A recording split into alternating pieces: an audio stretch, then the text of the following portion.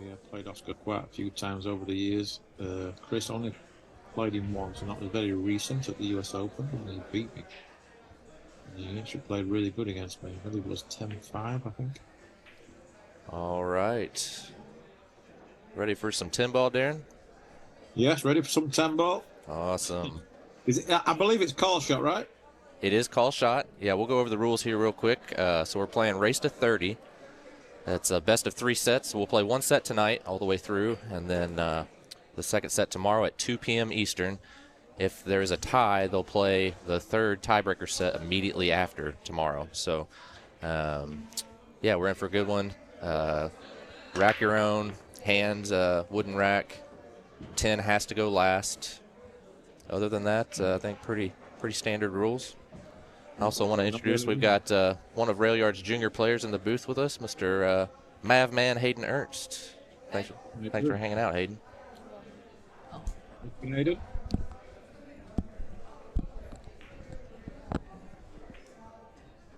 So lost the cue ball in the break there, but he does have a shot on the one ball. Not easy. Not necessarily making the one ball. I mean, that's not easy, but controlling the cue ball to get shape on the two is the difficult shot here. Sure. Especially if you try slow roll it. If he slow rolls the ball, it makes the ball more missable. But I don't think there's no choice, really. He could go up and down, but you don't want to kiss that 7. Or get the wrong side of the 2, which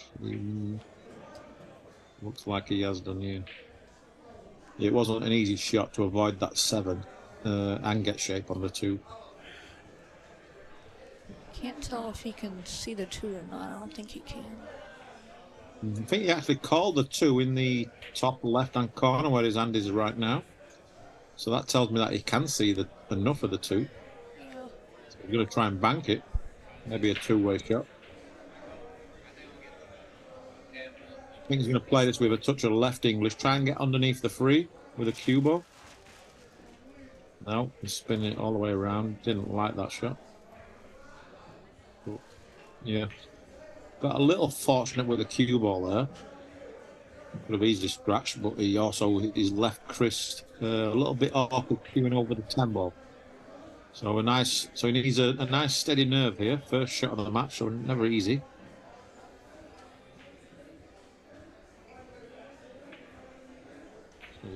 Whenever you eject over the top of the balls, it's very important to make sure you hit that cue ball nice and pure. Oh. Yeah, the first shot there, never easy when you're cueing over the ball, and obviously a little bit nervous, the first shot. I don't think he missed it really badly, but I'm guessing these pockets are quite tight. Yeah. You know the size of the pockets?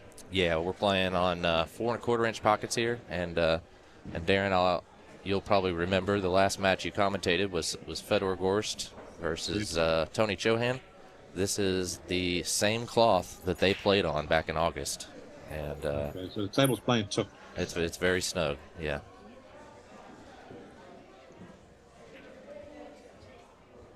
Oscar wanted to make sure I mentioned that in case he missed any balls. Now these guys have been here for the last couple of days, getting warmed up. They both said they like the conditions. They're definitely tight. You're not going to get a lot of slide, and really, the break is such an important part of 10 ball. I got to tell you, both of them have been breaking the balls really well these last couple of days. Spent a lot of time on it. Yeah, they're breaking.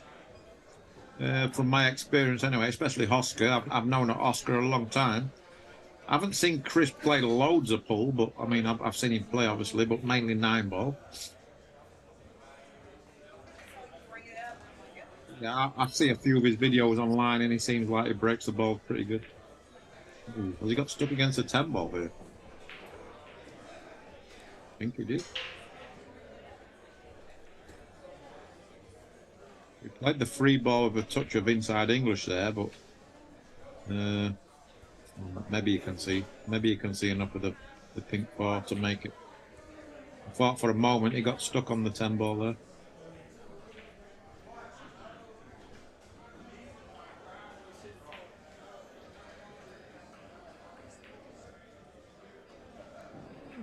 So from here, I guess, is he looking to draw back above the 10 or play the 9 combo, do you think? I don't know. It looks like he's pretty straight. Yeah, I think he's purposely got on the rail with a cue ball, leave a slight angle on the 6. Sure. And maybe he's looking at the bank. He's looking at the bank. Drawing back's not going to be easy because the 10 ball's in the way. He's got a slight angle on the 6 ball here. He might go forward with a touch of right English. Looks like, yeah, I think he's going forward. I don't think the 7-9 combo is available. Looks like he's going to have to bank it. Yeah, it's gotten a little funny here. He's come a little bit too far with the king ball. I mean, it is still bankable, but it's missable at the same time. You can't really just roll this banking, so he's got to punch it in, come off the short rail here, and come back up for the 9 into the top left. I think Oscar Bank's pretty good. I think his banking game's pretty good. His one pocket game's pretty good. Well, I put him as a favourite to make this bank shot.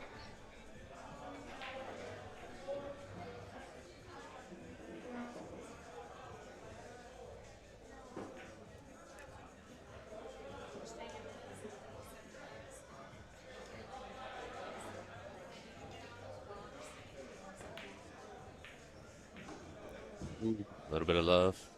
Yeah, the 10 ball sort of made it a bigger pocket, but it didn't come to going up the 10 ball. But he'll definitely take it. But he's got to take this in the top pocket. He's like looking in the hair here because he's wanting to play it in the side pocket, but I don't think the side pocket's an option, especially with where the 10 ball is now.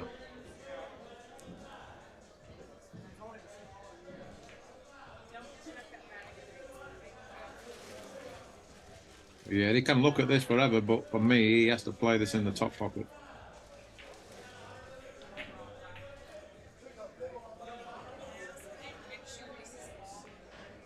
I think he's looking at, yeah, playing the bank on the 10. Yeah, that's surprising. It's like the 9 ball's off the rail, so I'm thinking if he puts a good stroke on this, it's natural to make the 9 in the top and come across for the 10. Yeah, I'm very surprised with that. Yeah, I think maybe just taking the guaranteed shot. Like I said, as tough as the table's playing, first rack, maybe just want to at least give yourself a shot at the money ball that you know you got. The only thing I can really think, especially playing the bank this way. Yeah, I like. Well, he didn't come further enough down with the cue ball, so he's got to play this in the corner. I like playing this bank better because there's just safety like that. It's Yeah. not too good. Just undercut it a little. Yeah. But, you know, pretty tough first money ball to be shooting at if you're on Chris's side. Yeah, but on Chris's side, you're just happy to be at the table. Especially because he's on the rail. It should have got a free shot though here, because he obviously didn't expect to be at the table. Yeah, it'd be a big boost for him if he can make this. Wow, what a shot. Oh, yeah. Great ball. So Chris Reinhold takes the first game. So we have, if you hear some commotion in the background, we actually have a really big tournament going on side by side here. There's how many ended up, Hayden? Like 220, something like that? The high bracket was 68, and the low bracket was, I don't even know. 140, somewhere That in there. Calcutta's been going on for 2.5 hours. Oh, yeah. That's just the low side. Right. The high side went pretty quick. Yeah. Big bar box 9-ball tournament. Got a lot of good players in for it too as well. Rob Saez, Chip Compton. Chip, yeah. I think he lost. Sergio is here. Chip lost. Chip lost. Wow. Well, what is the prize money? What's that, Darren? What is the prize money? Oh, it's up there. Yeah. I think this one will cross 6 figures, if not very close. Good with those guys, though. Oh, yeah. I've got to play Sergio next. Oh, do you? Yeah. Oh, nice. And Chris has lost his break a little, but he's got away with it. He's going to come up with a really good shot on the 1 unless the 6 He comes is a in. break good. Lost the Close. cue ball slightly. Did it to break good. He can see the 1, but he can't make it, I don't think. Unless it spins round. So you might be able to spin it in. Yeah, I just think the 6 is a bit too far away from the cue ball to do that, with the 6 being closer to the 1 than the cue ball, but he might be able to do it.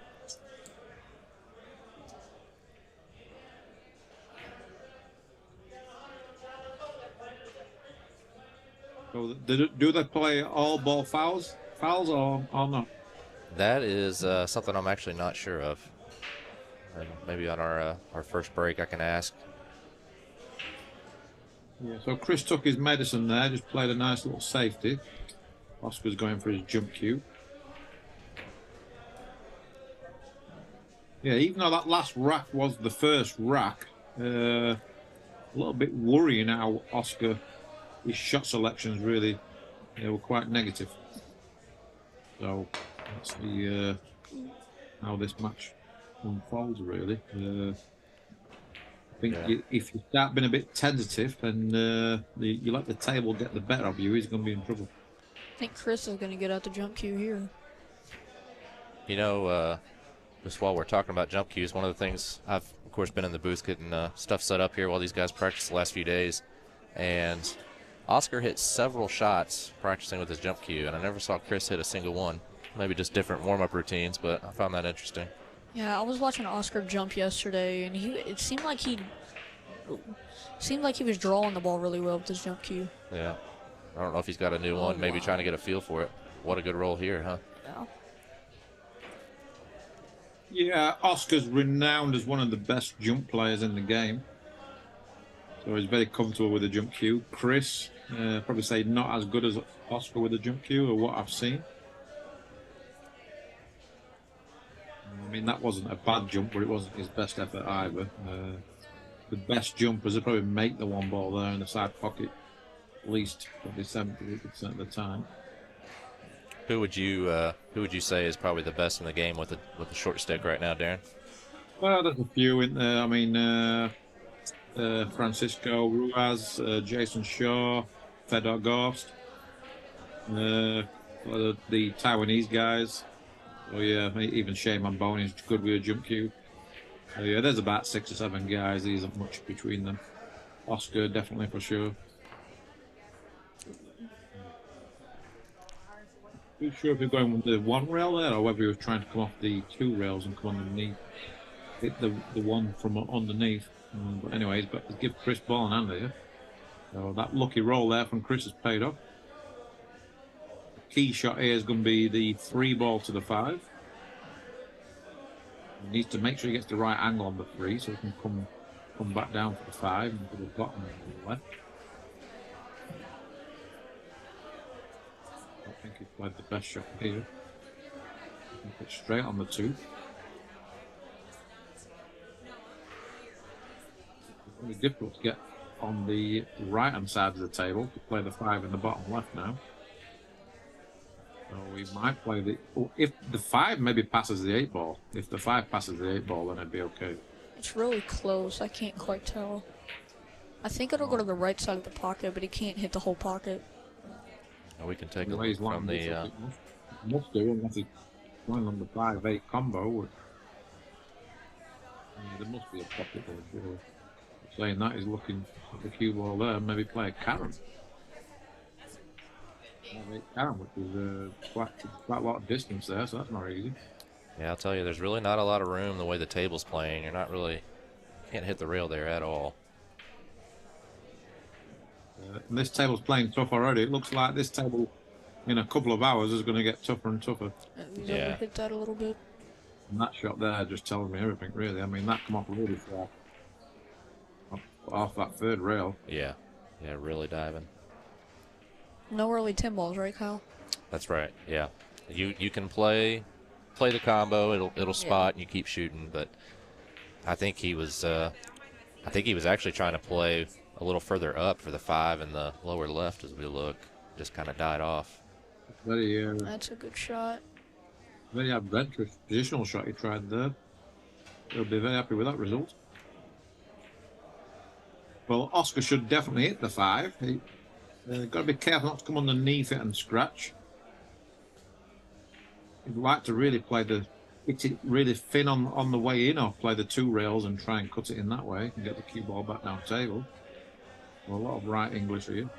Eye on the cue ball. Oh, he missed it completely. Wow. That really surprises me because usually Oscar's pretty good at kicking the ball. Yeah, there's nothing worse as a player is to give ball in hand on a straightforward kick shot. So definitely a sign of early nerves here from Oscar.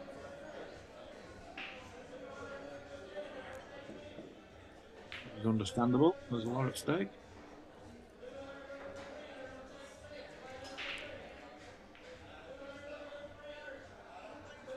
Chris got cue ball in hand, so just making sure he's got the natural angle to come down table for the 6.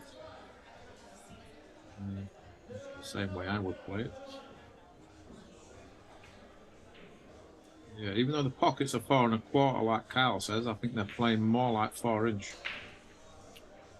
Yeah, and actually that was one of the comments that Federer made when he played Tony here, and that was several months ago at this point. Federer has a 4-inch pocket table at his house. He felt like this table played just as tight as it did. Yeah, so the table's playing tighter than what the specs are saying. Chris has not played the greatest shot in the world here. Yeah, this table plays extremely tight. I play on it multiple times a week for multiple hours. It's really, really tough.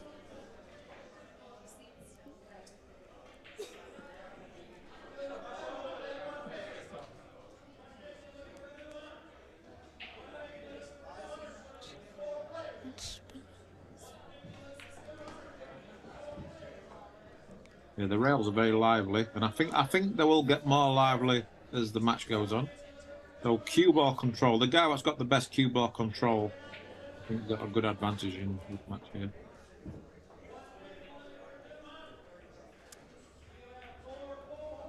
Chris is going up 2-0. Nice little start for Chris. He looks the more comfortable so far out the 2. He knows a long way to go. There's going to be a lot of twists and turns in this match. Yeah, it was hard to pick a winner from the start. I was thinking about both players, and I'm thinking, yeah, Oscar's got the experience, but I think Chris has got obviously a lot to prove. He's very hungry.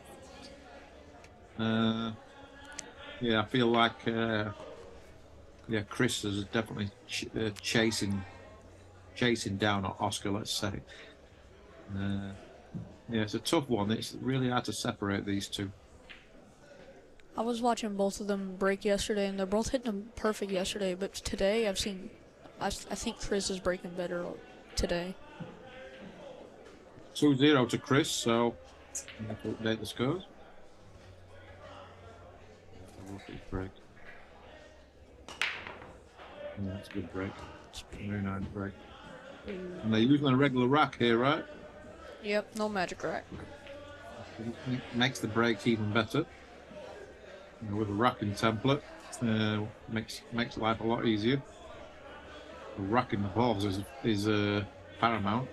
Got to be a good racker of the ball. He don't have an open shot here on the 2, but I think he's got a good safety here, Aiden. He might be able to put him behind the 8 ball with a cue ball. Yeah. Sacrifice the cue ball, focus on the cue ball here. Get that cue ball tight behind the 8 ball, that would be a really good safety. Yeah, that's what he's looking at.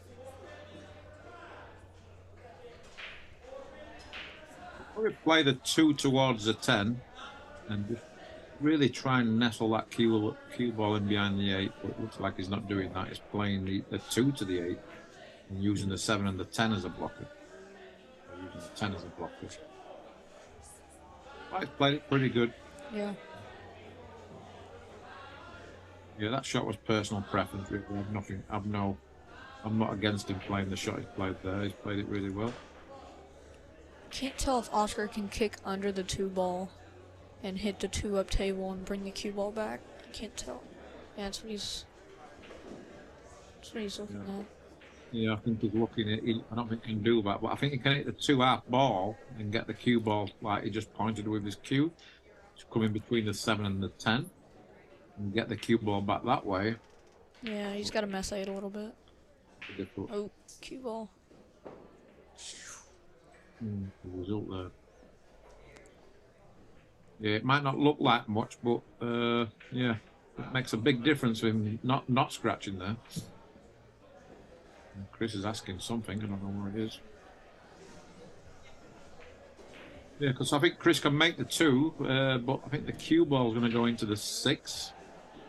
So he's going to be hoping for a little bit of luck here.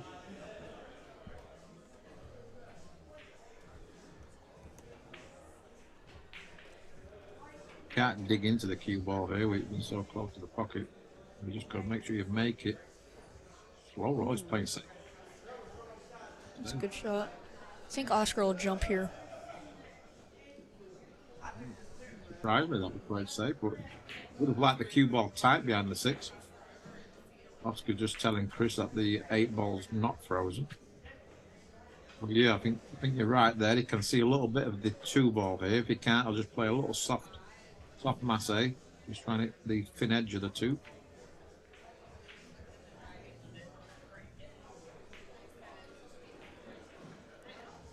All right, so another feeler shot here. He's got to slow roll the 2, I think. Hit the eagle right hand side of the 2 and get the snooker behind the 8. Unless he can see the left side of the 2, he might just put it up table and use the 10. I think it's called the side pocket just in case here. He'll try and get the cue ball underneath the 10. If he does make the 2, then he might have a shot on the 3 in the side, but I don't think he's trying to make this.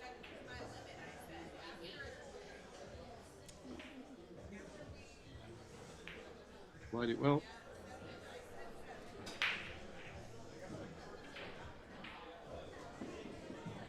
Might have to try and kick this in the side pocket. Off the short rail.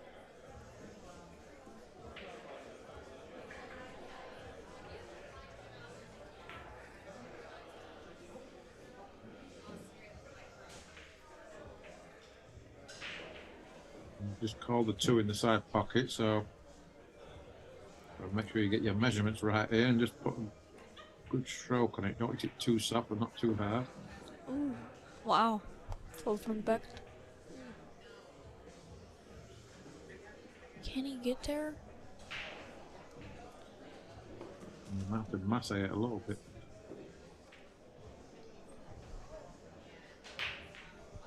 I think you got a kiss. No. Yeah, just a little, maybe a slight, maybe you can see it. Yeah. That was just angle was deceiving. He could make it, yeah. So the key shot here is going to be the 4-5 combo. It's not easy, but the 5 is just off the rail, which helps him.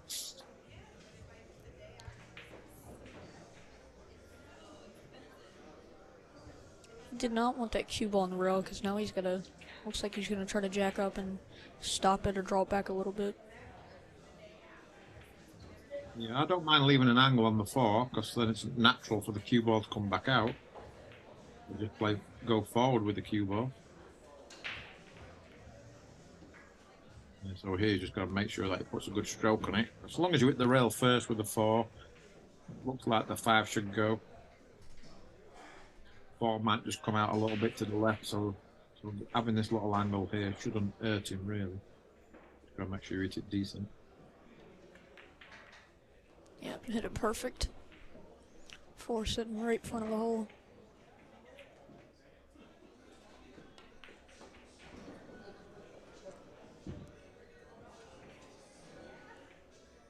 Happy with this, got perfect angle on the 6.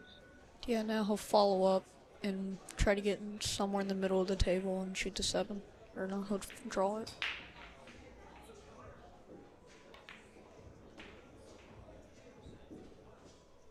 Yeah, he's left this a lot tougher than what he should have done. He should be okay, but early in the match, you got to put a good stroke on this. Draw Yeah, back out. I kind of like following that ball. I want to get straight to possible. 7 ball. What a shot.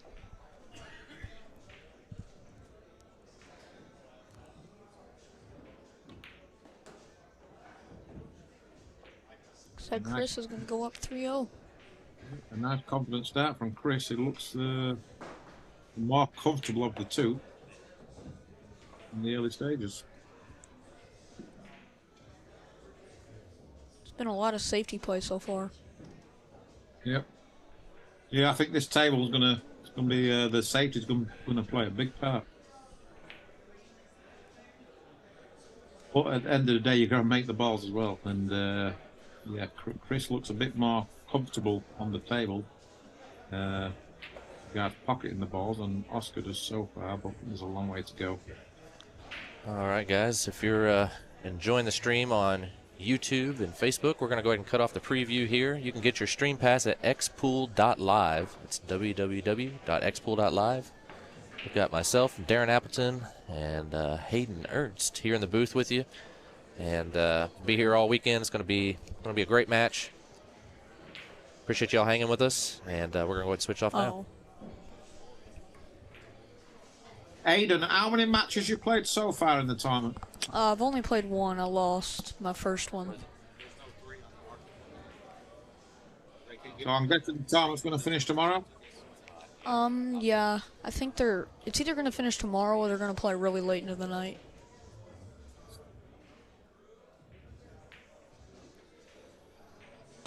I still think they're doing the Calcutta for the low side. Okay, wow, what a break that was. Great break there from Chris. Parked the cue ball perfect. Made three balls? Oh. We made 2 balls on the break. 2 balls in a little funny spot because I don't think he can get back for the side. The 8 and 9 on the break. So I think you can spin this though with a lot of right English. It might be okay. Just even if you just pass the 5. No, he's let up a little bit on that.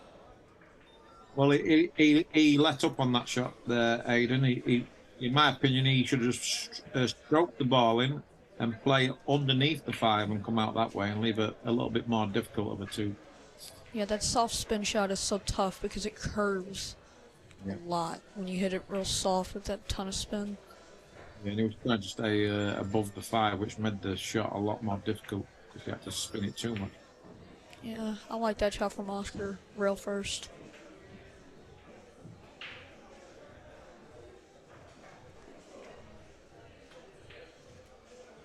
We might have to play the 3 off the rail to make it off the 7.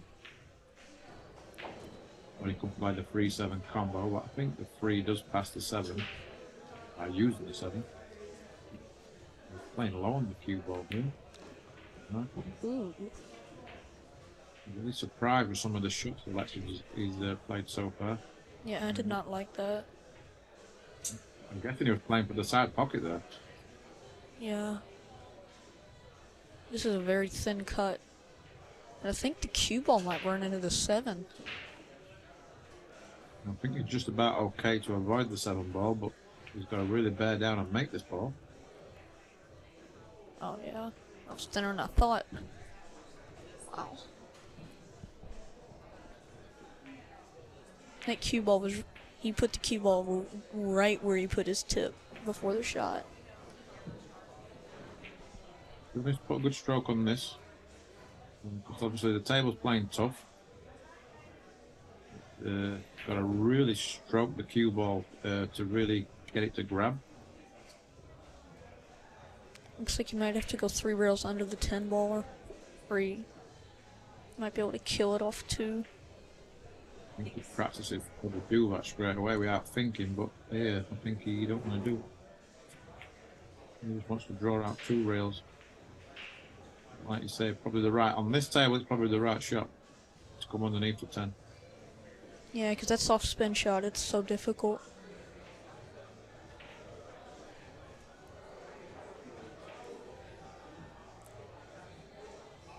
Yeah, there's a lot of second guessing going on here from Oscar so far. Yeah, 10 ball is kind of hampering his cueing.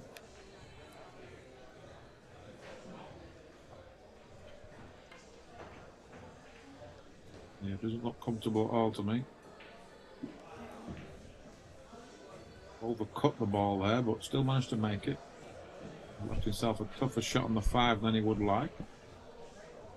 I think that was just because of the indecision out there on the 4-ball. He couldn't commit to what he wanted to really do. Now, if the 5-ball is frozen, it makes the shot a lot easier, but I don't know if it is or not. I think it might just be a little bit off.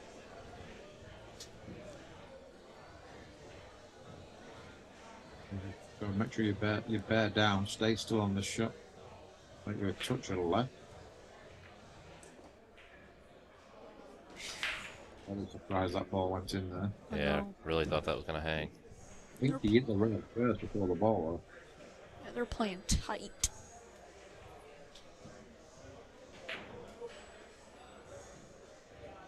Maybe the little break he needs just to get his first rack on the ball, because you never really settle in any game until you win your first rack.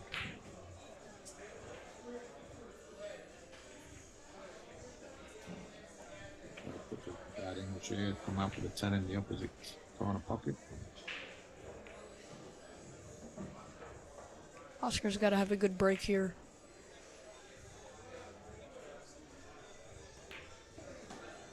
Three to one. All right. Oscar Dominguez on the board. If Oscar can get a break and run here, it's a huge momentum swing. Yeah, it's the good thing with these long races. There's going to be a lot of ebbs and flows, a lot of twists and turns. Yeah, it's hard to really look back in a long race and think, oh, this particular shot cost you. But when you watch the matches back, you see the little turning points. I'm going to give a thank you while Oscar gets ready for rack number 5 here. All of our sponsors. We're at Rail Yard Billiards in Louisville, Kentucky.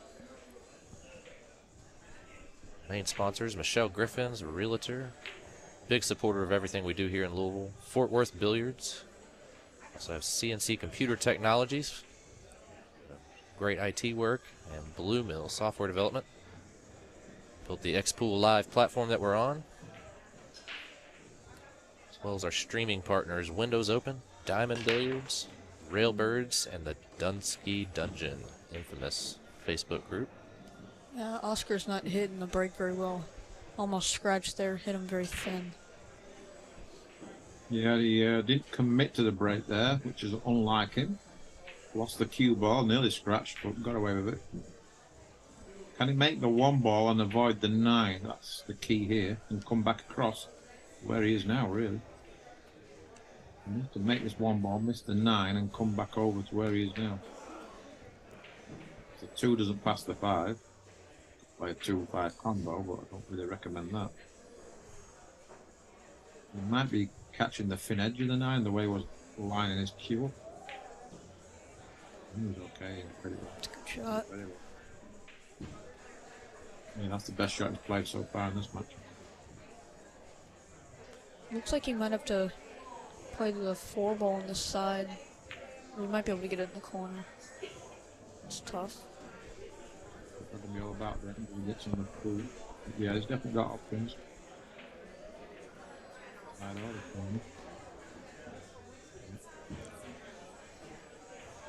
Looks like he might follow 2 rails and try to get up, like, into the middle of the table a little bit to the right. I think he's got too much angle on the 3-ball to do that. I wonder if the 3 passes, the 4 passes the 6. Side. One's a bit weird. I don't think it's in the side pocket. You can take it in the top, but it's very touchy. Yeah, didn't really. He didn't take a lot of time on that 3-ball. I was a bit surprised how quick he played it. It was a very tough shot. He had to get shape on the 4. Another thing with shooting the 4 in the corner is you have to get around the 6. Yeah, I think you can make the 4, but be careful with the double hit here. Never easy when you're so close to the object ball. Well, I feel like he's got to take it on. There's just enough room there to get decent control of the cube.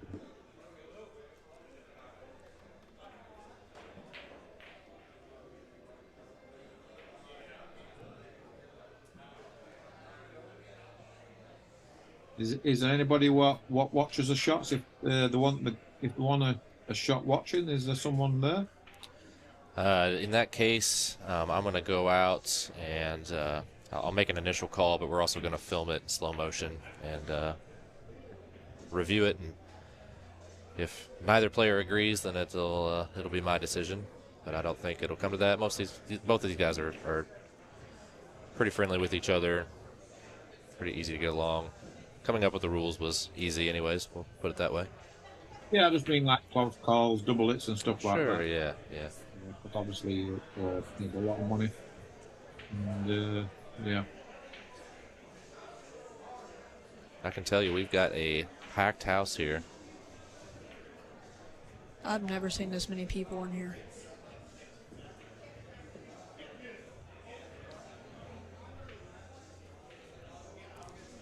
How many people do you think are in here, Kyle? Well, we know there's 240 in the tournament, Yeah, let alone who's, it's a Saturday night, too, so gotta remember that. Something like 300. Oscar's overcut the room right there, just a little. I think the reason why he overcut it is because he was trying to get natural shape on the cue ball. But I think he knew that it wasn't quite there, and I think that's why it took so long over the shot. Just wasn't comfortable with the shot. I'm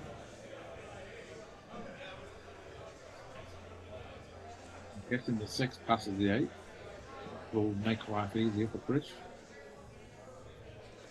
Yeah, he can either play the 6 in the corner or he can draw and play the 6 in the right-hand side pocket. He chose the corner.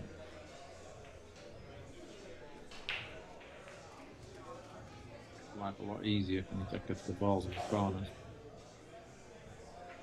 More options.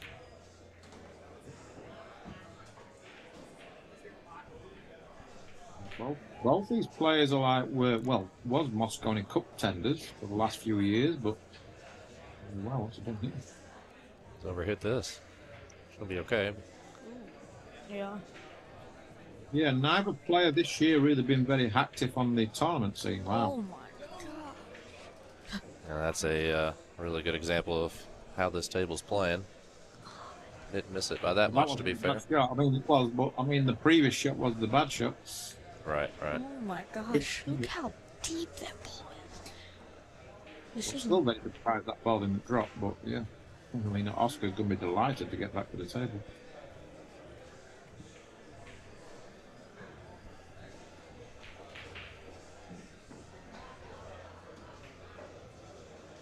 Yeah, so even though it's early days in this match, I think this is going to be a theme of this match. There's going to be some unexpected misses.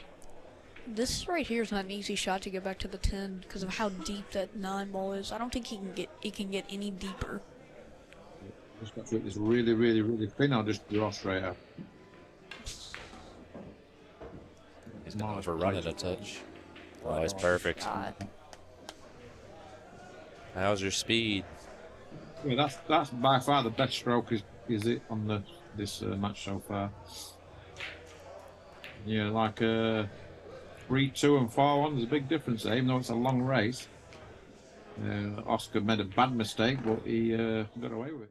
Chris let him off the hook. Take a look at the shot from. Well, we'll try. Sorry, I've lost our video here for just a minute, but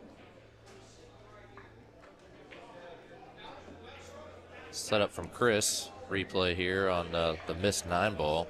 Yeah, as Darren mentioned, this shot on the 8 ball was really what caused the miss, right? Yeah, and he didn't really need to use the second rail there. I was a bit surprised he even used the second rail. He just floated that out one rail.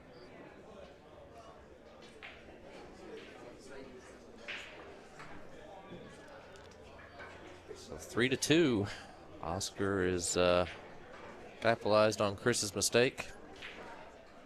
I thought that 9 ball was going to fall. Yeah, I'm still surprised the 9 ball didn't drop, but obviously you've been practicing on the table, so he knows that you got to hit the balls pretty clean. Take a quick look around the room. Standing room only. Every seat we have is reserved.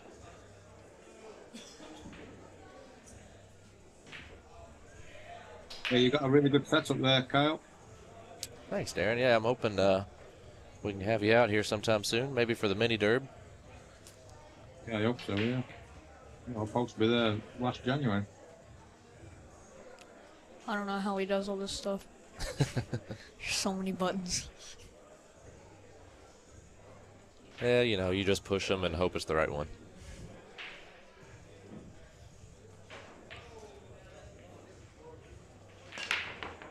Ooh, Lost. just hit him Ooh. again. Yeah, I thought. That's a break. Still off the cue ball a little bit, but not as bad as the last one.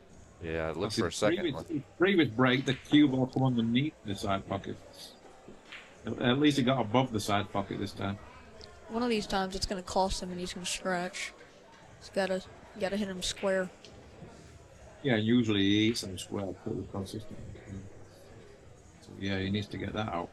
He needs to figure that out because, like you said, he will scratch eventually. He's got to push out here. So the key when you are pushing out is what I look for. Is I look to see where the next lowest ball is, and then that tells me everything I need to know about where to push out. So I always look to see where the 2 ball is in this instance. So obviously he's got to push down table. There's a lot of options here. Yeah, that's what I was looking at, that shot, but I didn't really like it because Chris can really, really bury him behind that 4 ball if he hits it right. The thing is that when you're pushing out, you're always going to be the underdog coming to the table. So, yeah. He's definitely give Chris a decent opportunity here to get a good safety. He's missed hit it. Well, it wasn't an easy safety because he had to hit it good. If he hit it good, he would have got behind the 4, but it's very easy to overcut that 1 ball like he did do. He left the shot. Yeah, I think he needed a little bit of left spin there. Just didn't have enough.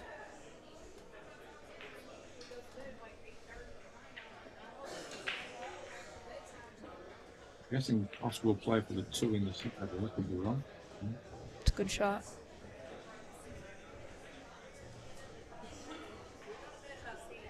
Slightly the wrong angle on the 2, but he should be able to come out where he's pointing. He'll play with a touch of left English. Again, whenever you jacked over balls playing with spin, makes it a lot tougher. But it will.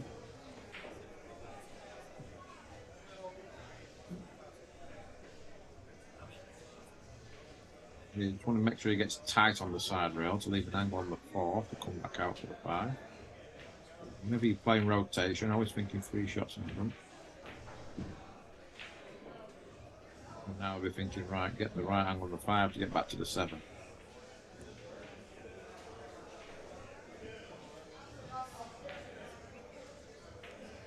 It looks like he's playing for the side pocket. Yeah, I was actually going to ask about that, Darren. While we have your expertise here, do you like coming across the line for the 5 in the side, or would you just come out and play the 5 in the corner? I suppose playing the corner, but yeah, I think just a lack of confidence in the table, I guess, or Yeah, maybe. lack of confidence in your own stroke. I mean, he's played it pretty good. He can just punch us in and come up and down table, but I think he was supposed to play for the corner, really. But with the table being a bit tighter, it can really reflect on your shot selection. I think that's what's happening so far in this match, especially for Oscar. He's making a lot of decisions what surprises me. And that's just because maybe he's not feeling it at the moment, so he wants to he's trying to make the game too easy. He's trying to make the game as easy as possible for himself, which is understandable. Yeah, Especially when you're not in dead today. Like there. So, and he's got very lucky here as well with that kiss. yeah, I mean, yeah, he should have played for the 5 in the corner. I think he put a little bit of right spin on that. It was unneeded because if he would have put straight draw, I do not think he would have hit the 9. I think it would have come straight up. Oh yeah, I mean, but he put himself in that situation. If he plays for the 5 in the corner, then you've got more options playing for the corner than you have the side pocket. Yeah, he should have never been in that spot. You've got to back yourselves to make tougher shots, even though it's probably slightly tougher shot on this table. You've got to back yourself. Really, you've got to have confidence in your own stroke. Yeah, that was a pretty good shot right there. Coming up and down. Nice recovery. He was lucky to have that shot actually, but he made a good recovery. Still not out of the woods here. Still needs to play a good shot to get on the 9. Yeah, he's got a little funny angle here. It's like he's got an angle, but it's not too big. It's not very big. Ooh. Yeah, what I've seen so far, I think Oscar's in. I think he's in trouble. So he really needs to figure his game out. Because yeah, I think Oscar's not careful. Chris could run away with this. Yeah, it was looking like, I mean, if Oscar wins that rack, I mean, Chris already had his glove off. He was getting ready to take a break.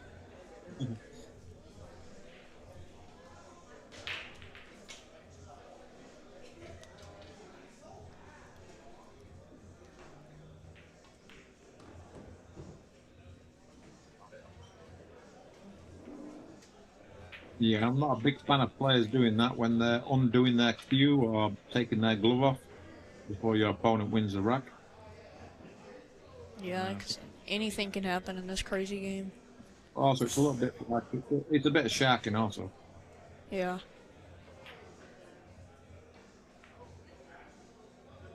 But he'll probably still take the break. Just after that 9 ball wobbly. Wow, barely made the 9. Phew. No, like he's racking them. So it's 4-2 to Chris. And yeah, it's got to be said, very edgy from both players, but especially Oscar so far.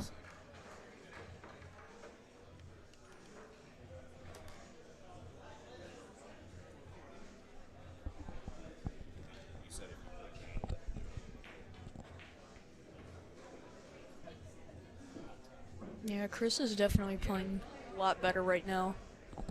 Oscar's made a few very questionable mistakes.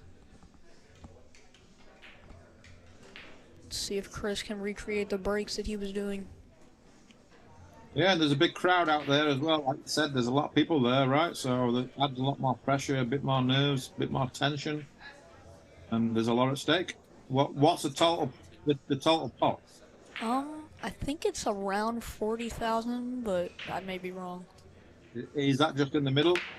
I think so. Ooh. Well, yeah, there'll be a lot of side bets as well, I believe. Yeah. So Chris lost the break also there. Yeah, something else I noticed. Very tight.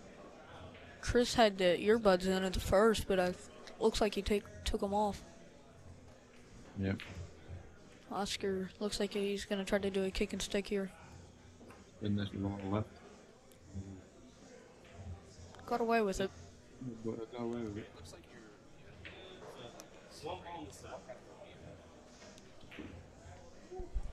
Well, there was a lot of balls to get behind there, so I'm not going to be too hard on him on that particular kick shot. But Yeah. if he's going to play as one rail, looks of it, and might call the 8. I like the jump here, but he's kicking.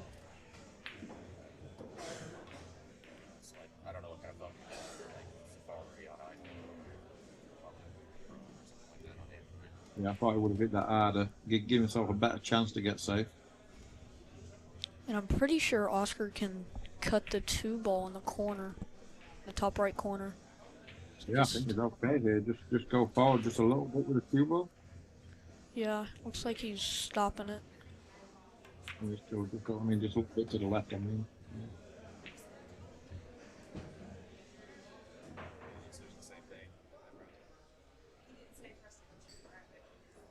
He's got the angle here on the 2. If he can play for the 3 in the top left, or whether he's got to play for the 3 in the same position, it's okay. I think he'll stun to the left and shoot the 3 in the same pocket.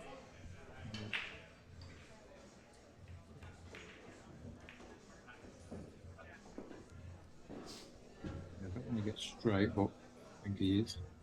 Yeah, he got a little closer than the 3 than I thought he would.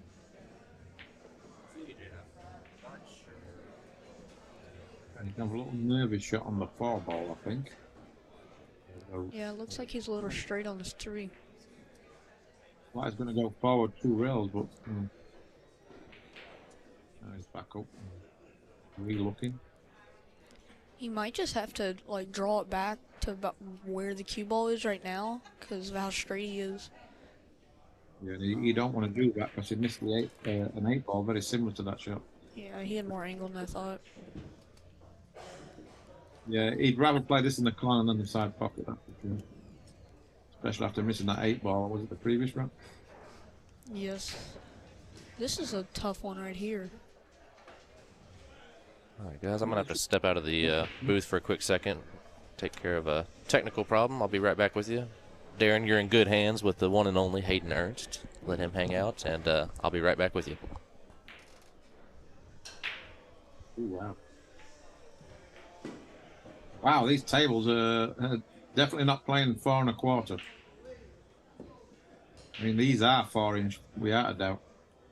I'll play like a 4-inch. That was brutal, but I mean, you could see that Oscar was scared to shoot that ball. Yeah, he's playing very tentative, is Oscar. Yeah. He's not playing with any confidence at all at this moment in time. This is a little weird. He can either stop it and play the 6 right there, just to take a little bit more angle, or he can draw back around where the spot is and go 1 rail.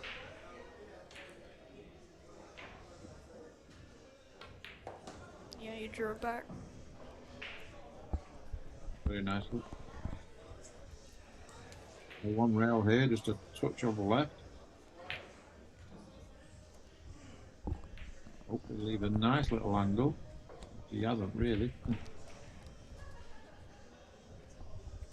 won't be too happy with that. You don't want to leave that long 8 ball because obviously you can see the pockets are playing very tight. So he might risk drawing back for the 8 in the side here. Yeah, because he looks pretty straight in on this ball. I'm right behind it. He's pretty much dead straight in. He's going to play for the 8 in the side, so he's got to put a good stroke on this. And he did. Couldn't have played that much better. It would have been very easy to underdraw that or overdraw it, and then you're behind the 10. Yeah, played that perfect. Punches in off free rails. Put your left. Round nicely. Yeah, that looks good. Nice angle as well, so it's very natural.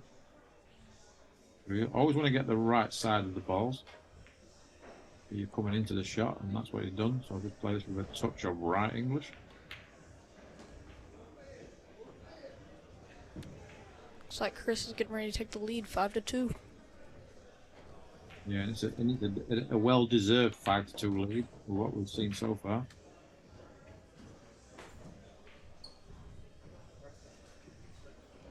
How old are you, Aiden? 12. Really? Yeah. Hey, for a baby. The way you're speaking and everything, I'm thinking you're like 18 to 21. How long you been playing pool? 5 years. Oh, wow. Early started. Yeah. What is your main game? What's your favorite game? Probably 9-ball.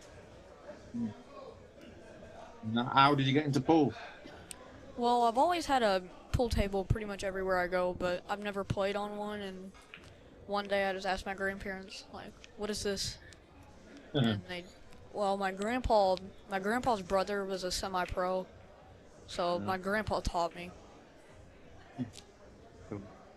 And you're from the area, Louisville? Yeah, I live there. Live about 30 minutes away. Again. Huh? I said I live about 30 minutes away, so not too far. You be going to the Derby City Classic? No, they won't let me in. Oh, yeah. Crazy, huh? I know. So you're not even allowed to go and watch? Nope. No, that's unbelievable.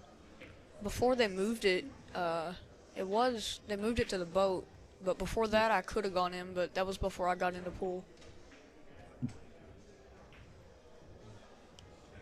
Oh, well, so you got to be 21 to get in? Yeah. You think for playing you'd be okay, wouldn't you? You should be in to go and play. Really don't know. Looks like he's kicking 2 rails. Oh, It's good. nice it. Nice it. Did they call it? No. It's okay though, I think. Maybe you can see enough of the two. That was a good hit though from Hosker. Yeah. I think Chris can see this, and he can come across table to where he is now, just past the 8-ball for the 3 in the top right, just like this. That's a He good needs shot. a cue ball. Needs that cue ball to slow down.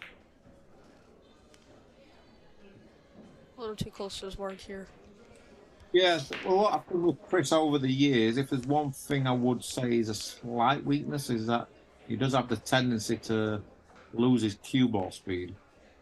Yeah. Just overhits the ball slightly at times.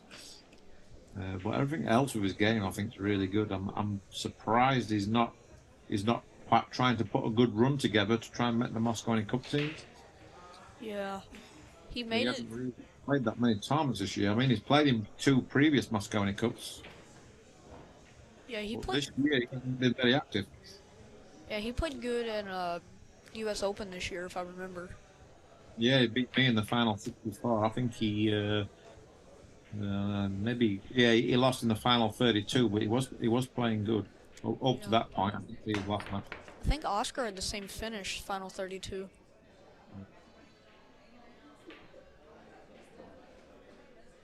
Yeah, but I know he's missed a lot of tournaments this year as Chris. I mean, Oscar's played more tournaments than Chris, which surprised me because Chris is like 25. He should be hungry. He should be, but obviously it's very expensive to play all these tournaments. Yeah. That's the downside. I know Chris has been doing a lot of teaching. It's a shame because at 25 years old, he should be playing all the tournaments. It'd be nice if someone can get behind him and sponsor him. There's your answer to your question earlier. We are not playing all ball fouls because Chris just hit the 9 and he asked Oscar to move it back. Yeah, as long as they agreed, then that's okay. This is a tricky spot right here. Quite fortunate there. That's Chris. Not left an open shot. Not easy just to play thin off the 3, especially on the right hand side. So he might actually play into the 4 here and use the 4 to help him to get the 3 ball to go towards the 9 and the cue ball back at the table. Yeah. Probably the only shot he's got. I think. Yeah, actually, he's looking at hitting the 3 full in the face and the cue ball floating down where he is now, and try and use the 4 to block the 3, so the 4 will come off the side rail, and I guess he's hoping for the 4 to come in front of the 3. But if he leaves the 3 where it is now, then he's going to at least leave a very difficult shot, Chris.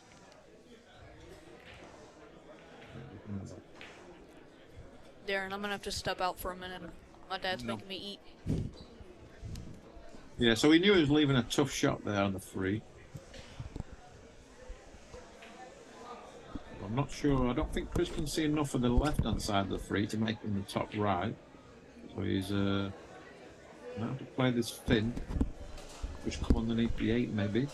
Oh, could do that. That was even better, but the speed's not the best. Yeah. Over it, the 3 ball here. But I don't think the 3 passes a 10, so it's not worked out too bad. I don't think they're going to play the 3-10 combo. That's too difficult. It's too much distance between the cue ball and the 3.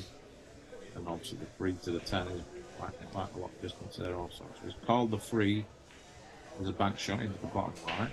I'm guessing they're spinning the cue ball around the back of the 4 and the 9. This is more of a 2-way shot. Oh, didn't want to miss the 3 that way. Left a shot. Can't tell if he can see this ball or not. So you can think that, I mean, there's nothing unfortunate about that. That was just a badly executed shot. He wanted to overcut the 3 there, so if he does miss it, then he goes to the short rail. Yeah, I think Chris can make this. He can definitely make it. Getting shape on the 4 is not easy, but be interesting to see if he plays inside English here, which he should do. The 4 does pass the 10, and it also goes in the side pocket. It's a good shot. Looks like he'll follow, or he might have too much angle. I was gonna say you could follow in between the 6, 8. It looks like he has a little bit too much angle.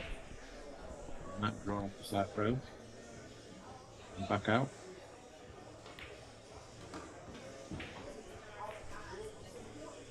Yeah, it looks like Chris is fixing to go up to 6-2. Yeah, he definitely looks the stronger of the two at the moment, early in this match. Some Definitely. players are slow starters and some players are quick starters. And so far for Oscar, has been a slow starter. But I think Oscar's one of those guys, the more he plays, the more comfortable he gets. So I aren't too worried. He's definitely going to improve his game, that's for sure.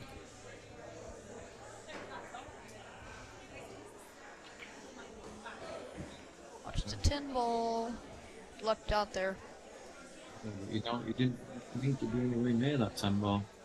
Like I said before, if there was one little weakness in Chris's game, it would be his cue ball control.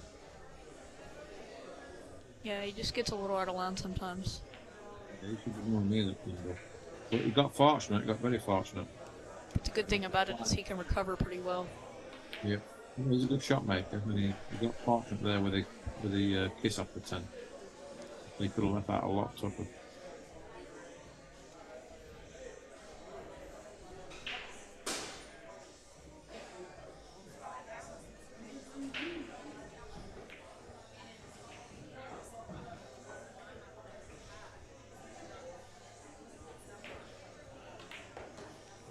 Looks good. Feet, 62. Darren, I'm gonna have to step out for a minute. Yeah, no problem.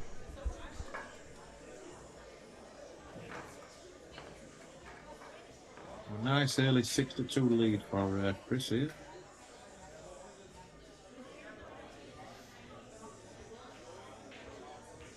Yeah, obviously the table's playing tough. And that's showing, really, especially for Oscar.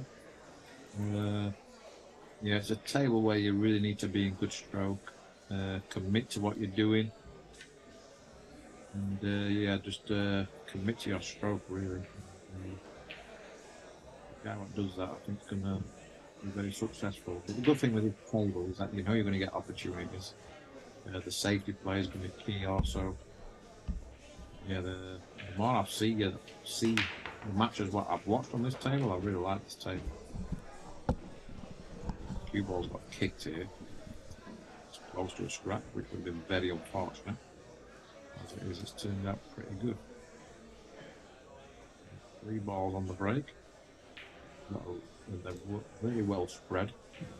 Key shot here is going to be the 1 to the 3. If he can get good on the 3, and that allows him to get good shape on the 5. Which means a draw out here. That's the cue ball. So what happened there is that he's made the 1 ball into the wrong side of the pocket. That's why he's lost the cue ball. He was trying to draw out for the 3 in the side. You can make this in the corner, punch off the side of the rail and back across for the 5. Somewhere between the 5 and the 8. He needs to really bear down this and put a good stroke on it. Play this for the 5 in the same pocket. Okay. Didn't see that shot. Oh, let's say I didn't like that shot. And now he's straightening on the 5, so I don't think there's any value in him trying to make the 5. So he's playing thin off the 5, trying to get behind the 7. I think he's got that. Be happy with that. That's a really good shot. So that's where the table really shows up, because on a 4.5-inch pocket table, there's no way you're refusing that 5 ball. You'd make the 5 and then take the thin cut on the 6. But on this tight table here, the table playing very tight, they didn't want to risk trying to cut the 6 into the corner. It's still very early in the match here, so it's going to get tougher as the day goes on. Oscar, one of the best jumpers in the game. Let's see what he does. Good hit. Good hit, but has he got lucky? Yes and no. The 6 doesn't pass the 7, but he's left a shot on the 5 and he's got an angle on the 5, so he can definitely bump the 6. There's no guarantee he's going to get shot after bumping it. But we'll see. Yeah. So yeah, it's sort of an awkward situation here. I don't think there's any offensive shot here, so try and put cue ball behind the 7. sure how he's playing this. Didn't like this. Yeah, I didn't like that. Didn't like him playing Finn off the 6 and getting the cue ball behind the 7 that way. Yeah, I would have rather put the 6 underneath the 7 ball and the cue ball to the top left-hand pocket, towards the top left-hand pocket. Where he's left Oscar a shot. Very, very tough shot, but it's a shot that he shouldn't have had. So he has to treat it that way, that this is a free shot, put a good stroke on it. If you put a good stroke on it, you might make it. But he's jacking down a little bit on the cue ball, so yeah, this makes the shot even more difficult. So obviously you can't see enough of the 6 ball to play it full and try and get the cue ball back behind the 7. Otherwise he would have played that shot already. So we only can just see just a little bit of the 6, just enough of the 6 to be able to make it. But you don't want to roll it for some reason.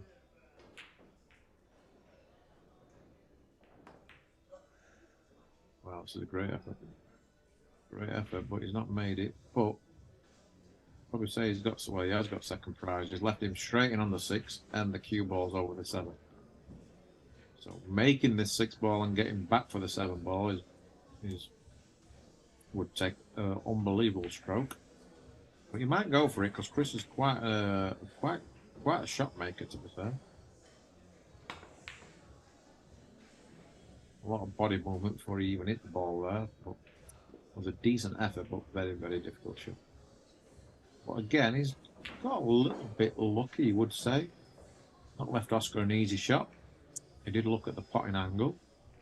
I'm guessing if he does make the 6, he will avoid the scratch. So he's got a natural angle on the 6 ball here to come 2 rails, 3 rails to get shape on the 7.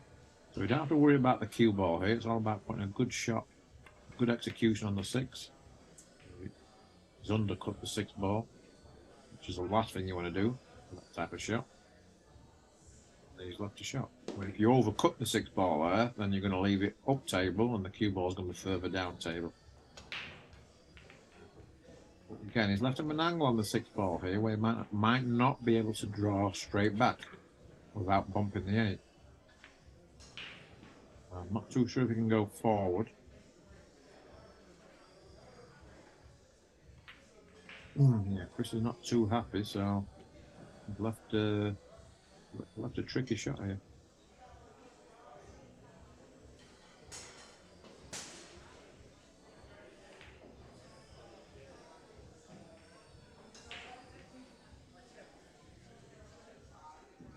He's called it in the top left. That means he's going to spin it around and go 4 rails. This makes a shot very difficult. Very difficult shot here. Wow, what a shot. It stayed up like unbelievable.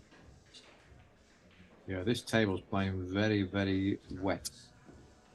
It's the cue ball really checking up, like squaring up big time when it hits the rails.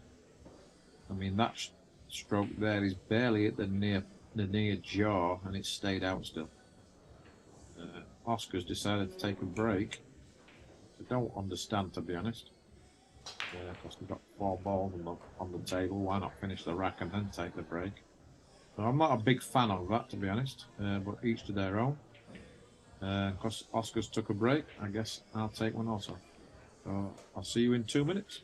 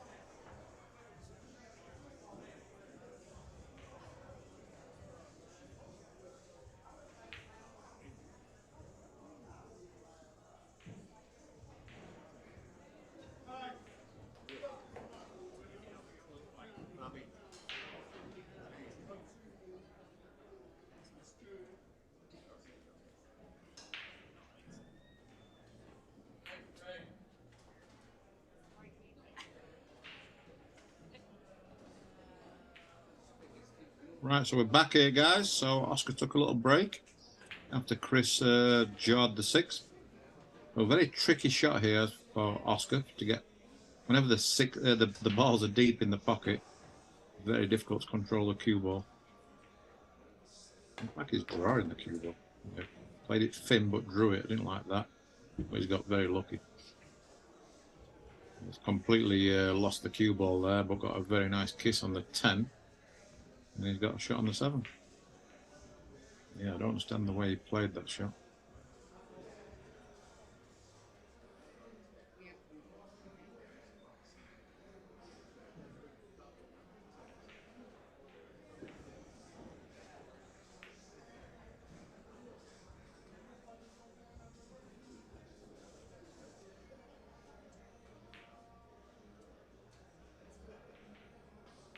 Going to spin. I would imagine he's going to spin the 7 ball in. Or spin the 7 ball in off 2 rails for the 8.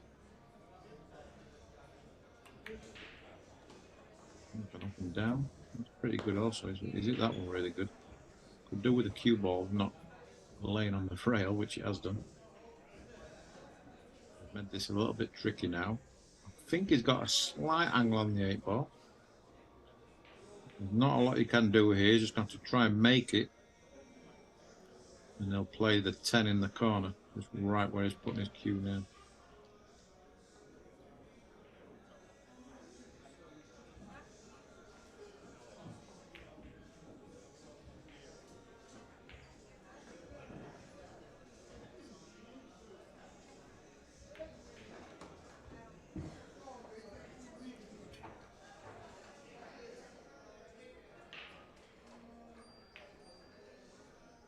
Right in 10 ball here, it's got a bear down.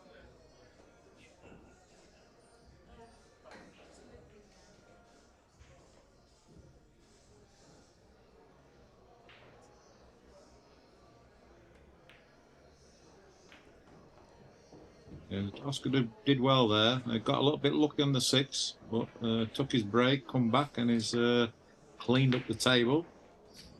And now the score is 6-3. He needs to get that break going. His previous 2 or 3 breaks, he's lost the cue ball. So hopefully the break's doing good and he's come back with a fresh mindset.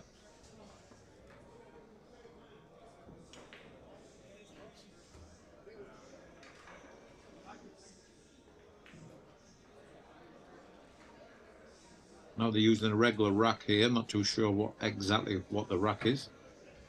I guess it's the new diamond rack, which isn't wooden.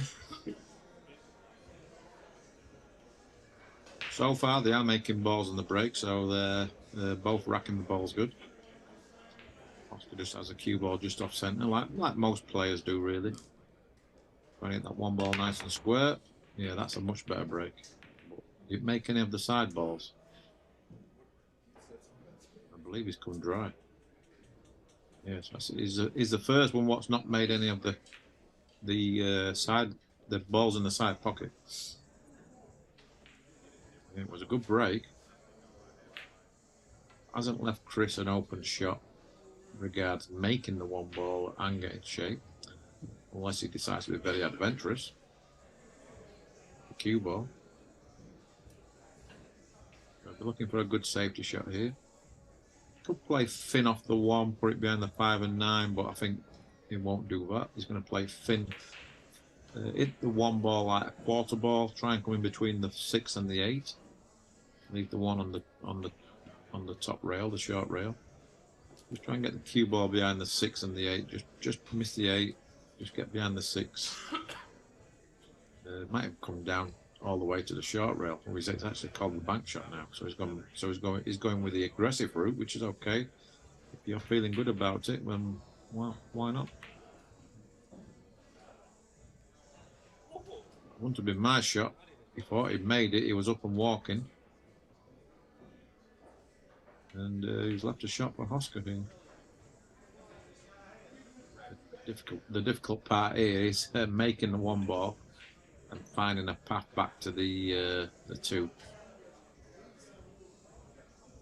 Can maybe draw the 1. Just just come like between the first diamond to the middle diamond and come round the back of the 7, let's say.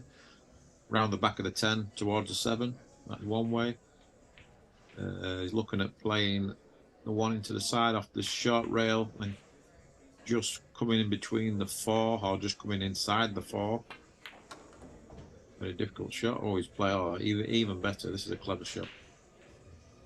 So he decided to play with a lot of extreme right English and then check it up off the short rail and then back off the long rail and back up that way. And he was very close to getting there. It was a great effort. Just really use the 8 ball as your target ball here.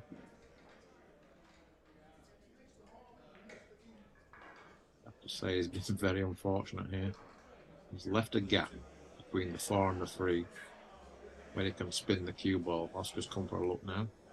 Will not be happy. Chris has definitely got a gap here between the 4 and the 3 where he can spin this ball in. It's not easy.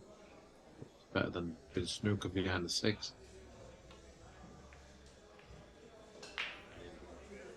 Very good. So Oscar was very unfortunate there. I don't think Chris can make the 3 in the side pocket here, so he's got to go into the corner. It looks like he can get... I thought he was impeded by the 9 ball, but maybe he's not, which will make a huge difference to this shot. Right, if you're queuing over the 9, and I want even be going for the 3. Looks like he can get his cue in here.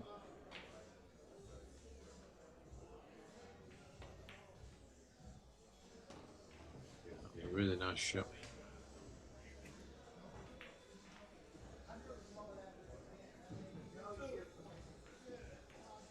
Gets down to the shot quite quickly, does Chris. I haven't watched loads of him play. I've watched him a little bit in the Mosconi. It's hard to really judge someone in the Mosconi Cup, to be fair. Unless you're a seasoned professional. I did play him, though, in the US Open. So it's the first time I've really watched him up close. And, yeah, he really impressed me. I can see that he's a little bit inconsistent at times with his game. Slightly overhits the cue ball at times. But in general... really good player. Yeah, quite talented. He's a good shot maker.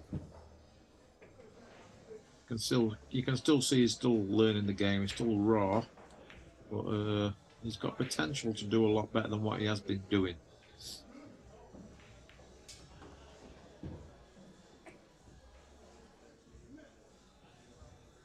Yeah, this match for me was a tough one to call. Before, and I've been thinking about it the last couple of days, and I couldn't really pick a winner.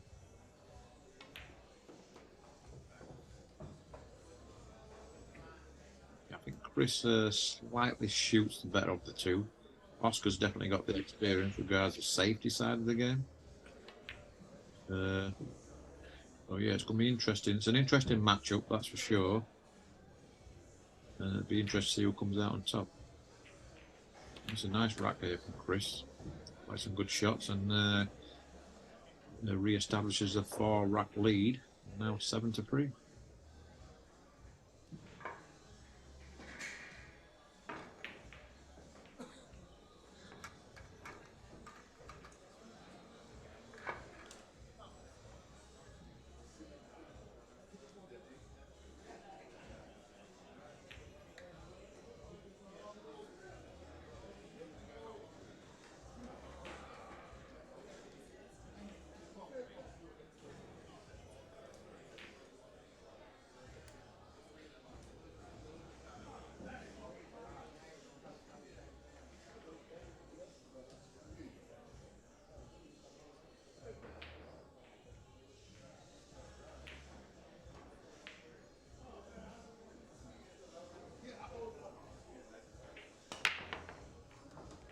Wow.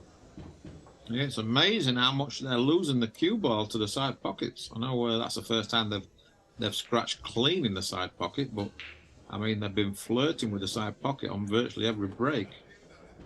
So that tells me that there's still a lot of tension in the arm. They're not accelerating through the cue ball. So yeah, still a lot of tension there. And it's the worst feeling in the world when you scratch straight in the side pocket, and believe me, I've done it many times.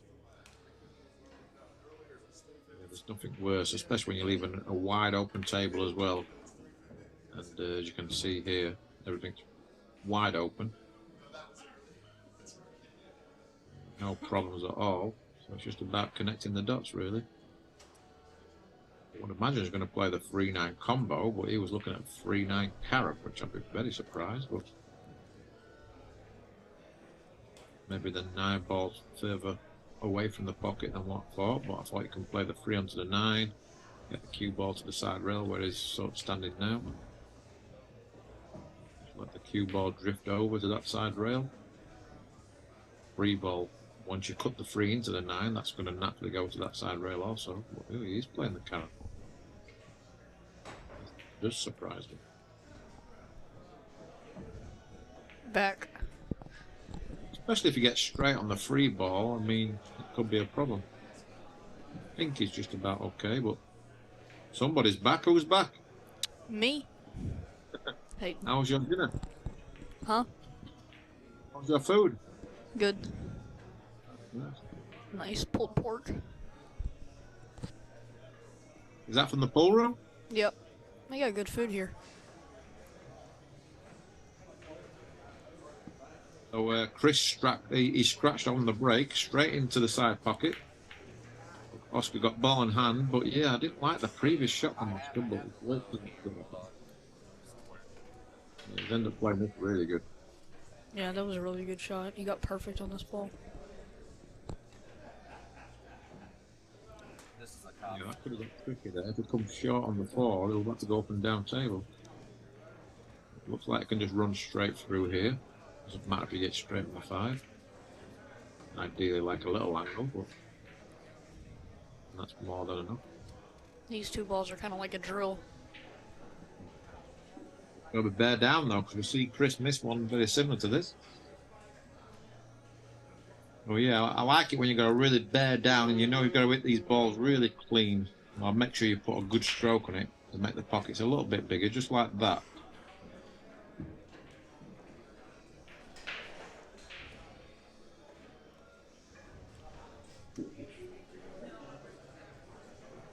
Again, you see him just coming around and looking at the potting angle, so that just shows you how tight these tables are playing.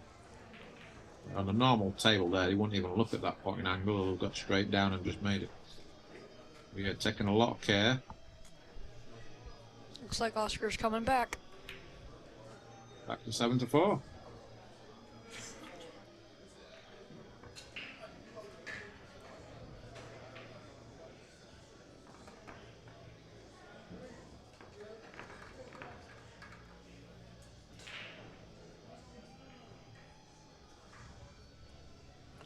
See how Oscar's break is.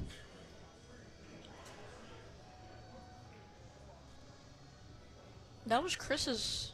I think that was like his first bad break. All the other ones were pretty perfect. Yeah, I'm just a bit surprised that they're losing the cue ball left and right on the break. For these two, it's very rare you see that. Yeah.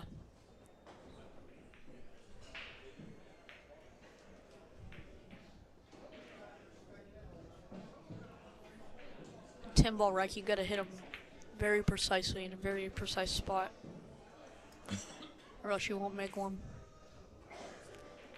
Yeah, there's nothing worse when you break and you go straight enough into the side pocket.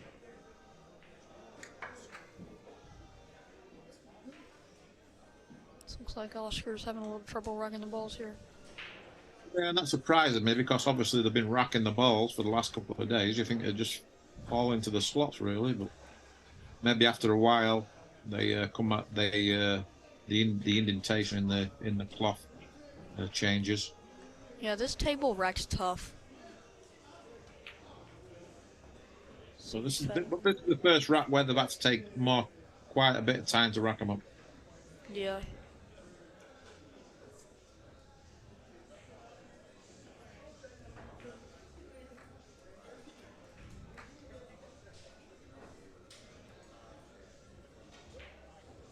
Yeah, I thought the playing with a regular rack days were over. Huh. Yeah, I'm surprised they were not using the template because it would make everything a lot quicker. Yeah, I'm guessing that this was Oscar's idea. Yeah. More old school.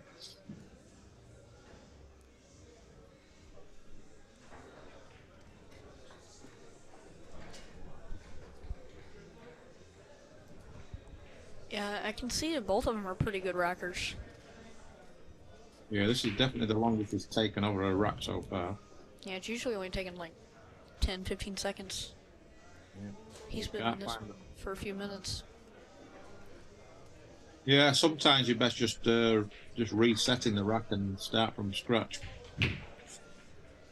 That's the problem when you're racking your own with a regular rack. If you can't find your spot where you was racking before, yeah, I think so. He's just resetting it, and hopefully they fall into the spot where he's been racking them before. Yeah, and this is the Last one. break, yeah, Oscar, his last break, he hit them really good and he come dry. So maybe that's another reason why it's taking more time also. Yeah, this is better for Chris because Oscar's getting a little bit of momentum, but it's really frustrating. Like when you sit there and they will not rack well. They've been racking well this whole time, and that one rack. Yeah, that's why I don't really like the regular rack these days because sometimes they can take too long to rack the balls. So Yeah. the people watching or the people at the venue watching, it gets a little bit annoying, I guess. Takes a lot of time off. But at the end of the day, it's not the players' fault. They want to make sure they get the best rack possible. Yeah. For the viewer, it's no good.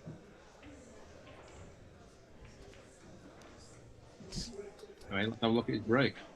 Yeah, it looks like Oscar's breaking in a pretty weird spot. It's not in the middle of the two diamonds, and it's not like right down the middle. It's like in between those two. Yeah, most people put it where Oscar put it, really, because you don't want to put it bang in the middle because usually there's an indentation in the cloth. Yeah. Because that's where your amateurs put it, your league players, and then the cue ball can fly off the table. And yeah, so he made a ball this time, but he doesn't have an open shot. He can see the one ball thin, so he can get the cue ball maybe behind the 9 here. Might have hit this slightly over hit it, or let's say he's hit the one ball a little bit too fat, so he's let him see the one ball, but there's no chance of making the 1 and getting on the 2. So Chris will be playing safe here. Yeah, if he can only see the left side of it, it's pretty tough because the 8 ball's in the way from sending the cue ball back down the table.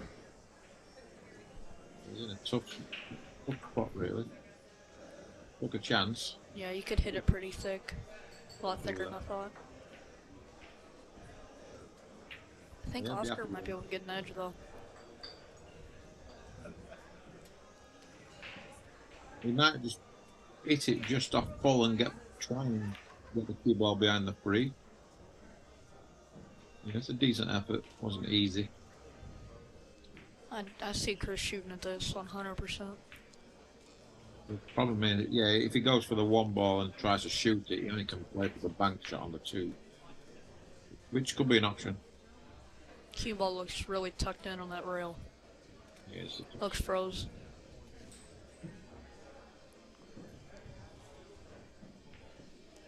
He might just bank it up straight up and back down table. Going for it, he'd have to play for the bank on the 2. Just not a bad option, actually. You're right, he might go for this. Yeah, he's hit it really good. He's got perfect on the bank, too. Nice call there. He's got the bank on the 2. Not easy, but one you expect him to make.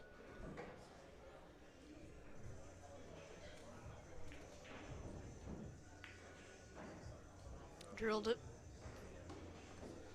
Ooh, he might have gotten a little bit of straight. He might have gotten a little straight here. He still should be okay. Most of the work, so he can draw straight out with a lot of reverse. Yeah. He's usually pretty good at these shots.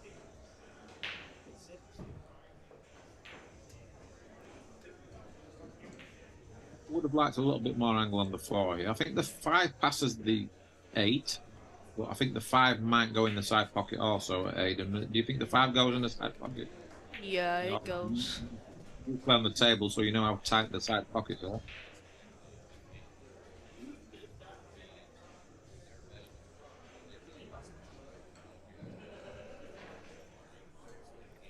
think he's gonna play for the side.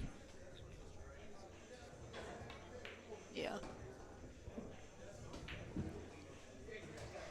Yeah, I know the tables they use at the Moscone Cup, the Razon tables, the 4-inch pockets. There's no way they're playing for the side pocket there. Oh yeah. When I was at the US Open at the Q-Tech booth, they had that exact table there, and I shot a little bit on it. I was like, wow. Them side pockets are brutal.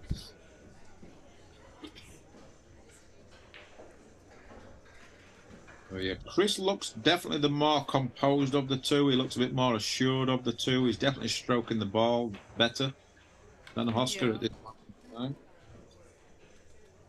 Looks like he's got a good angle here. He can either come 2 rails or he can go 1. I like the 1. We don't give up on this shot. Richie stroke. Played it safe and gone for the 9 in the side. Well, a lot of people would just killed that cue ball and play for the 9 in the corner.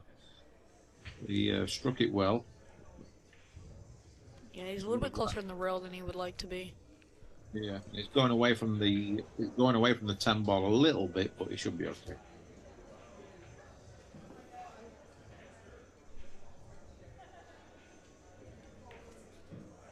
Looks good. I thought he would have came off the rail, the top rail there, and came back, but looks like he's just taking the longer shot. I'm a little bit surprised. Obviously, he had a bit more angle than I thought there. Thought he would have gone up and down the table if he's. Well, he's comfortable playing this shot, so let's see. Especially on this table. This shot is not easy. He made it look easy, though. Yeah. 8-4 in favor of Chris Reinhold.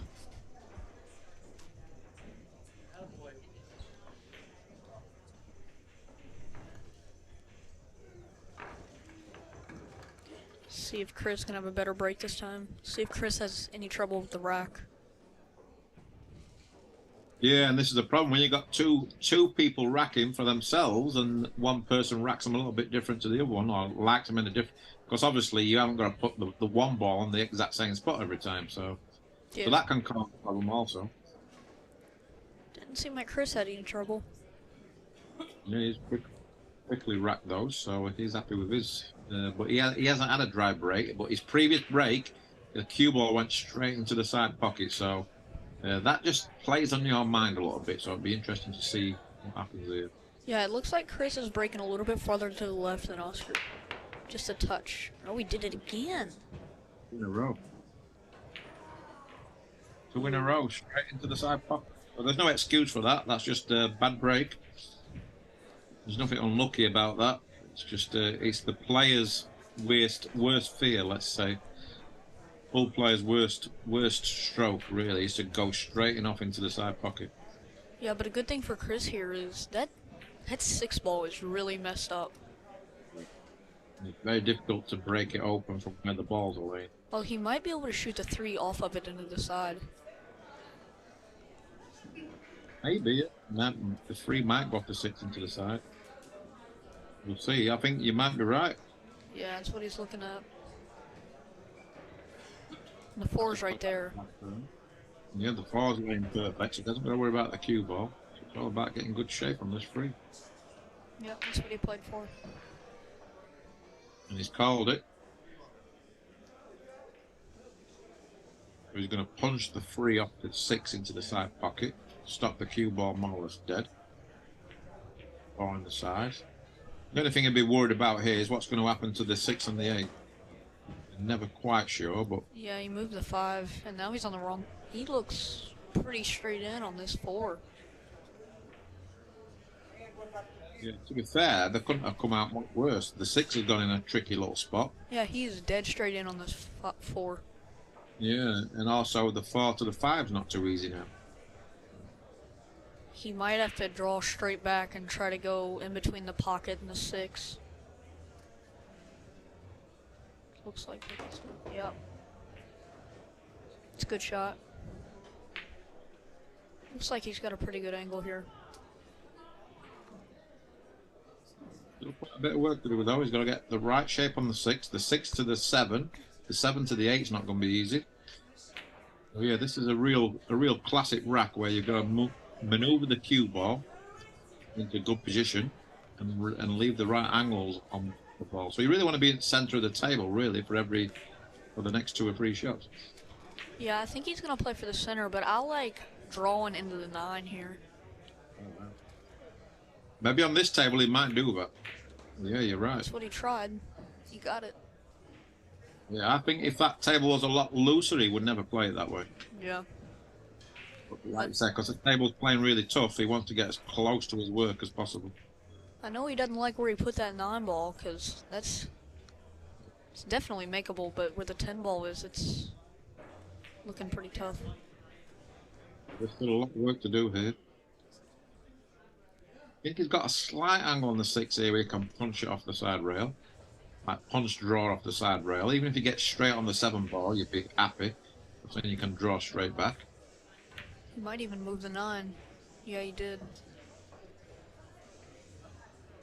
He's got like a little funny angle here on the 7 there though, Aiden. I don't think he can, if he draws straight back, he's got to make sure he pinches a little bit of the pocket. Yeah, I like following with a touch, just a little touch of right spin. That's a possibility, but you got to put a really good stroke on that to do that. Yeah, the rails are pretty bouncy though. It's playing pretty quick.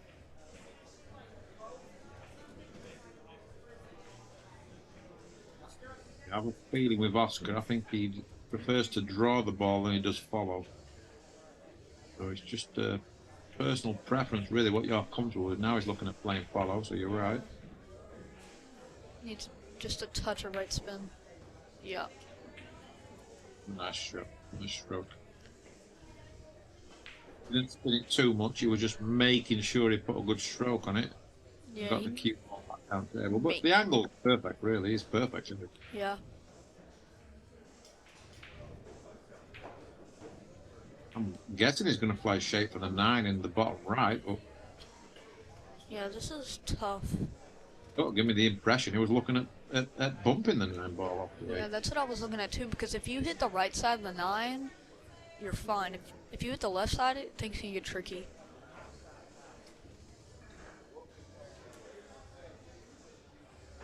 Looks like he's just playing straight top and playing. Ooh. He undercut the ball. He undercut the ball there. Nearly missed the 8. He has gone in the pocket, but he looks pretty straight on the 9 here.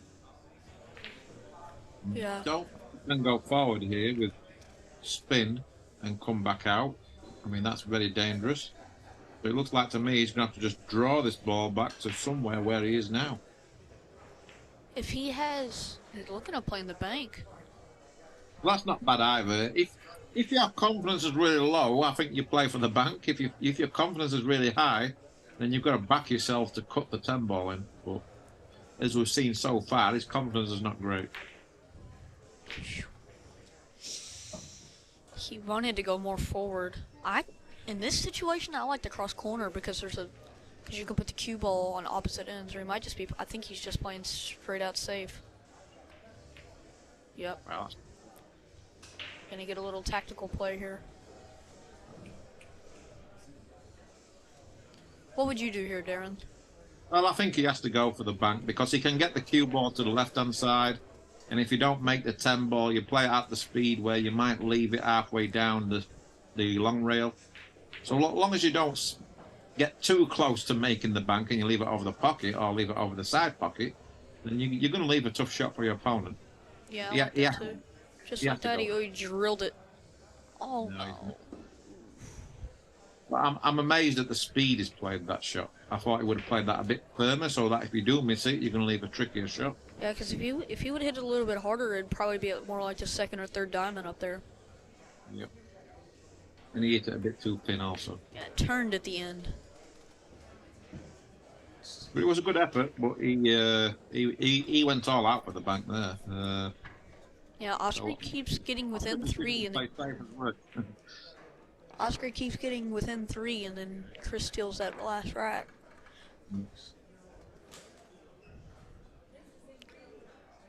Playing tough.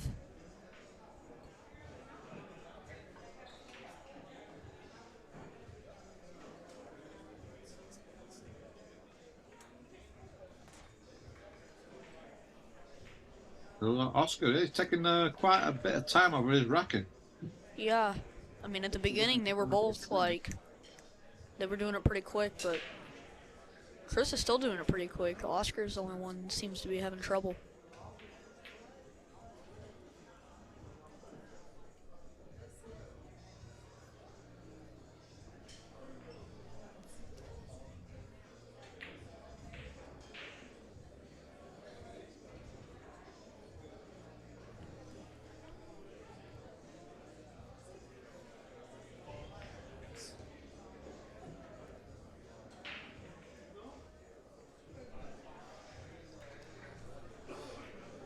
Yeah, I think taking a long time with the racking, eh? Yeah, this is pretty surprising. They were both doing it really fast. I wonder why Oscar's taking so much time, because Chris has not been. There we go. But now Oscar's having better results on the break, so maybe Chris needs to take a little bit more time on the rack.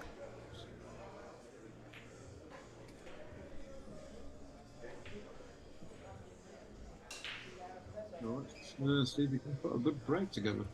The last one wasn't too bad. Ooh. Cue ball. Both losing that cue ball more times than they're not. And it's the worst. Like I said before, there's nothing worse when you go straight off in the side pocket. The 2 does not pass the 7 in the corner, if anybody's wondering. We've got ball in hand, so he's got a lot of options here. Put the cue ball where he wants. If he can get on this 2 ball, everything else is pretty straightforward.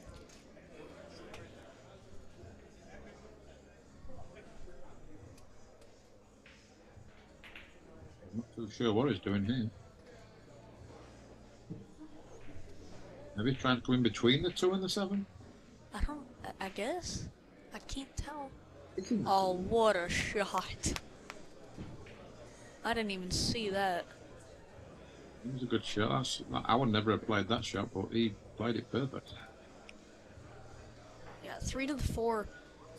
He can either play a little bit short side. I like the short side here because his 6 is a little bit in the way. It's not too much in the way, but I would not risk hitting the 6 here. He's coming underneath the 6-ish. He's got too much angle to play short side, so I guess he's gonna go below the 6. Yeah, go below the 6 and get the cue ball on the short rail. And he's got the right angle on the 4 to come back round for the 6. So yeah, the next 2 shots are the key. Yeah, as long as he doesn't get straight in on the 4, he's good.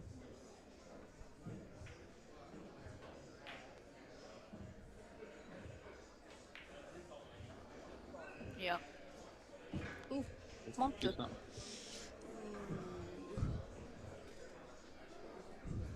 That stopped him in his tracks right there, because now he can't get on the 6 for the corner. And I don't think he can get on the 6 in a way where he can bank it, unless he cross banks it.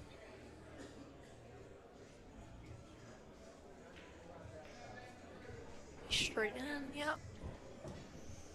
It looks like a safety here. He's going to probably try and get the cue ball behind the 9 and the 6 to the top rail. Very disappointing.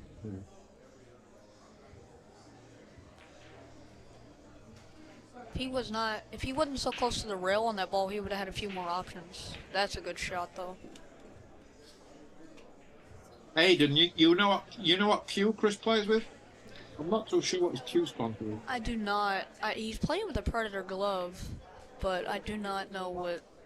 Oh, maybe he's with Predator then. I think he's with Predator. So I'm guessing he's playing with the 3-1-4-3 or the 3-1-4-2. Yeah.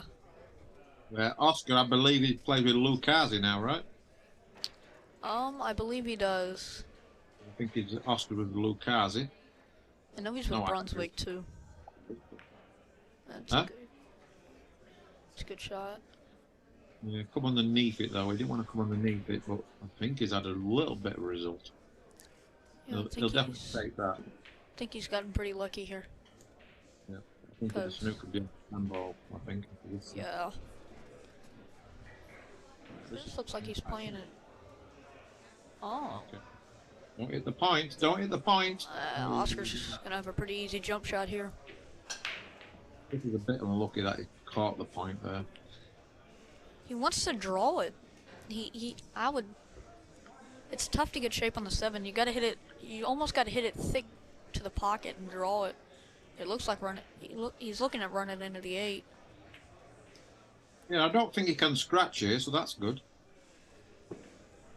So you just got to make sure that you don't obviously give up on this shot. Because even if the cue ball kisses the 8, he should be okay.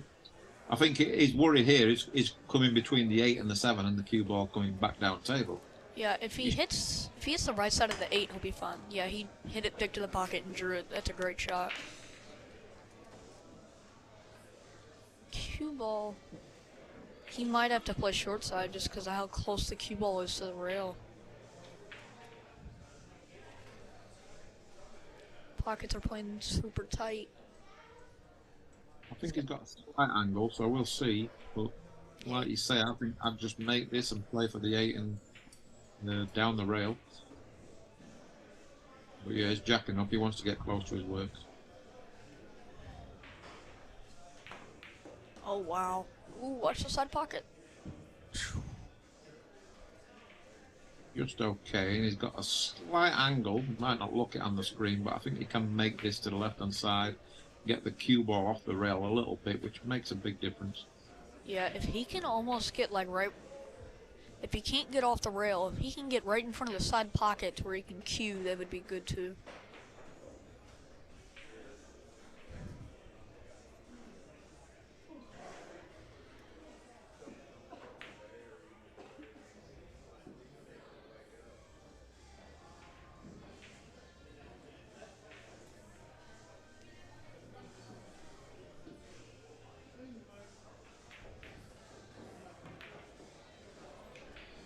Yeah, plenty of room. Yeah. Now, do you go off of the bottom rail?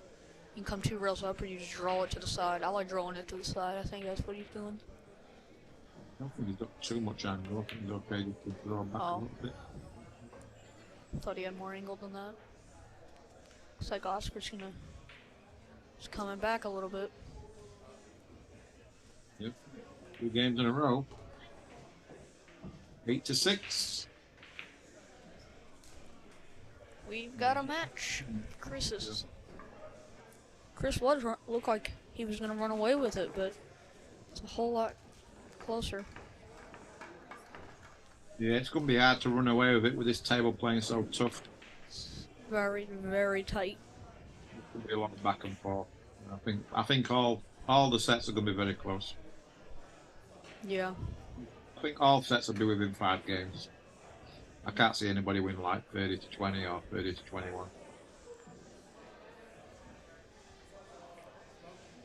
Oscar did not have trouble with the rack that time. See if he scratches again. I would imagine that he's going to correct his mistake and pop the cue ball. Before the match, they were both popping the cue ball in the middle of the table. Yeah, that's what he did. He hit him really good. Looks like he came up dry, though. Did he bang his cue there? Yep.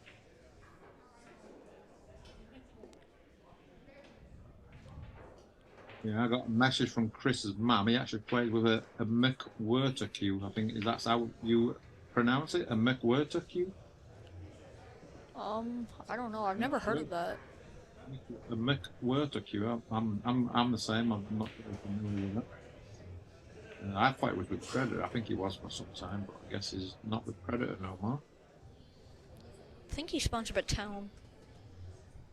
Yeah, the Towns is chalk and the glove. So, Pushing out. We shouldn't be using a Predator glove, so I don't know. That confused me a little bit. I didn't quite understand what he did there, because, I mean... Watch out for that spot there. Rarely will you ever see somebody leave their opponent a full ball on a push out.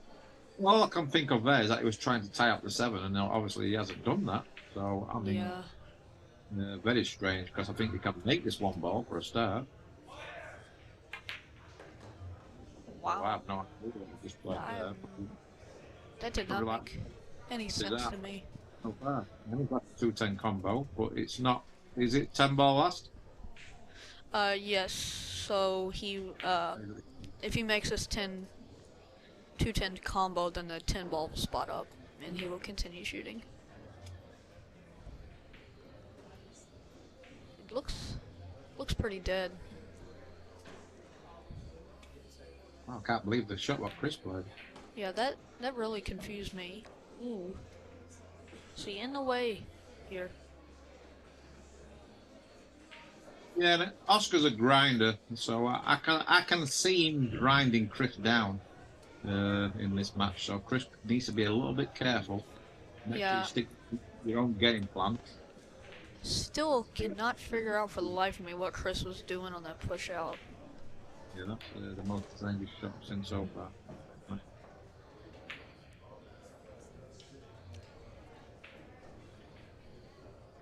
So here they'll come round the back of the 8. So we'll play this with a left English. 2 rails. It might come 1 rail with a touch of inside English, but I think it's pretty natural to come round the back of the 8, but I could be wrong. It's surprised me. Maybe has to stun it a touch to get around the back of the 8.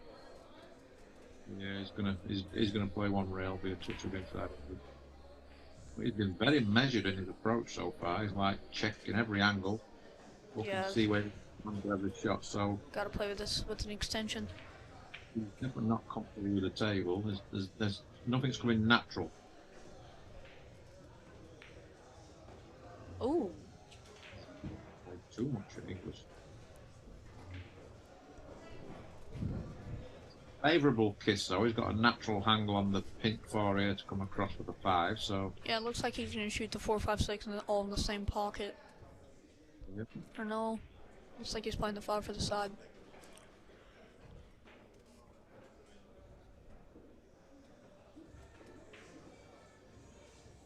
Yeah, and again, it's not really the right shot, but definitely playing the table and not the game so far. Yeah, he can either. I like the follow for the right side here instead of the draw for the left side. Doesn't want to end up on the rail.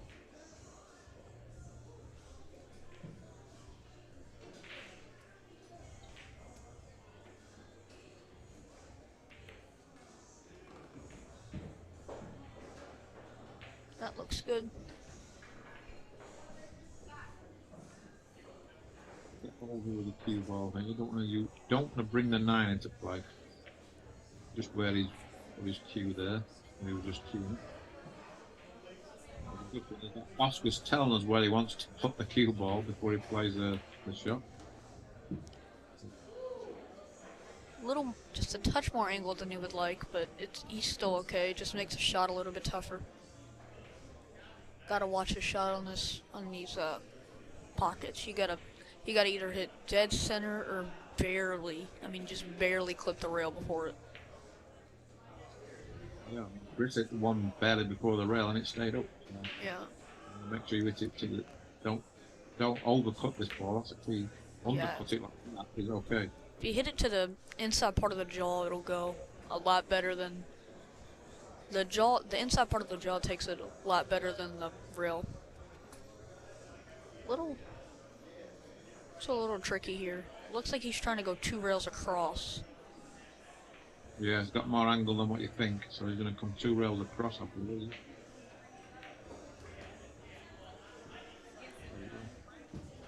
Yeah, that's a pretty good shot. He's perfect on the 9 ball here, so just draw straight back to where he is now. Yep. I'm right behind the shot. He looks a little bit straighter than he does on camera. Yeah. Looks like Oscar's gonna be within 1 for the first time since 1-0. Or 3-2. It was 3-2. This will be for his 3rd straight game. Yep. If I was Chris, I'd take a break here. Nope. 8-7. 8-7. We've got a match. On a strange shot what Chris played. I'm very surprised. I would like to know what he's trying to do. Oscar needs to try and get this break going, but it hasn't hurt in the last 2 or 3.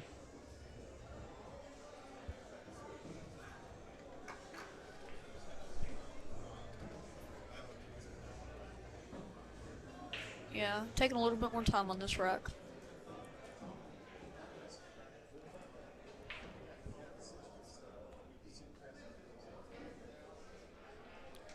This is where Oscar, I think, has the edge on comebacks because he has a lot more experience than Chris.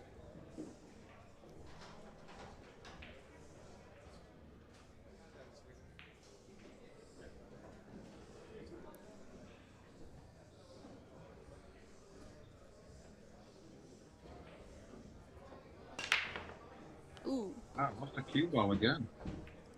It's like more balls are going in on the break when he cuts them and misses the cue ball. When he hits them square, he's not making many balls.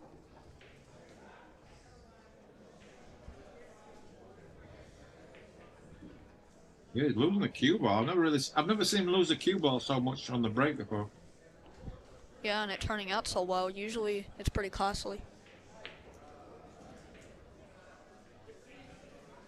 It's weird. It's kind of like a non-on-the-spot break, but it's like where the cue ball's going, but it's further up. It's going back and across. Ooh. That looks. Can't tell. Yeah, be happy with it. Yeah, I think he can get the edge.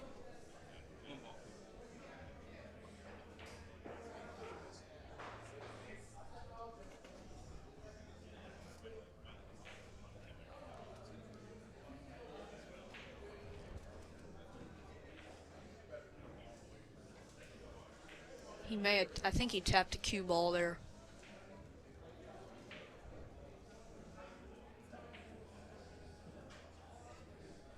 What happened? I think he tapped a cue ball. He fouled? Yeah, that's what it looked like.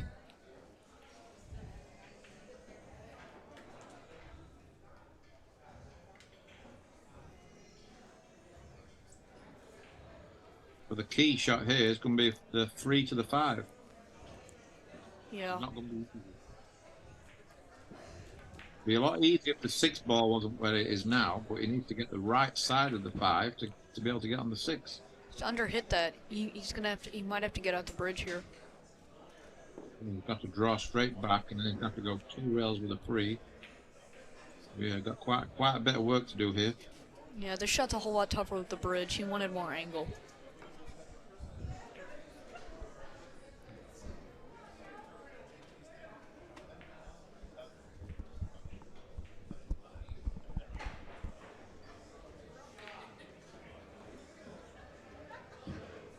He's overdrawn ball here a little bit.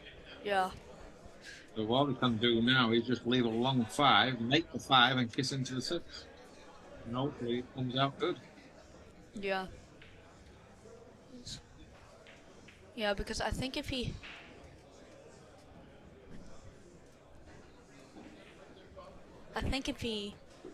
makes the 5 and he hits the right side of the 6, he'll be okay. Or the left side, actually. If he doesn't hit it full in the face, he'll be fine.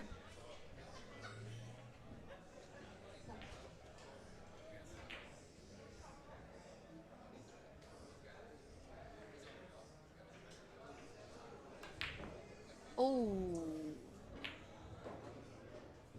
Seemed like he had a little jerk in his stroke. Like, he pulled back and he paused, and then it was just a real sudden movement there.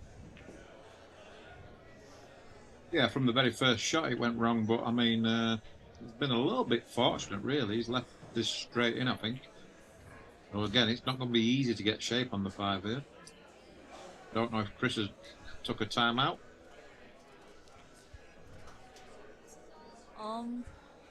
He's still at a chair. I think he's just getting something.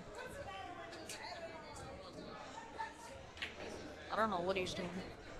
pulled something out of his case. Looks like he may have gotten a new glove.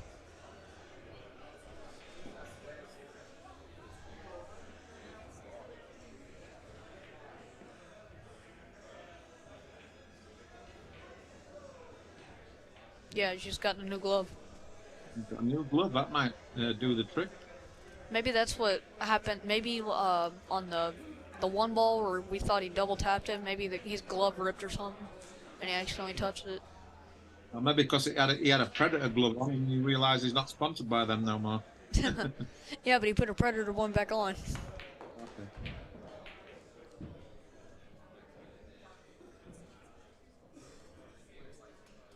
He may have gotten perfect enough to where he might be able to miss a 6. It'll be very tricky. I don't think he can miss this one. Yeah, no. Just in the table, and then obviously on the 6 is going to be at the yard. What does that combo look like? It might be. I think it goes. You don't win the game getting the combo, but you stay at the table. 10 ball just respots.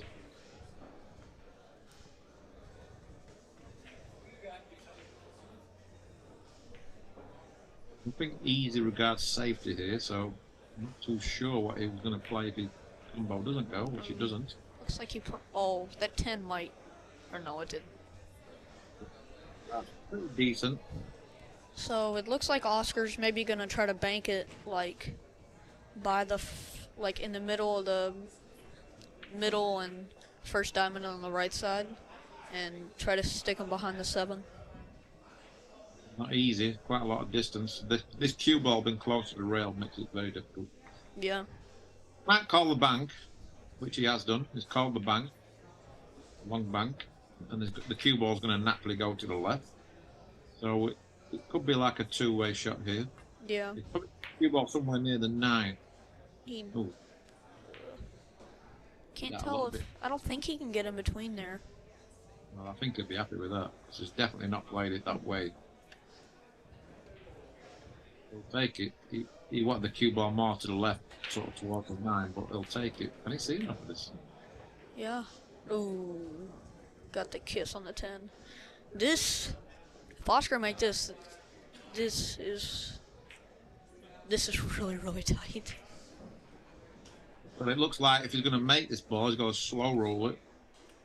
Cue ball should come out enough so he can make the 7, but yeah, from my angle here, it looks like it goes, but he's going to hit it really good.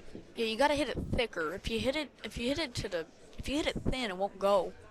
If you hit it thicker, it'll probably go, because it might go off the rail and off the 10 if he misses it thick. If he misses it thin, there's no chance.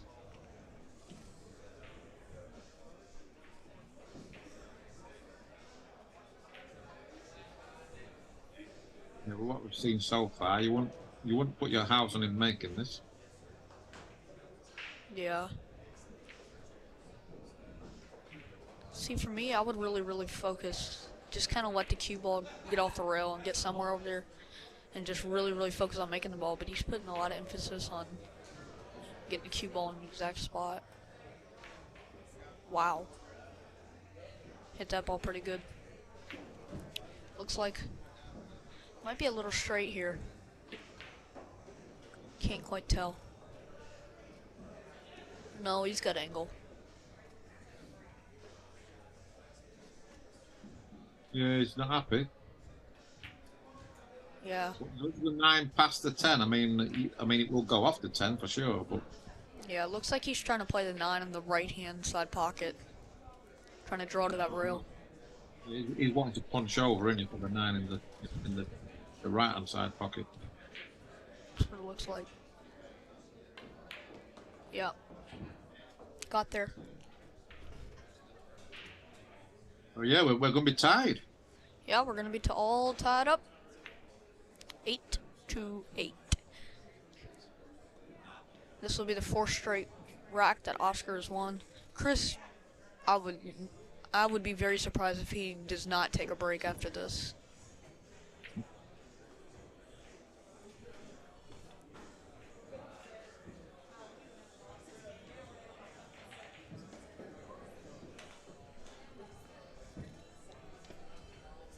8-8, so we've got a bit of a momentum change here, and it's not like Chris has not had no opportunities, but it's just all been a little bit scrappy, really. This really surprises me that Chris is not taking a break here. Who took the break last time? Was it Chris who took the break or Oscar? I think it was Oscar.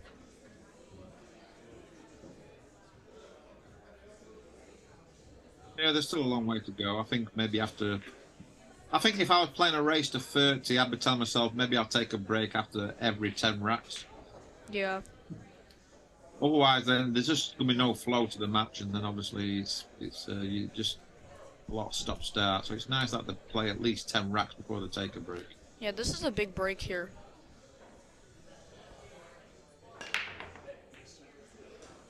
That was a better hit than his previous breaks. He got a little unlucky. The cue ball got kissed all the way down the table. He will not be playing the one ball to make it. The safety is not easy. He might try to bank the one ball into the 4 and get to behind the 2-5. Easy. That's a difficult shot to execute. It's a very difficult shot, but he does not have many options here. Yeah, I think he might push out here. He might just bump the 8 ball and make the angle a little bit better.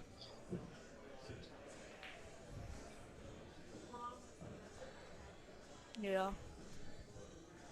See, you don't want to push out this bottom right-hand side because then it's too easy to get behind the 2 and the 5 and bring the 2 bump or the 1 ball down forward. So I think he might just bump the 8 ball. Just make the angle a little bit better, because from where he is right now, the angle's really tricky. Yep, he's pushing into the 8, just like you said. He's trying to tie up the 7 at the same time, or try and stop the 7 from going in the corner, let's say. Yeah. I hope he can see enough of the 1 ball here. Yeah, the 7 still passes. So say, he followed that a little bit more than I thought he would. Yeah, if I was Chris, I'd be putting Oscar back in here. This is a tough shot. Oh, we played it. Ooh, he might get behind the 6. Or no. I'm very surprised he played that shot. I thought, because No. you have to be an underdog after pushing out, you see, and Oscar was still a bit of an underdog. If Chris would have gave it back. Yeah, this 1 ball passes. The 2's a little bit difficult to get on though. Naturally, it comes over to the left hand side. Well, this is a tough shot here. This is a shot right here. His favorite. Perfect. Dead center pocket. This is a little bit difficult too. Well, here he can play 2 rails and play and just come round for the 4 into to where he's standing now, or he could just play it and then play the 4 down past the 8. Yeah, the he 4 could play ball. 2 rails and come inside the 4. 4 ball definitely passes.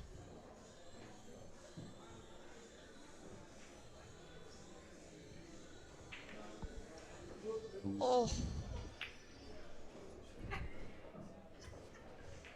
Yeah, I didn't really like that shot. I thought he would have played that 2 rails and played for the 4 in the top right, because then you can put more of a stroke on the ball. You guaranteed the angle on the 4 to get to the 5. Yeah. I think he played it a little bit negative. This is a great opportunity. Yeah, it's all about this shot, really. Make sure you don't get straight on the 4 and make sure you don't scratch. Yeah, this is a great opportunity for Chris. Oh yeah, he needs it because he's lost the previous 4 racks.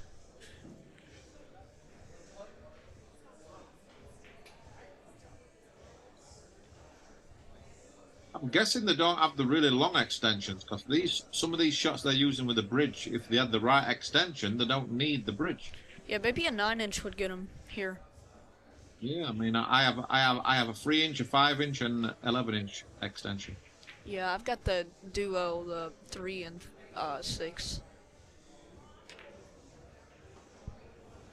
You lost the cue ball a little bit because of that, you see, Aiden. And I mean, you would expect to be American players in general, but they're not very good with the bridge. Yeah. So I'm very surprised they don't have different size extensions. So he needs to be very careful here to not hit the 6 ball. I think he might just be okay, cueing wise, but he needs to be very careful. But is it a foul? If he touches a 6. It is not, because Not playing Chris. on ball power, right? No, they're not, because Chris bumped the ball with his hand earlier, and he asked Oscar if he wanted to move it back or no, or not. So it's in a tough spot here. 6 does not pass. I'm saying he's in a tough spot because he played a 6-8 combo, which is not easy, and the angle's there, so the angle is going towards the 9 and the 10. Yeah, I He think. might be rolling behind the 9 here. Yeah. He was queuing with a high ball before he got up. I think he's got to go for it, but it's not easy.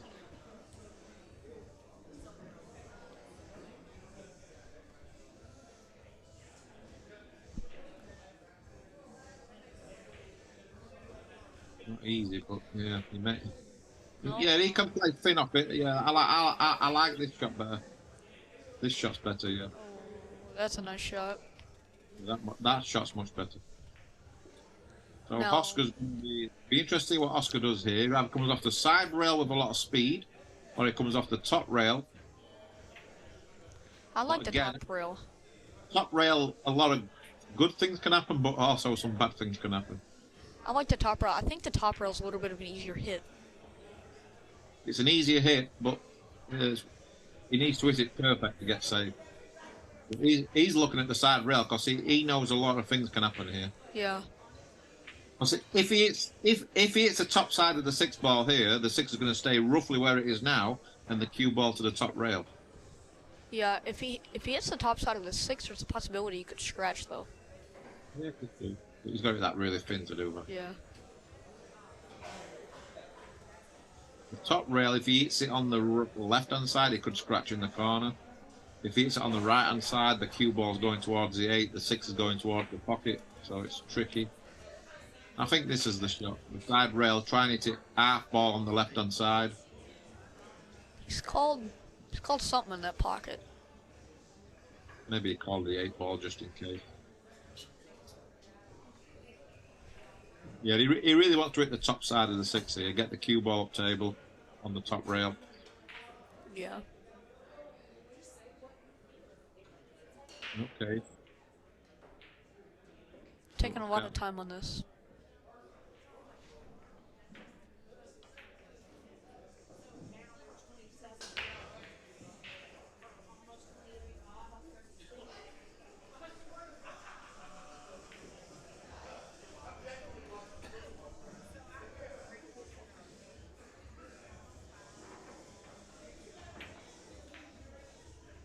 Well, the easier hit is like the top rail, but this is the more rewarding, the more rewarding option if he executes it good. Yeah. Drop it a little bit too full. Just hit it. Too bad. Looks like Chris is gonna have to play short side here.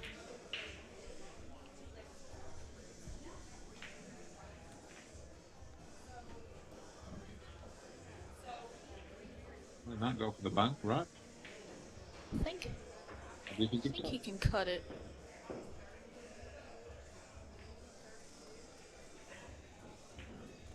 Yeah, he's cutting.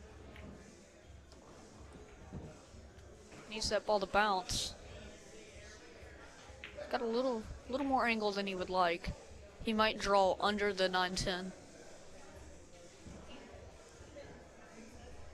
Yeah, that's what it looks like.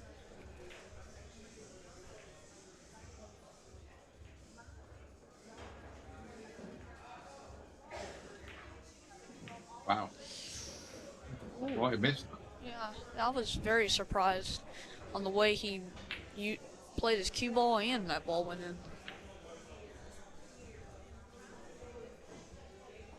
He's just gonna stop and play for the 9 on the side, I think. Yeah, that's a beautiful shot. It's a big rack, really, even though it's still quite early in the match. He still wants to keep his nose in them.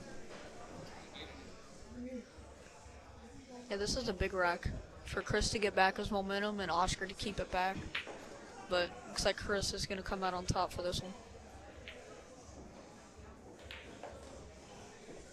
9-8. 9-8. got a good match. Took a timeout.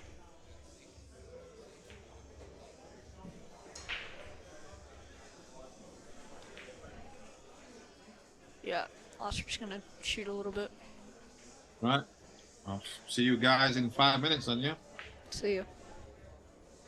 I'll put the kettle on.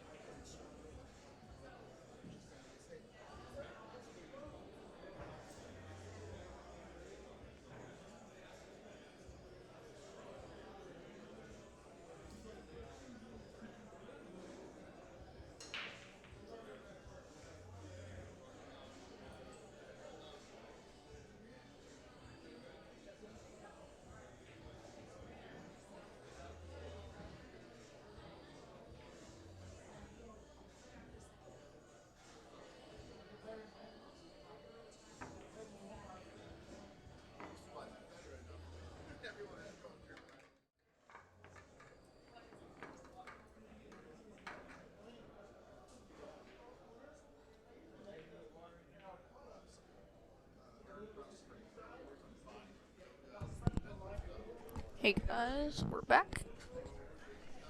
Chris Reinhold leading 9-8 over Oscar Dominguez. Chris to break.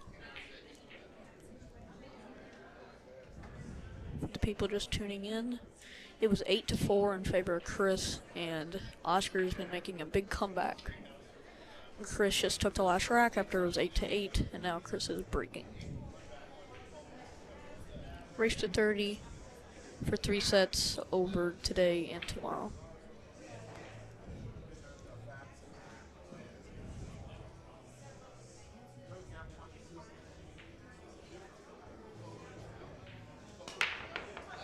Ooh, almost scratched, got the 6th drop in, pretty lucky.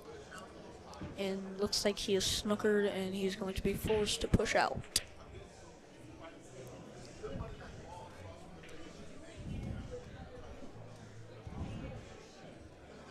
is a tough push out here.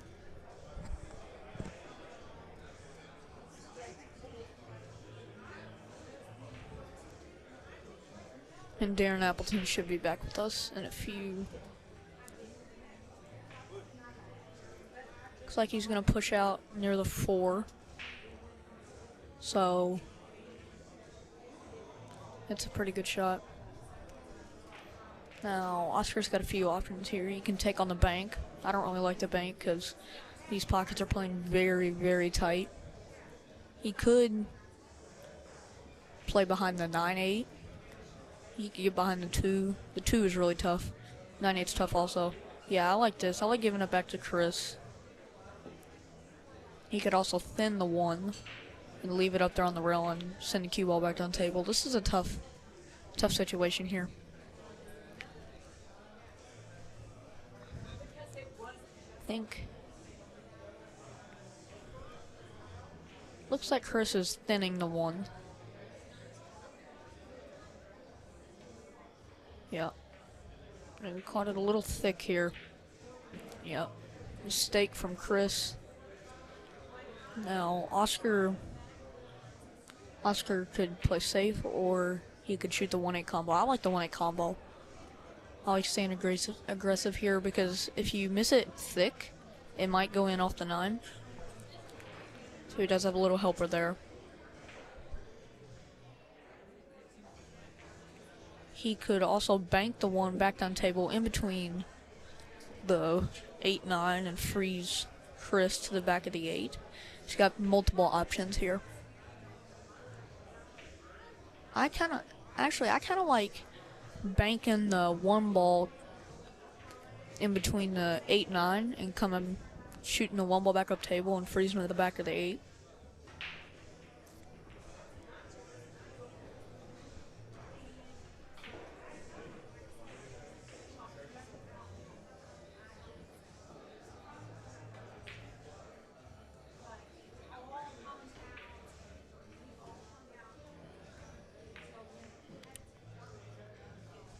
Didn't quite understand what he was. I guess he was just playing the 1 ball, maybe trying to make the 9. I think Chris can take this on.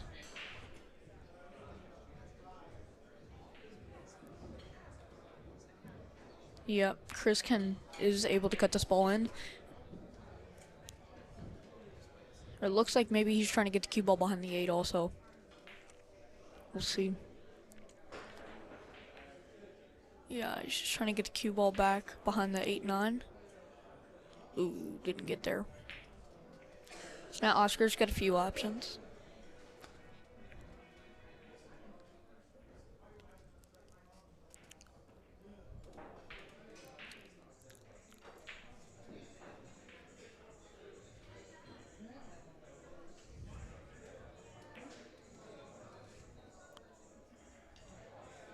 Ooh, didn't get there. I can't tell if Oscar can bank the 1 ball cross side, or maybe he might be able to cut the 1 up in the corner. I like the bank. Yeah, he's called the bank shot, so I think he's going all out here because there's no really, I don't see any other two-way option. Yep, looks like he's going all out.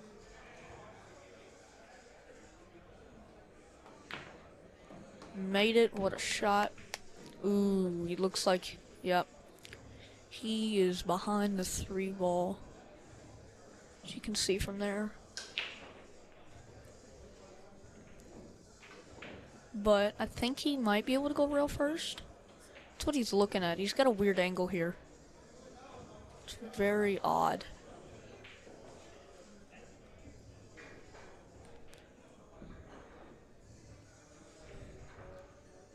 Looks like he's going to the kicking the right side of the. Oh, he could see it. I did not think he could see that ball. Now, Oscar, this is a big opportunity that Oscar could take advantage of. I think the 4-10 combo goes. I can't quite tell, though. I don't think it goes. He might be able to throw it in. If they're touching, he should be able to throw it in. Yeah, he's looking at it now. I mean, there's always a possible breakout also. That looks good. Yeah, it looks like he's gonna have to take on the combo because if he was playing, yeah, he wasn't playing for the breakout. This is a tough shot here. Getting on this ball.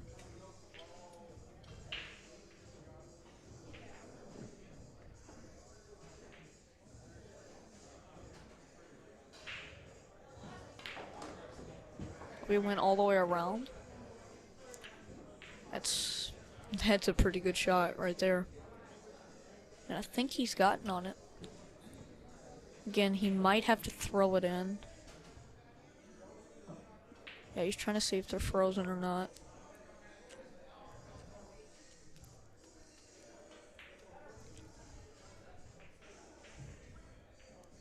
This is definitely not an easy one. It's a very tough shot.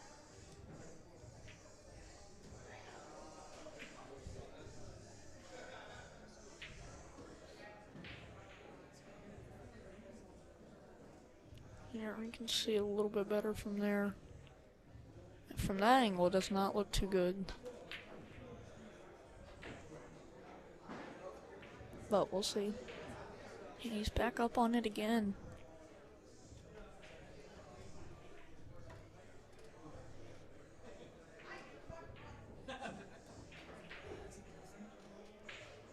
This is tough.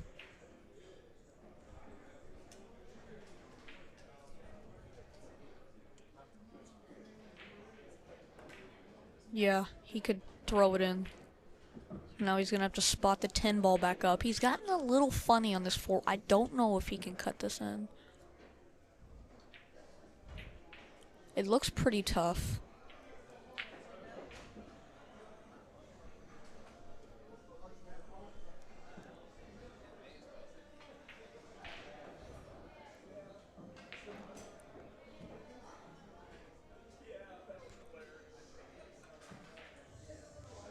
That's a good shot. Nice safety. I think he's definitely got him hooked here. So Chris has got a couple options. I like kicking to that right rail and trying to maybe bank the 4 up table and trying to keep the cue ball back there. He's called it in the bottom left-hand corner, so we'll see. Maybe he's trying to hit the 4 thin and bring the cue ball back up table. Yeah. Just caught it a little bit thick there, or a little thin. If he would have hit that ball thicker, the 4 would have gone farther up and the cue ball would not have gone as far. Now this looks like Oscar should definitely be out here. That 8-9 does look a little funny. You can see it. Looks a little...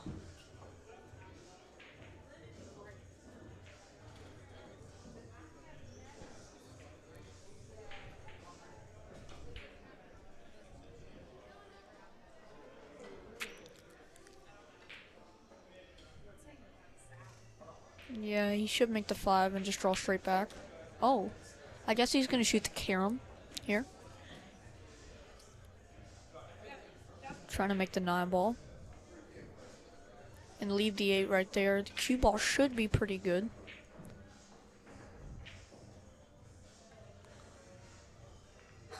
Yep. Doesn't want straight in. I don't think he had, he's got plenty of angle. One could argue a little too much, actually.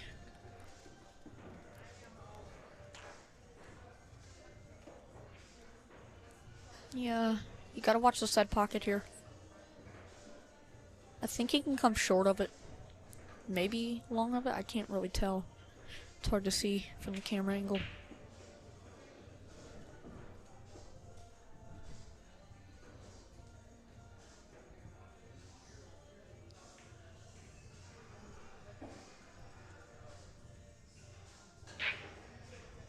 Yeah, we'll see here. Oh, he went around. Underhit it a little bit. This will be our first quite tough 10 ball here. It's not too difficult, but it's not as easy as he would have liked it to have been.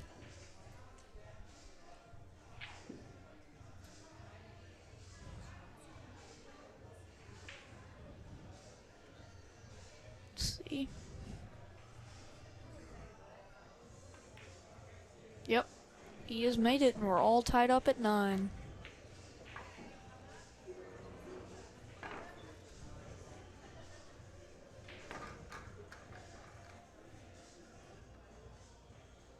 I'm back. Nice long rack there, Aidan.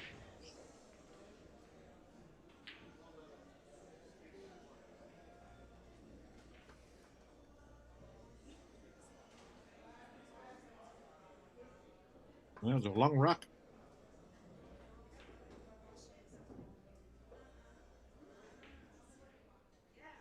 Oh, notice that Chris has changed his shaft.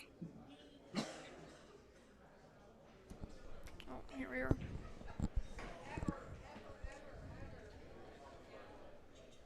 Looks. See if Oscar can recreate his last break, because his last break. Or wait, no. Can you hear me? Yeah, there you are. Yeah, I noticed that Chris changed his shaft. Oh, he did? Yeah, he was playing with a carbon fiber shaft in the last rack. Huh. Didn't even notice it. Ooh. Ooh. Oscar. Cue ball got kicked there.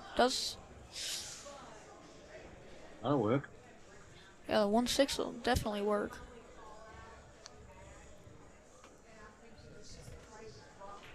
Yeah, I think he don't have a permanent sponsor at the moment, Chris. So I guess he's playing with a Predator shaft.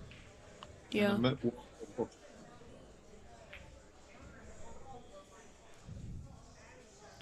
This rack looks pretty promising for Oscar. Ooh. Got a little close to this work here. Yeah, I thought maybe he had a little angle on the 6 ball there, but I thought he could have played a soft draw there and just killed it. Maybe. He can still make this ball, but he's not sure where the cue ball's going. Yeah, he's gonna have to. An exhibition shot here. Wow. Great shot. That was like that Jason Shaw at the Hanoi. It wasn't quite like that, but he almost, that was crazy. He just barely overspun that ball. You see a lot of players play shots like this now. Yeah. And when you're really close like that, it's actually not as difficult as what you think, but it looks really good.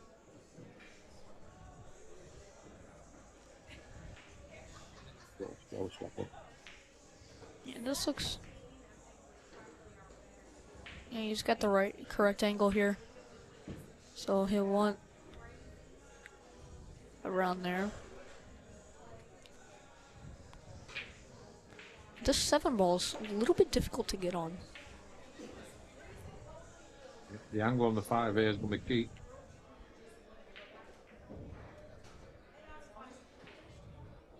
It looks like maybe if he can get straighter on the 5, he might be able to find that gap in between the 9-8 to get on the 7. Let's go. Ooh, came up a lot short there. That's all because he played with a bit of inside English. It just kills the cue ball that little bit off the rail. Yeah. It's okay, he's got a shot, but it's not easy. But I mean, I don't know what he's doing with his cue there, but for me, he should just make this ball and come across table and leave a cut on the 7. Yeah, the ball is not frozen to the rail. Yeah, he's looking at drawing this ball. Huh. Makes the shot a lot more difficult. Maybe he's just killing it. No, he drew that. Played it well. Wow. Played that really well. That's one of the best. That's one of the best shots. Is it so far? That's probably the best shot of the match.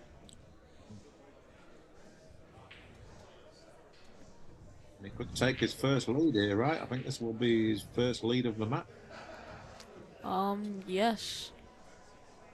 This would be his first lead.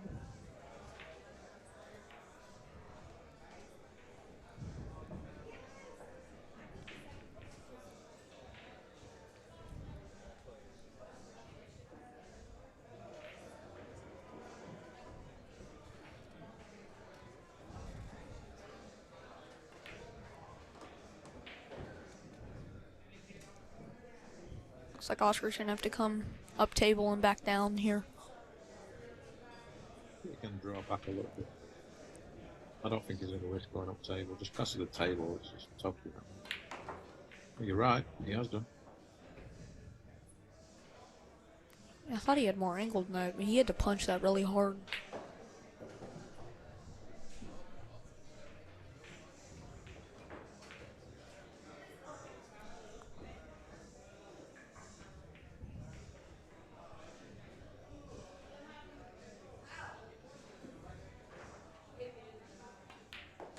That's pretty good. Took his first lead in the match. Things have definitely changed here. It's from 8-4. We've won 6 of the last 7 racks to lead 10-9. Yeah, I think Oscar's starting to settle in. Definitely.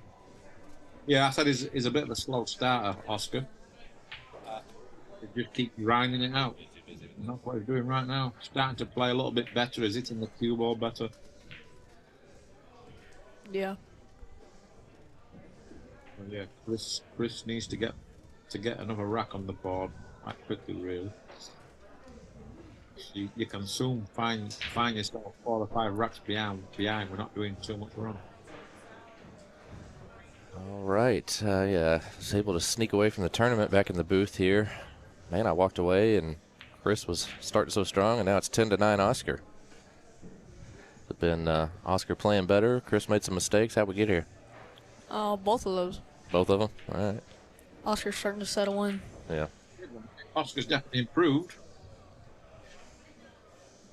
It's been solid. It's been solid match play.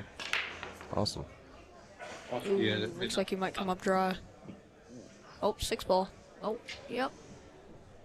Yeah, even though he's like made a random ball there, that was definitely one of his better breaks. Regards to hitting the front ball in the face. You're the pro, Darren. So tell me, I feel like when I break like crap, I always make a ball. When I hit them square, I mean nothing goes anywhere. What gives there? Well, just bad racking, really. Yeah. Because I mean, he's obviously broke the balls really good there, but he got lucky to make one. But he deserved one because he hit them so good. Sure. If you got someone who's really good at racking the balls, they'll always make that second ball. They'll always make the second ball down in the stack, Sure. in the side pocket if they rack them good. So Oscar, he's had some trouble racking the balls. Oscar, there was a couple of times where he took 2 or 3 minutes to rack the balls. Yeah, I'm really surprised they're not using the template. Well, the reason why is because Oscar obviously probably feels is more of a favourite if there's more safety play. Yeah. So that's probably the reason behind them. Oscar probably demanded using a wood rack over a racking template, so you're not guaranteed balls on the break. And the balls come out a little bit tougher, so there's a bit more safety, which will probably favour Oscar, from my experience. But I think Chris definitely. I think Chris the better shooter of the two.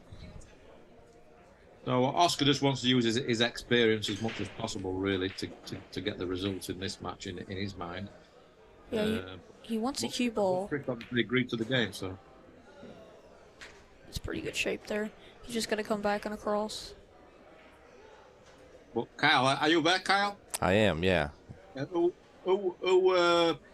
demanded using the regular rack?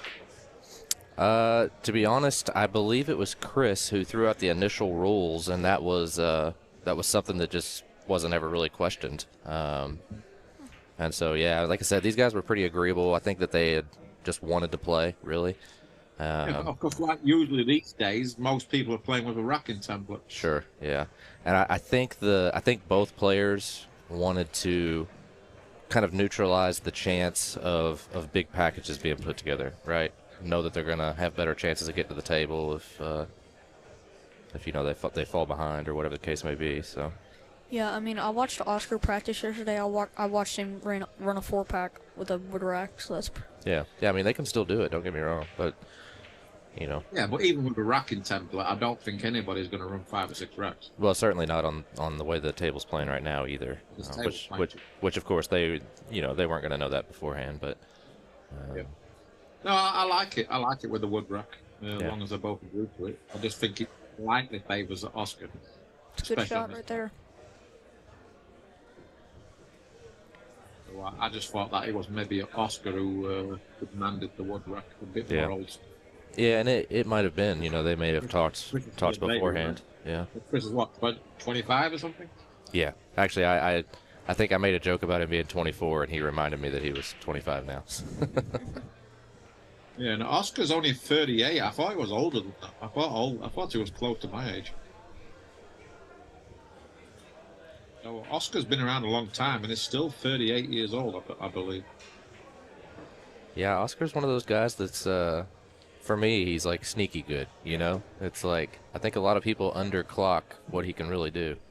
I think he's probably in the top 5 most underachieved player. Sure. Oh. He's definitely underachieved, that's for sure. Yeah, he should have achieved a lot more in the game than what he has.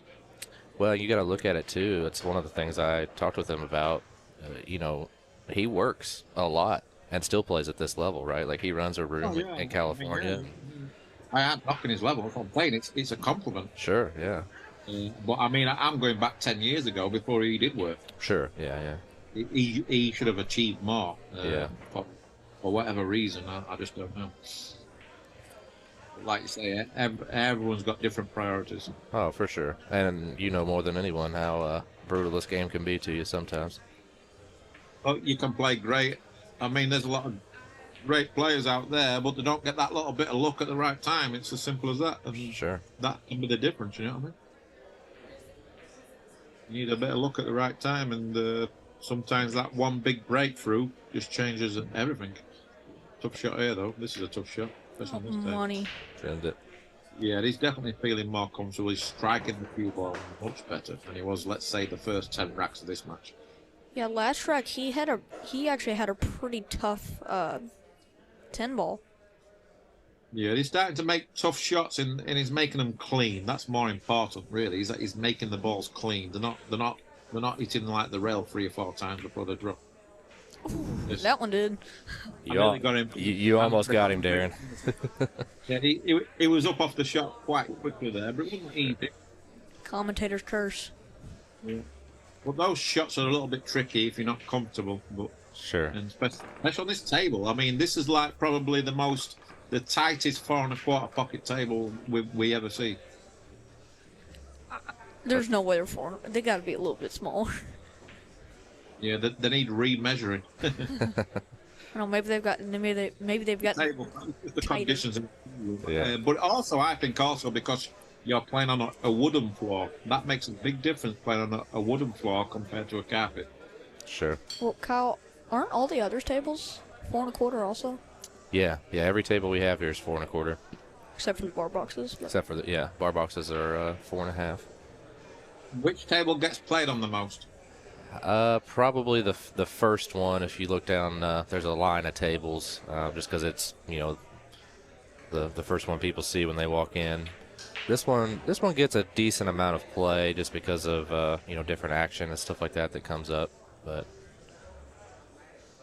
that one over there in that corner, I feel like somebody's always on that one too. yeah, I think I really like those lights. yeah, Like these are my 2 favorite tables because of the lights. sure. Really good break. Made the second ball down this time. Late ball. Well, he does have a shot, but a tough one. But you can see that the spring in his step has changed. He's a lot quicker around the table. He's making his decisions a lot quicker. He's definitely got the momentum here, and he's feeling good.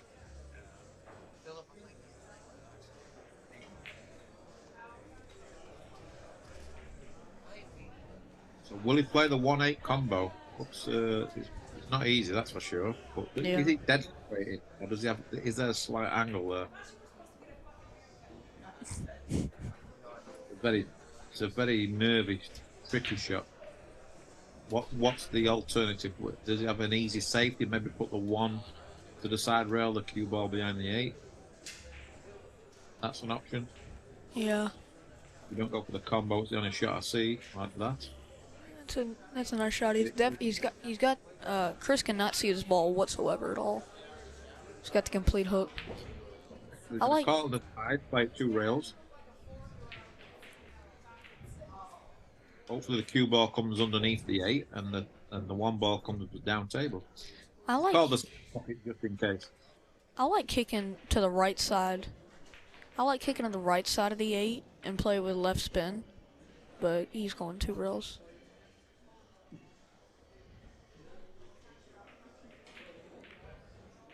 That's a nice shot. Played that to perfection. He might have an edge here.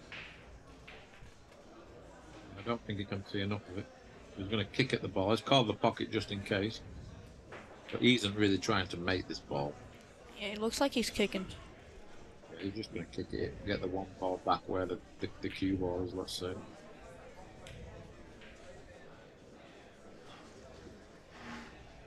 So yeah, that was a good shot from Chris.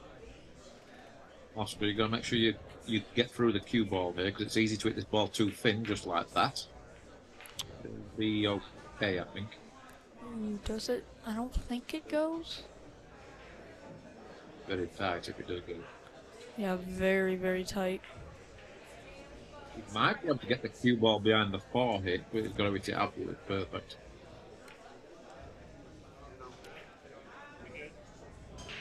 So really trust himself with this shot, just like this. Very great. I don't think he's got it though. He's got second prize. I mean, Oscar's got a very difficult shot.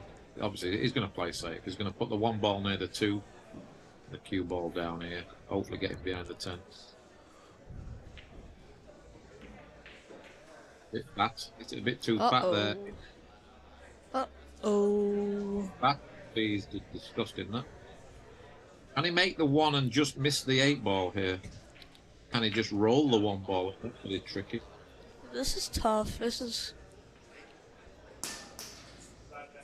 definitely funny. I don't know if he can just roll this ball in and hold the cue ball, or whether he has to use the rail. He doesn't. I think he can. If he hits it to the thick side of the pocket, I think he might be able to hold it. Looks like he's going more pace here, though. No. Yeah, he went. Ooh. Wow, look at that big bounce there. I know. That really. Whoa. This is. That seems to bounce a lot off that top rail there. But he's got a shot though. Not easy. Yeah, that ball bounced a lot more than I thought it would. If we play, just kill the cue ball with a touch of right English, or just draw it with a touch of right English. Yeah, I like to draw. Ooh. Table's playing. Oh, nope, he didn't get it. Not easy though. Yeah.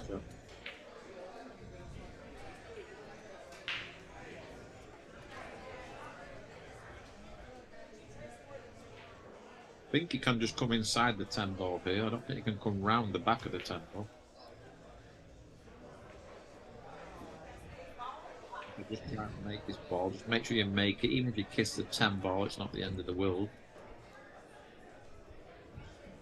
He's looking to go around the back of it. Maybe there's more angle than I think. You're behind the shot, didn't you? Oh yeah, I am. I forgot about that. How's the angle? Can he come around the back of the 10?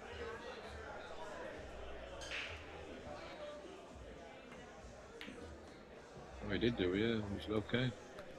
Yeah, that was a. Yeah, he did have a lot of angle. This match is set, sorry. He's getting away from Chris a little bit. He's making some mistakes here. Yeah. Can't get that. He can't get the momentum back. Well, Oscar's mistakes are going unpunished. Chris's mistakes are getting punished, so that's not good for Chris. Definitely not a good sign for him. Yeah, this was a big rack, really, because 11-10, 12-9. Oscar made a mistake also. Yeah, it was 9-9. It was 8-4 to Chris, so he's, yeah, it's going to be 8 of the last 9 racks have gone to Oscar. Playing an opposite hand here, but I think that's just more for show. I don't think he's any intention of playing it with the opposite hand. just because I've never seen Oscar play with the opposite hand, so I don't think he's that comfortable. Yeah, especially on this shot. Especially on this shot, yeah. Yeah, well, his It's over the bridge, pocket, maybe so. his bridge hand's a little messed up here. Yeah, it's always a little bit tricky when you get your bridge hand like this. Just put the extension on. I've never seen this before on a ball this. Oh, I guess he's just trying to get his bridge a little bit more Ooh. Yeah, pretty smart, actually. I've never seen this before. A little bit more Q and a little bit more weight, I guess, and more Q. Yeah, I think it was more for the Q. Yeah, that was. Chris is over there smiling. He's like, "What the?"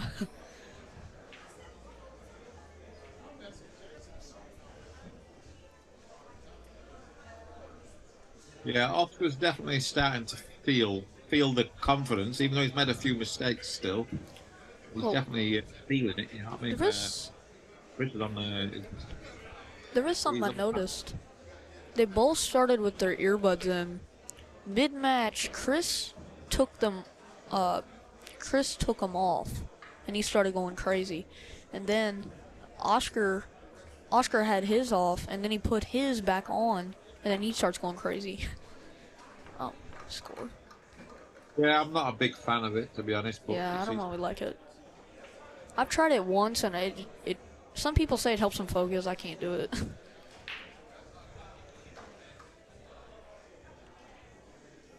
Yeah, I'm not too sure. I mean, in tournaments, I don't agree with it at all. I don't think it should be allowed. But obviously, money games, I mean, you can do what you want, I guess.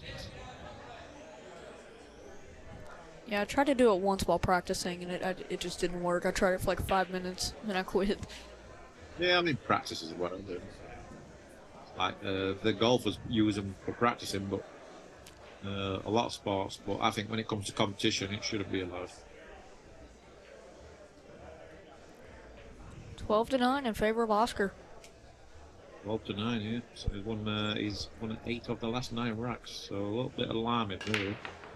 This is a great break. Not great, but Oscar's cue ball keeps getting kissed on every break, and it's not ending up too bad for him. It is.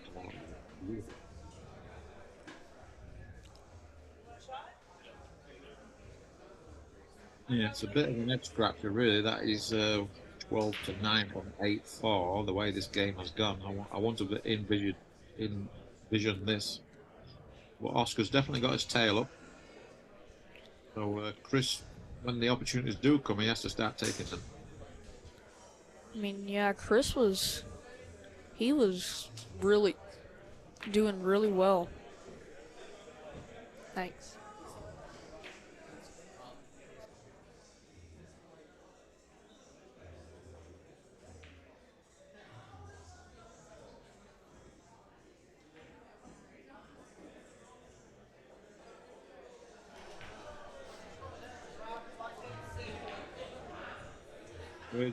He'll probably play for the side pocket here, and then I come round the back of the 10. Around the back of the 10 here, play this 3 railed with a little angle on the 5, and then he can go forward. Yeah, right where his tip is where he wants. That's the idea.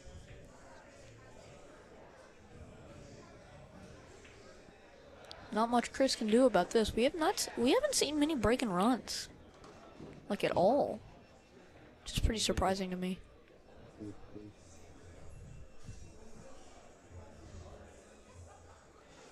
But yeah, Oscar definitely his speed around the table, his demeanor's a lot better this second half of the match than it has the first half of this set so far.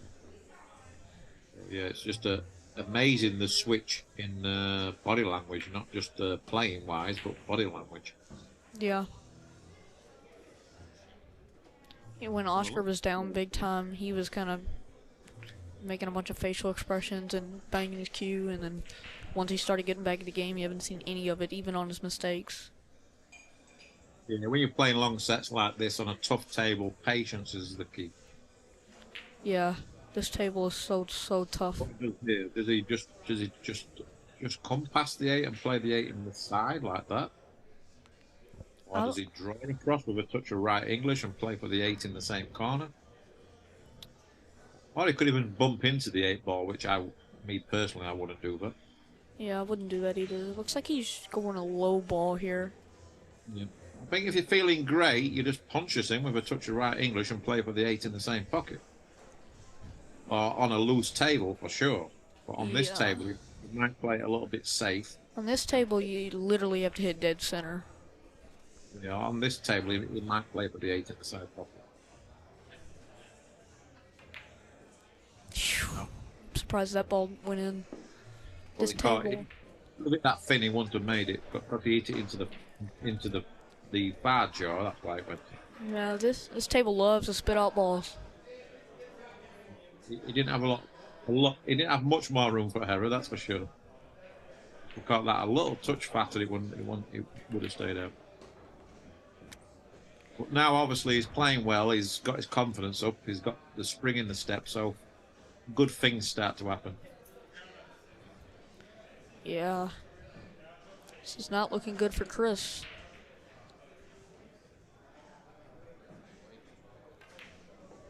Ooh. Short again. Yeah, he's fine, but Not easy to get through the cue ball on this table. Obviously, the conditions and they're not easy. yeah, and this one you can't. I don't think you can really just play straight top because I think there's a unless he rolls it. I like punching this ball with a touch of left. Yeah. Yeah, you're always praying you don't get skid on those shots also. Yeah. But these days, most players are using Tam chalk, so that helps. Yeah.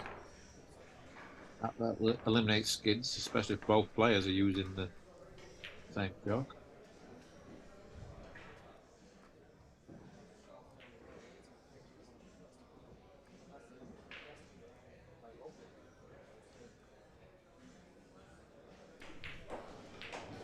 Yeah, this is very, very good game. See if Oscar can recreate that break. He would love to. He's breaking very well right now. Yeah, and the guy's tuning in here. Oscar's won 9 of the last 10 racks.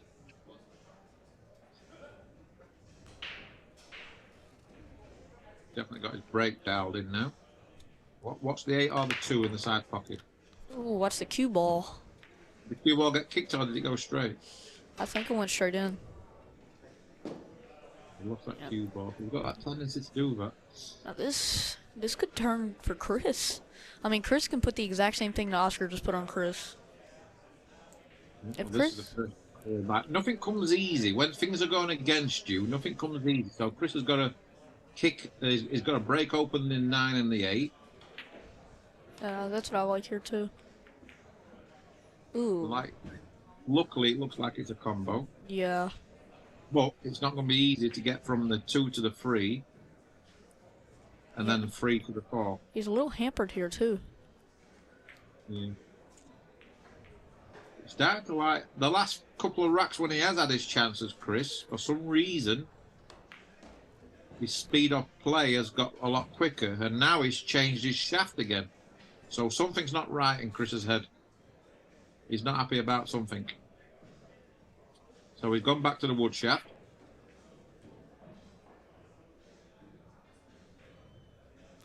He's changed his glove. He's changed his shaft.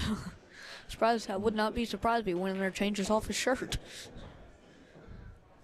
Well, whatever he's been practicing with the last 2 days, that's what he needs to be sticking to. Yeah, he's been shooting great. Whoever's been in it, so whoever's in his corner or anybody what's really close to him should be saying, look, stick to what you've been practicing with before the match. Yeah, especially if I had a stake horse and or if I was staking Chris and I saw him change shaft, then I wouldn't be happy. Yeah. I'd be no, don't.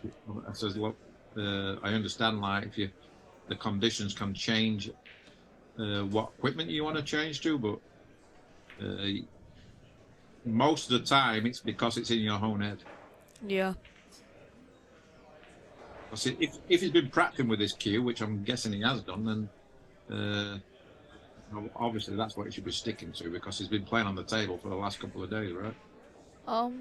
Actually, I've not seen him been practicing on this table. I've seen him been practicing on those the other ones. Ooh, That's on this that table. was. I would have played that with a touch. If I was gonna go up table, I would have played it with left-hand English. Where we put the left, so he's left this a little bit thinner than what you would like. I'm right behind the 6th ball. I know if it's gonna go in or not. He needs to bear down on this one. Hit it perfect. A little bit too good though. Yeah. Caught it just a Look, touch thin. Looks like I can kill it off 2 rails and then play the 8 and 9 combo. But he would like to be behind. He would like to be straight on the 8 and 9, but I don't think he can get that close. But you can see the 8 and 9 they're not touching, but they're pretty close to each other. So he'd like to get straight, but if he doesn't, it's okay. Yeah, I like that. Perfect. You might want to play this a little bit of draw so the 8 will go forward a touch.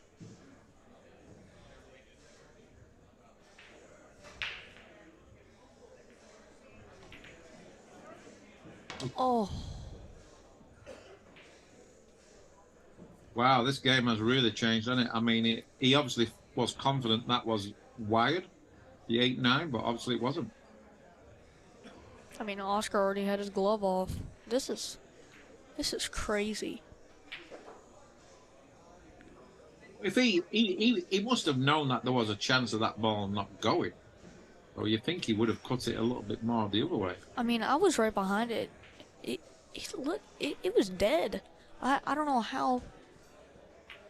I really don't know how it didn't go. He's obviously caught it too fat, hasn't he? Is it the 8 ball too fat? Yeah. So it's pushed it. It's obviously reversed the 9 ball to go into the rail. Now look at this.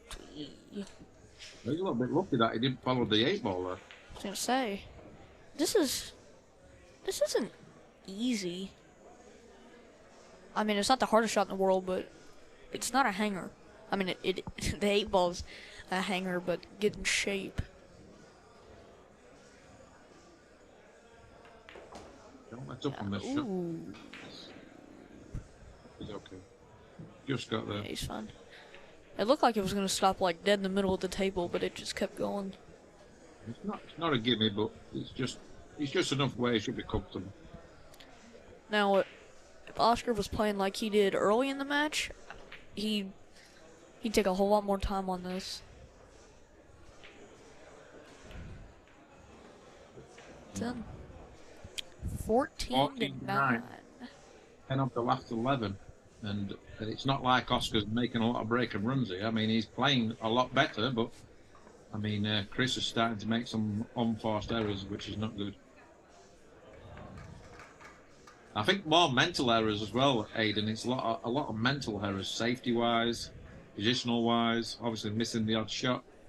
Yeah, I mean, he's had 2 or 3 chances when Oscar's been on this little run that he can capitalize and take racks, but he had ball in hand twice in the last of Oscar's breaks, the last 3 breaks. He's had ball in hand twice after the break, so nothing's coming easy. That's what I'm saying. Like the racks are not coming easy. They're not easy layouts. He probably feels like he's always got something to do. yeah. But still a long way to go. He can turn this around, and I'm pretty sure that he will. The momentum will shift again. It needs to be careful. You don't want to get too far away from him. Like 18-10 or something like that, 19-10, and then obviously it becomes a bit more of a panic. Yeah, I mean, 5 racks, that's quite a bit of racks. Especially from 8-4 down. Especially with no early 10s. Yeah, if someone said to Oscar from 8-4, the way he was playing at that time, that he'd be leading 14-9, he probably wouldn't believe you. Yeah, I would have never believed the person that said that. Again, scrapped. Oh my gosh. Scrapped about 5 times in that bottle. I'm telling you, if Chris does not capitalize here, I think the set's over. Well, if you don't get out here, then yeah. Because, I mean, look at the table. Where this time the table is laying very nicely. Oh, yeah. Now he's just got to really hold himself together and bear down a lot. I feel like he's rushing. He's Oh my. that a little bit too quick. He's rushing a little bit.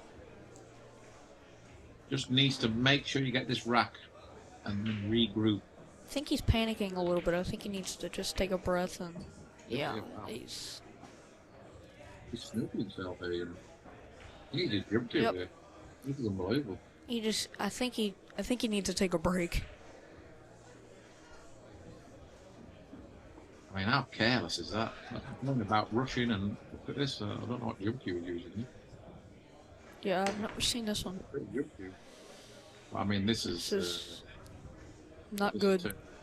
I mean, got lucky there, but I mean, this has turned into a little bit of a nightmare. I mean, Oscar probably can't believe he's coming back to the table. I know. After this break, I mean, Oscar's scratched on 3 of his last 4 breaks, and he's still won the race. Chris has to capitalize. He's not capitalizing. That's why he's losing. This rack, I mean, he had such an easy way out. The only way this rack could go wrong is what happened right there. So Oscar's going to put the 3 in front of the 8 and the cue ball down by the 5. A little bit short of speed, but He could still hit it. He actually left a big piece of that 3. this is now a big rack for me because if Chris loses this rack, I think he could easily lose his head. Yeah. This set could get away from him very, very quickly, completely. He really needs to win this rack. He might have got lucky here. No. Nope, Oscar can make it. I think Chris tried to make that shot. Yeah, he called it. I think he was trying to kill the cue ball up table too. But I mean, it's not looking too good for Chris. Yeah, if this ball goes in, Chris will have a lot of trouble this set. Ooh. Get away with one. If Chris, he might have. No, he can get it. If Chris does not get out, it's. I mean, this is extremely easy right here.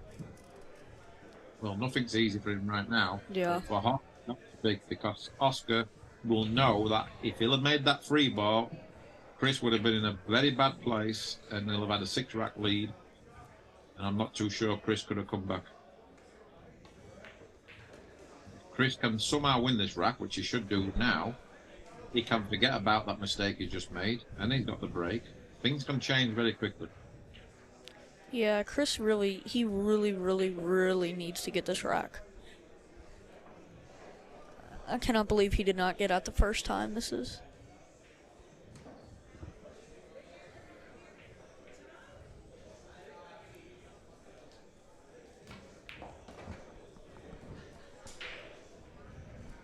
Yeah, and it's not even pressure really. It's just he's just lost his focus. He's lost his concentration. He's lost his feel. He just needs to regroup, refocus, start bearing down on the shots. Take him a little bit more time. Because for me, he was playing way too quick. I mean, if he gets out here, he's in the exact same position that Oscar was in. And this will really be a good test for Chris. Or even that shot there, he was really playing for the 8 in the corner. Now he's going to play for the 8 in the side. Yeah. I kind of like playing for the 8 in the side better here, actually. Well, yeah, with this situation of how much he's struggling, he's like that. I mean, he's very weak at the moment. So this is a. He's down on the ball, rushing again.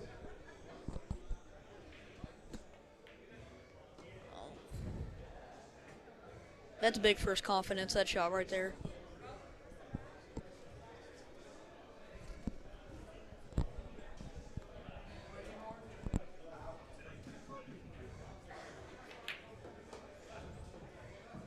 So he managed to escape there from that bad mistake. So Oscar's let him off the hook, 14-10. I think, right, you say, Aiden, it'd be a good time for Chris to take a little break. Yeah.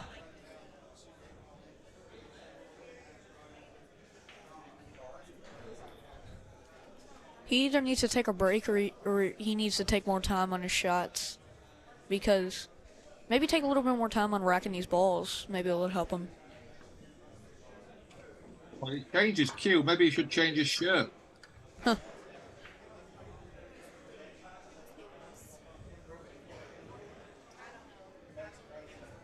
Yeah. This is a big break. If he scratches, yikes.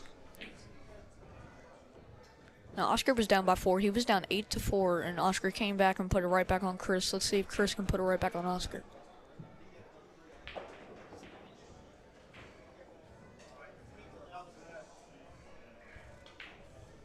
I wonder what the break cue's got there. I think it's a mez. Okay. He doesn't have a cue sponsor then, right? Nope. I don't know what kind of jump cue. Ooh, he did like a soft break. Or not, it wasn't a soft break, but it was softer. Yeah, he sort of let up a little bit on that break. Yeah. And that's make the second balls down, and he lost the cue ball sort of weirdly.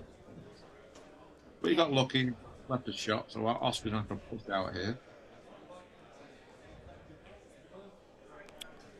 Question is where to? This is a odd spot. So he's just going to bump. He's going to tie the 6 up against a 9. Which is okay. He's left a little piece of the 1 ball. So Chris has got options here. He can put Oscar back in. Or he can maybe play the 1 to the side rail, try and get the cue ball behind the 5. And a bank shot is available here on the 6. If it comes down to the 6 ball. I'm not too sure I would take myself. I think he should. Yeah, he's going to give it back.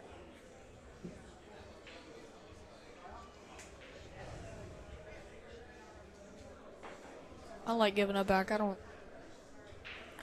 Shots just. It just feels. I just don't like it.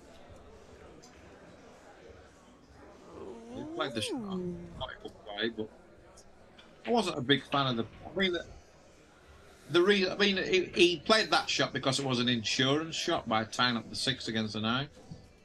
So he took a risk there. Yeah. Just didn't get the speed right of the safety, but the idea was there. So Chris got to be a little bit careful here. There isn't much of value in going for the bank because it's difficult to get on the 2. He could hit the 2 fin and put the 2 towards the 4 and the 10 and try and get the cue ball behind the 9. That's definitely an option. He could play thin, get the 1 towards the 5 and the cue ball towards the 4 and the 10. Yeah. Or he could back the 1 towards the 2 and the cue ball behind the 5. I mean, that's not bad either. I like that shot. Banking the 1 towards the 2. Looks like he's gonna. Yeah. I didn't like that 1 ball. Yeah, you got lucky there. But, yeah, that could have leaked out there. He could have leaked that off the 10 ball to the left hand side and left a cut. But it's worked out pretty good because he can't come off the side rail because the 6 and 9's in the way. Oscar's taking a break. He's taking a break, so I guess we will take one because it'll be 5 minutes. Yep.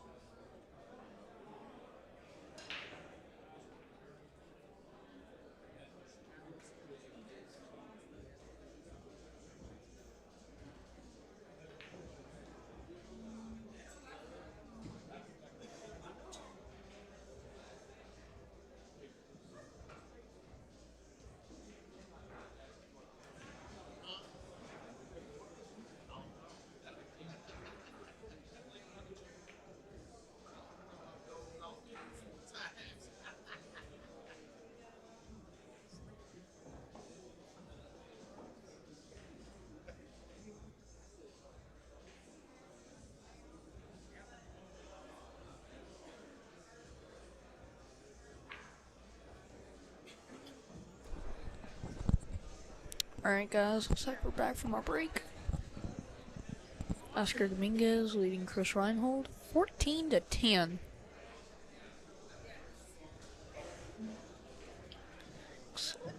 Oscar's calling it straight, or I don't know what, I don't know how it would go in there, but looks like Oscar called in the bottom right hand corner, jumping. Tried it. And Chris can see the left side of the one ball. I think he may be able to send the 1 into the 10 and send the cue ball like 3 or 4 rails up table behind the 5. Think that is an option. Top right English. Or it looks like he might be going, I don't know.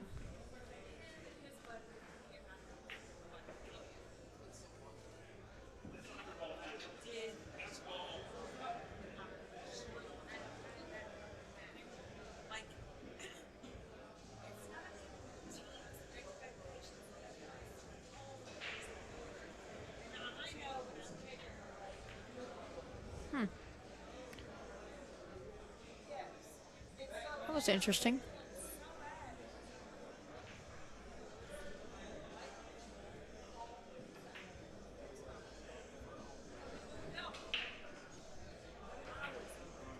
Cannot believe he did that. That was a very... Watch that. What happened? Oscar jumped, tried to bank it straight back, missed it, and Chris had an edge of the ball, and now he's left Oscar this.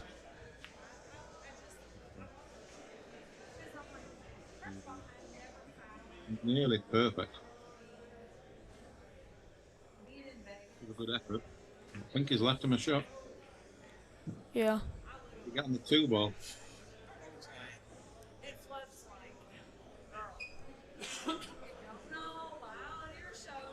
There you go. Forward, kiss the 5 and come 2 rails up.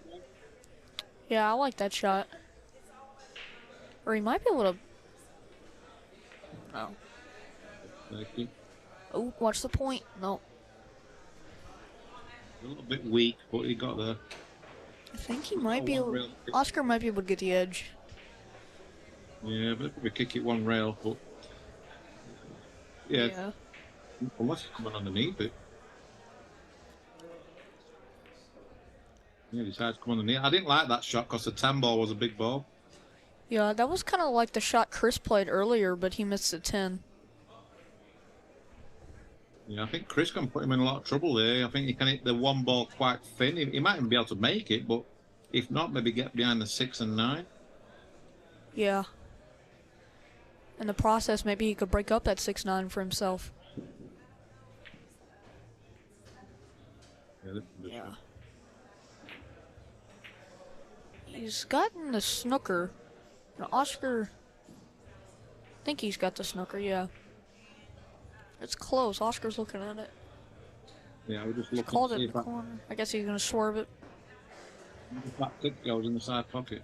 I don't think so. Yeah, he wants to hit this quite just like quarter ball.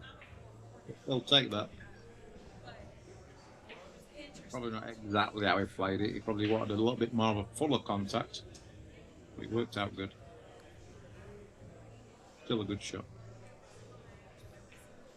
So here you should play 2 rails and get the 1 ball between the 2 and the 8 towards the top rail. Not easy to execute that. Yeah, that was a problem going that way. On the wrong side of the 1 ball. I think he's left Oscar a shot here, but good thing in Chris's favor. I think you can get the 2 goes in the side pocket, right? Yeah, I think the 2 goes. Yes, it does. Well, I think he's okay. He can just play this IQ ball with a touch of the left. Like a tip of left, just miss the 3. Sort of in between the 3 and 8 here. Probably a little bit more than a tip of left. Perfect. Yeah. Speak. Ooh, it's a little bit. Yeah, hold her in. Let's just cue ball a little bit.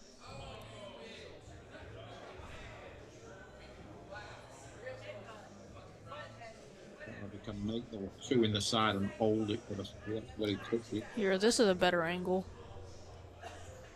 Very touchy. Yeah. We overrun that by about foot. To be comfortable. Where now you got that bit of distance, slow rolling this ball. It's not easy, but you got to trust the table. Yeah, that's why he wasn't comfortable about rolling that ball. Yeah, he got very lucky. Yes, he's gotten extremely lucky here. Got a big roll. Now, Chris, I like kicking at the top rail, and he's gonna try to. I think he's gonna try to hit the left side. I mean, the right side of the 2, and try to get it under that 9-6, the 2 ball. Hard to get past the 6 and 9. He might have played 2 rails here. We played it 1 rail. This needs to be perfect. Nope, 9 didn't get there. Yeah, I didn't like that shot. The 6 and 9 was a problem there. That's why I would have played 2 rails. So Oscar's got very lucky there. I mean, it's got to be said. I mean, he got very, very fortunate. When things are rolling your way, they're rolling your way, and they're definitely slightly rolling Oscar's way at the moment. I think Oscar was even for a split second looking to tie Chris up there. I'm guessing he's going for the game. I mean, he's going to try and out here. Yeah. The 3 ball does pass. Oh my gosh! Look at this. Look at this ball. Here's a better angle at it. He hasn't even looked at the. He hasn't even looked at the 2 ball. I mean, look how deep that ball is. Yeah, I mean that's never in this world playing like a 4 1/4 pocket. Oh my gosh! That's just careless because he's just thinking about the cue ball there. So he hasn't even looked about. He hasn't even looked at the 2 ball. I know, he didn't even look at it. It took him a few seconds, then he saw it and he was like, "What?" That is. Chris has gotten a little funky here. Very funky. He's going to play this in the top right hand pocket. Now it's like 50-50 whether he makes his shot. Yeah, this is. He might be playing safe. That's what it's looking like. How he was queuing up to that ball.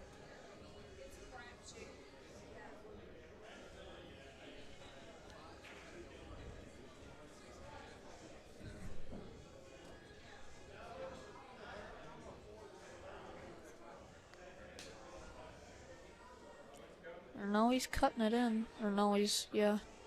Ooh. He's just played that shot. I can't believe he hasn't tried to make that ball. Yeah, here's a... Ooh, that looks ugly. Well, Chris, he's really struggling.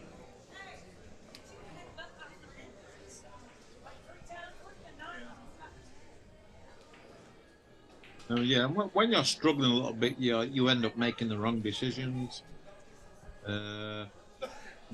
Careless, it's just careless. I mean, like I said before, if there's one weakness in his game, it will be his cue ball. And that's minor. I mean, obviously his cue ball's not bad. It's just compared to the top tier boys, like let's say the top 10, 20 players in the world. I mean, their cue ball's good. Yeah. This is a tough one right here.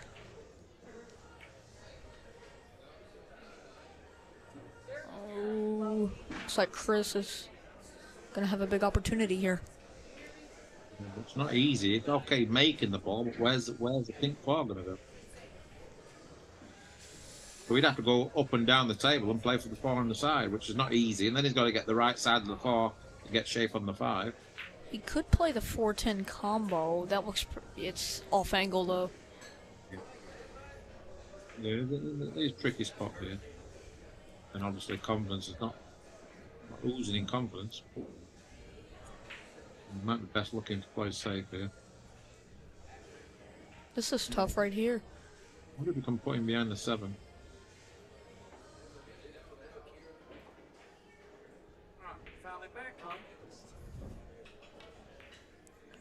Made that.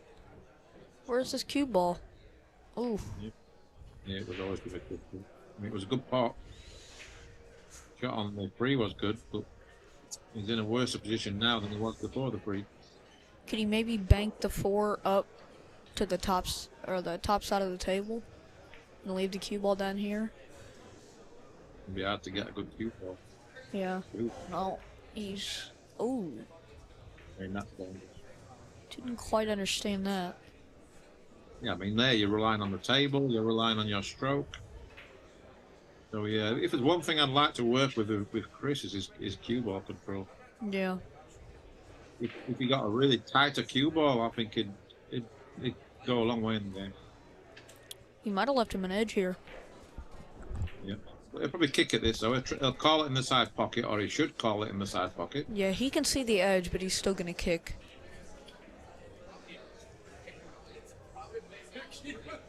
If he can see enough of the 4, then he can split it. He can split the 4.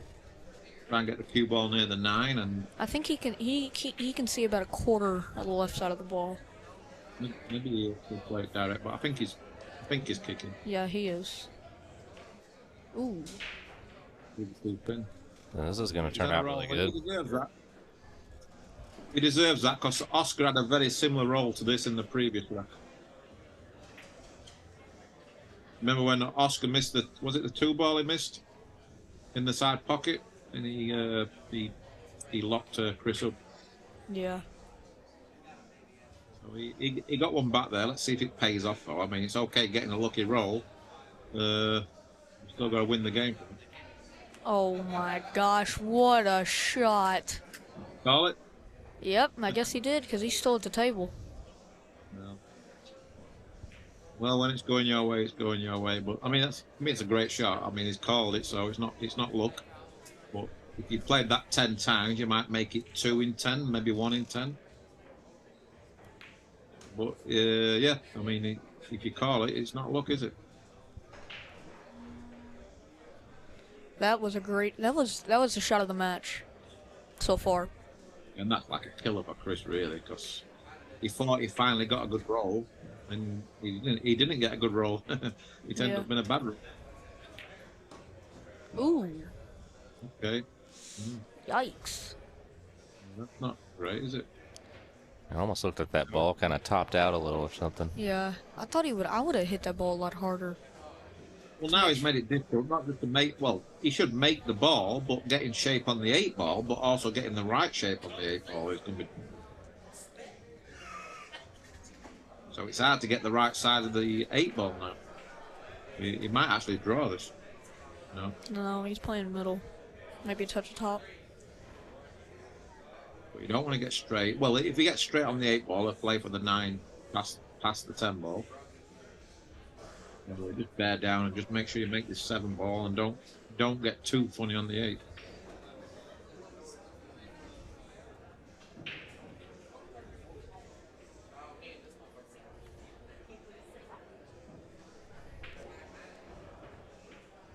Yeah, just stop to Oscar in his tracks a little bit. He's starting to overthink again a little bit. Yeah. So if you think the last 7 or 8 racks, he was playing at really good speed, had that spring in his step, where now he's just started second guessing That's himself. good. does not want straight. Yeah, slightly off straight's okay, because then he can play the one rail and come for the 9 in the same pocket. Do you think he's okay there? You think he can go forward? Yeah, I think he can with the touch of inside.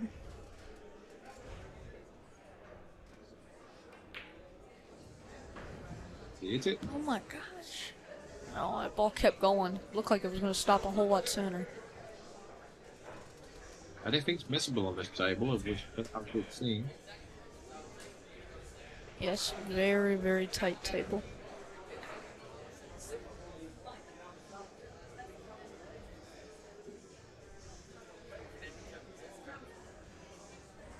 That's a great shot. That ball might have gone in on a snooker table. Yeah, I'm not sure if it would have got in on a Chinese 8-ball table. Yeah.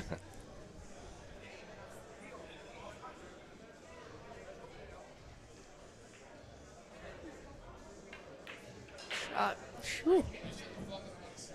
15-10. Well, Oscar's halfway there for the first set. What do you guys think to the Moscone Cup next week? What are you feeling?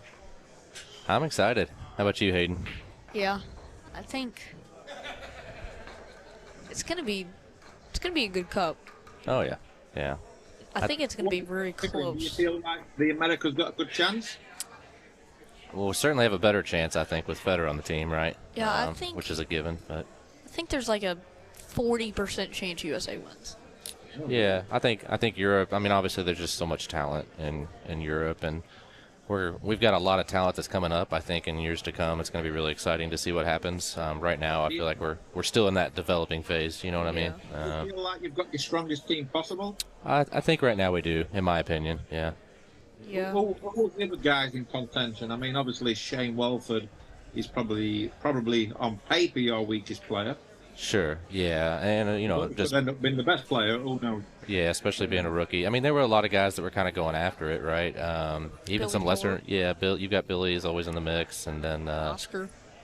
yeah. I mean, you can never count out Oscar, but And when Chris was playing a lot of events, he was a contender, but he didn't play that much this year. no, yeah, I think he was kind of focused on some other stuff this year, from what I saw. But yeah, I think My dad's over here throwing beer bottles. Yeah, I think I'm looking forward to seeing Shane Walford play because I think he's a good player. But also, I want to see how he handles the pressure and obviously that environment. Even Fedor, I'm excited to see how Fedor deals with the crowd. yeah. He's going to get a lot of stick. He's going to get abused. Yeah. Yeah. Well, in Really 2020. badly. He's going to have 2,000 people like sharking him basically. Yeah, because it was the only time he played was the COVID era without fans, right? Yep. I remember right. 2020. Yeah, so it will be interesting. You're gonna have a bunch of guys like just constantly sharking you, and which is wrong, really. But I mean, it's just the way people are when they've had a drink. Oh, sure. I mean, honestly, I like it. I think that it's the same thing with the Ryder Cup. I mean, it's almost the purpose of the event, right? Chris. I mean, the Moscone Cup's brutal, especially in the UK. Sure. Terrible shot. He's completely quit on that. Oh my gosh. Yeah, it's just that Alexandra Palace in London. It's just mental. Yeah. It's going to be exciting to watch. You just never know what's going to happen, do you? It's just, but yeah. Oh, yeah. I mean, even, if Fedor can deal with the crowd and everything, then and plays his game, then anything can happen, really. Yeah, and I feel like the Moscone Cup more than anything else, even like the World Cup and the doubles, it's just so much momentum driven, right? Like, it's a short race to 5. Anything can happen in any of the matches. Ultimate breaks also. Yeah, it's the team. It's the team that gels well, the team that knows how to pick themselves up, and that's who comes away with it. They're playing on Rassens, aren't they? Yes. Well, the way I used to look at the Moscone Cup when I was playing, I always said to the guys, right, even though it's race to 5, really it's like a race to 50, like race to 55, because you got to win 11 points, right? Sure. Yeah. So you have to win 55 racks. So I think to win the cup, you can't really win it getting lucky. Sure. Well, that makes sense. You can win a few sets getting lucky, like race to 5, but I always said to the guys is, look, it's basically a race to 55, race to 60 racks. Sure. So that is the mindset to have, really. So then over the week, luck goes out the window, I think. Unless it goes 10-10 or 10-9, then obviously anything can happen. Yeah, I think it's going to be really close this year. Yeah. Well, it depends on Shane, Skylar, and Fedor. If they play their game, then they've definitely got a chance. Yeah. I think anyway. And not, but obviously it's difficult. You know what I mean? It's hard. You can't playing away from home. That's the key, really. It depends how they handle the crowd. I mean, like Tower in 2018, he came out and beat Niels fine. Yeah, I remember that. Yeah, but I think Tyler's a better player now than he was then. Yeah. Ooh.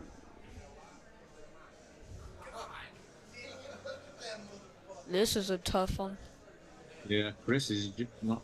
He's not getting through the cue ball. It's just everything's difficult for him right now. That 8-ball's in a bad spot. Yeah, it does go though. If you get on it, it does go. And the good thing is that the 9's close to the 8. This is a big shot here. Does he go for it? Because he has turned a couple of these type of shots down. Yeah, I think he does. You know, he's got the momentum right now. He drilled it. Oh yeah, great ball. Yeah, that's one of his better shots. And the good thing about that shot is all you have to do is make the ball right. Shape's going to be coming your way, so. I wonder if that 8-ball's frozen. Yeah, but he needs to get right behind it, just off straight. But he's got the angle here for the 7. What's he doing? I'm a little bit surprised he didn't keep the cue ball closer to the rail there. Thought he would have draw over from the 7. And now he's got to play follow with a touch of the left. I'm not sure he can get too close to the 7 to the 8 now. He's going to punch it over. Okay, he had more angle than I thought there. Oh, that's perfect. Perfect, yeah. Yeah, good shot. Yeah, he played that really well. Yeah, I didn't think he had that angle. What do you do here? Do you just follow just slightly with a touch of right English, just let the cue ball float down? Or can he punch it out? Can he punch it out for the same pocket? Yeah, that's what it looks like he's doing, because he's drawing. Very good shot. Looks like Oscar Dominguez is going to go up 6 racks, his biggest lead of the match. You do good? You're good. Good. I mean, Chris looked good up to 8-4, and then since then he just fell apart, really. Yeah, ever since he got to 9.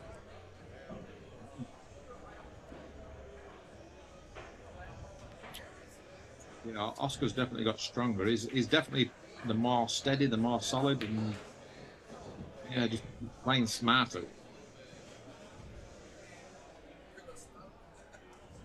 All right, Oscar Dominguez, 16-10.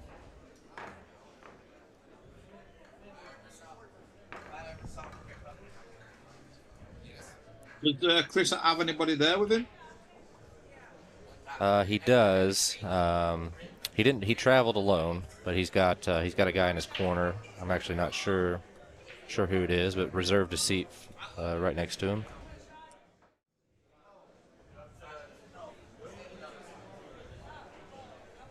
Yeah, I always like it when someone's got a corner man with them, and especially in these type of games. There's going to be a lot of ups and downs, a lot of ebbs and flows. You need someone to pick you up at the right time. Sure. Uh-oh. I just feel like Chris needs somebody in his corner right now. There's a chance here. It's the kind of thing you're asking for when you're in that position, right? Yep. Well, he's had multiple of these chances, and he has not taken advantage of them. He's had Oscar scratched 3 times on the break, and Chris capitalized on one of them. The other two were no good. Yeah, I didn't like this shot. I didn't like Oh. it. It was a lot more difficult than what it looked, that shot there. I thought he could have just played safe and banked the one ball back down table and get the cue ball behind the 9. Yeah. That was a tough shot to get to miss the 8 ball and get shape on the 2 and make the 1 ball. I mean, and when you're struggling as well, they're even more difficult. You know what I mean? This will be interesting to see how Oscar gets on this 2 ball. Yeah, Chris is really weak at the moment. Yeah, it's not easy. He's a path there, but he's got to play it really well. He's got to come up just before the 4. We need what, 1, 2, 3. Where's pointing his cue Gotta now? watch the 4 ball though. Rails to get on the 2. Got to avoid the scratch in the side pocket. That's the key. Just missed the 4. So I kind of like playing with a bunch of inside and maybe going in between the 8-4. Yeah, possibly, but I'm not sure you can do that on this table. But it could, only if you can really cut it and come in between the 6 and 8. Come down that way. Oh yeah. He might scratch though if he plays that. I think he can do it. That's what he's playing. Look at this. Oh, just barely missed all those balls. Amazing that he even nearly hit those balls. I can't believe he didn't hit one of them. Yeah, because he was playing to it the side rail there, not the short rail. Yeah, you could see him watching it as soon as it took off, way inside what he planned for. Yeah, the spin really grabs on these. He's drawing, probably playing for the side pocket. Yeah, I thought he'd be going forward here, but he's drawing back to the side pocket. Ooh. Notice that Oscar tends to play for the side pocket a lot. Yeah. Times where I thought he'd play for the corner. Yeah, I thought he would have gone forward though, roughly towards the 5, and then play the 3 in the opposite side pocket. Yeah, he's gotten. Ooh, this is. Can't avoid the 10, can he? But he needs to try and catch the 10 spin, and then. He's gonna have to hit the. Yeah. Wow. Oscar's recovering from his mistakes really well. Yeah, and he's gaining confidence also from his opponent. Yeah. His confidence is really giving him a lot of confidence. You know what I mean? Obviously, Chris is struggling.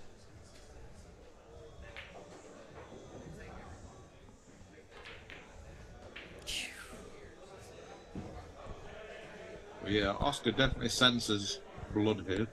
Yeah, I like playing.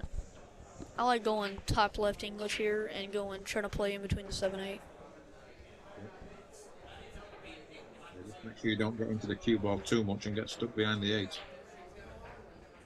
But don't overspeed the ball too much with this shot. That's the key. I don't like drawing just because of the table. When you're playing that ball with top left English, it kind of throws the ball into the hole. But when you're playing that with the draw, it can spit it out a lot easier.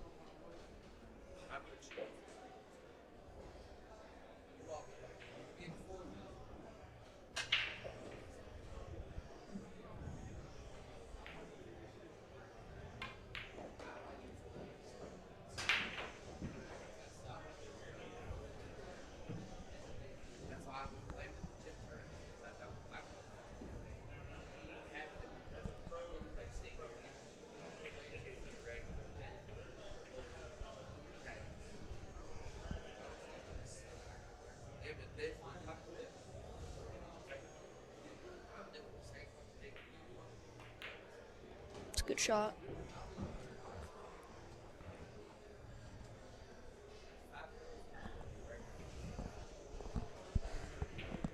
He would like to get straight on the 9 ball here. I don't think he can do that now. Yeah, it looks like he might have to go possibly 3 or else he get an 8-10. He might just kill it.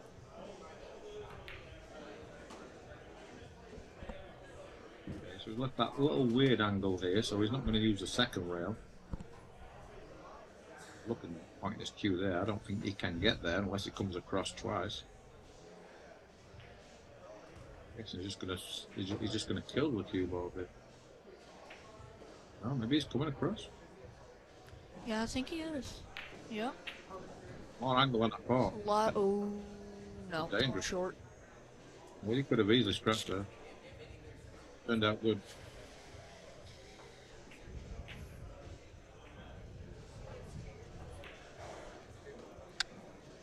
$17 to 10 in favor of Mr. Dominguez. Yeah, something's going to change big time for Chris to get back in this game.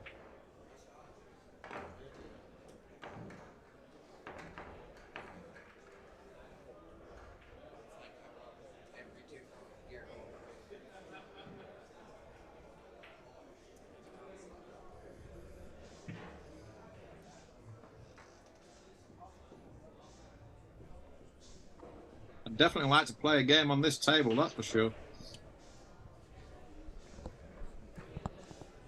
You got a good setup, nice tuck table. Yeah, we got to get you in some action, Darren. Who we taking down? I need to have a game with Tyler, don't I? Yeah, that's right. We had a match with Tyler scheduled. We need to get that back on the books, I think. Yeah, I'll play Tyler. I'll play one of these two. There you go. If you can find a way to beat one of those guys, I might let you play my man Hayden, but we'll see. You know, Hayden speaks a good game, so for 12 years old, I think we're all in trouble. Yeah, I'll tell you what, man. He's one of the juniors we sponsor here. He's been a tear on the JIC, the local American Junior Tour here for a long time now, and only getting better by the day, it seems like. Every time I play him, I like playing him a little less and less. Kelly's the player by just his commentary, which is amazing at 12 years old.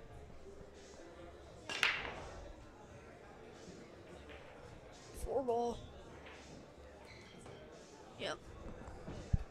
Two balls got nasty. It seems to, the few times I've seen where Oscar's missed the side balls, he's had the four-railer going, which is always, you know, Yeah. when you got that insurance also going for you, it's going to be tough to beat. As long as one of them goes in, it don't matter. That's right. Well, two ball got funny, but he came up with a good angle on the one to try to develop it here. Yeah. The 2 and 3 have a pretty decent gap in them. So they're not real close to each other. Yeah, he might break them open, or he might, yeah, just break it open, I guess. Just missed him. That's tough. If he tried to play two rails and come underneath, come off the rail, then hit the two. That would have been the better option. It's called the three ball cross side. Or cross corner, excuse me.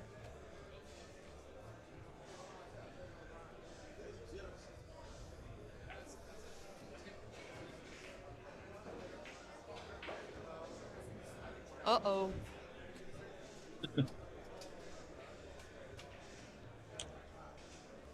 Good try. It was a touchy spin shot. Anytime you're relying on the spin for your speed control, it's always going to be tough. It was a good effort. Chris is a little bit funny here. I think he'd try and put him underneath the 9, but you need to be careful with the 2 ball. I think just sacrifice that and make sure you get. I think he got the snooker. He's quite good at. He'll be open. He hasn't left him an easy kick shot here. I think he might be able to see the left of it. Can he come underneath the 2 ball? Can he just miss the 9 and come underneath the 2? Call the 2 inside. Ooh. Got a little bit lucky there. Oh, did he leave the gap, Kyle? You can see it better than me. He's left again. Yeah, he can see the ball. I think he can see it to make it, to be honest. Good luck getting shape on the free ball. Yeah, good luck. Yeah. I mean, top left English. Yeah, that's where he wants. Right where his tip was. This is tough. You never know with Chris. He might have a go at this. Oh my! It's like the spark he needs. How's that shot? That was better than Oscar's kick. Yeah, that's the best shot he's played for 2 hours. That's the shot of the match. I'm hoping that's going to be the shot what's going to give him the kickstart he needs. Yeah, I feel like that kind of shot will put you in stroke. Yeah, that one shot can change everything. Yeah, he looks. After that Playing shot. safe. Yeah. Oh wow, that's unbelievable. I can't believe he's just done that. What? Yeah, he fell a little straight there. I was kind of wondering what the plan was, but I really didn't think he'd duck even after that. Yeah, I mean you've got to go. I mean he's just played a great shot. Make the 5, draw back what 2 feet, make the 6 in the corner. It's natural to come across for the 7. I mean that just I'm absolutely amazed he just played that shot. I mean he still might win the game from it, but to me you're just letting your opponent back to the table again, and it's a pretty straightforward kick. He should hit the 5 ball here. So Yeah, I mean, anything can happen. he's going. He's going to call the 5 in the corner. See, I like kicking the left side rail. I mean, the right side rail. But the good thing coming off the top rail is that if he hits it on the right side, he's going to get safe if he don't make it. He's looking at going 2 rails. Yeah, he's looking. I can't believe Chris has just played that shot. Yeah, especially the way he hit it. Like, he didn't take much time. I mean, Oscar could have been. If he would have taken a little bit more time, Oscar could have really been buried. But he didn't. I mean, didn't leave that he didn't leave Oscar that tough.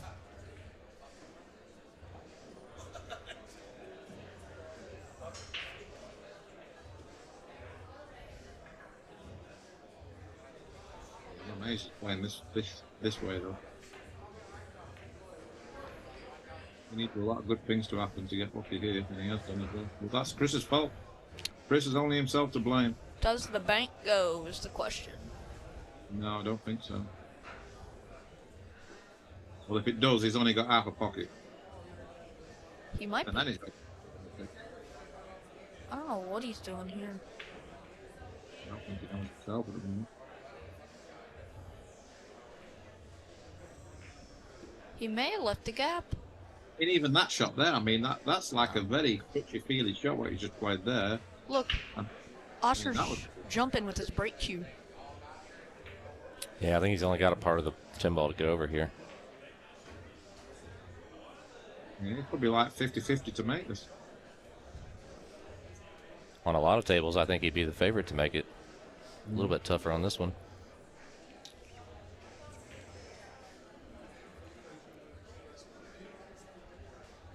Oscar's been jumping very well.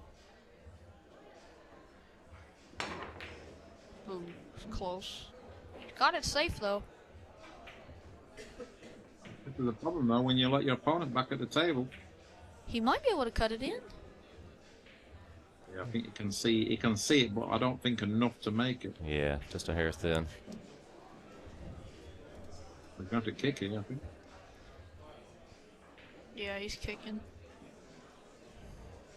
He's called it in the top right corner.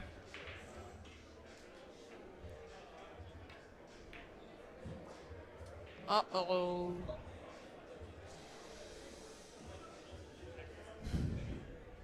It's not looking good for Chris. Yeah, but the balls don't really do they? I mean, I just can't. I'm flabbergasted that he turned down that 5 ball. After making such a great shot as well, that's just that's a shame.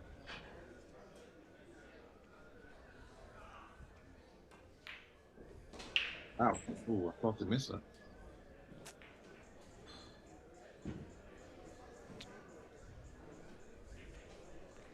This is...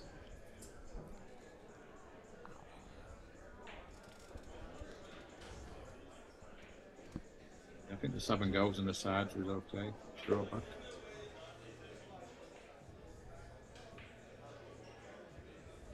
Yeah, the 7 definitely goes on the side.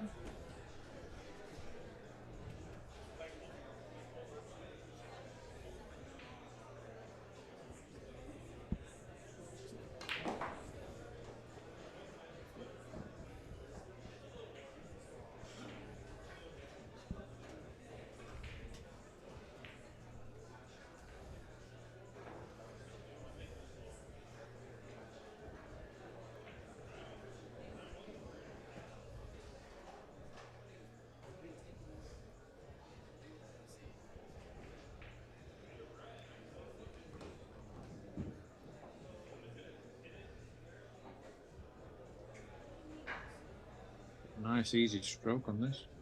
kill the cue ball. In turn, that makes the pocket a little bit bigger. Don't want to be hitting this ball hard, just stroke it in. And they're definitely worried about these pockets. Got a little break here. Wipe his cue down. Yeah, and it's a busy room too. Like I said, I think maybe a little bit of the experience showing. Something kind of caught his eye and reset.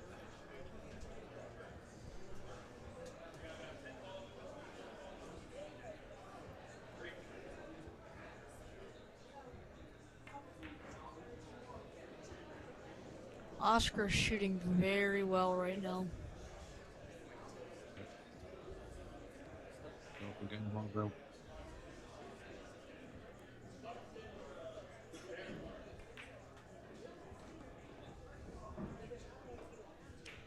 Maybe 18 to 10. Turn them. Really, like what? 14 to 2, right? Yeah. Since it was before. He's won 14 of the last 16 racks.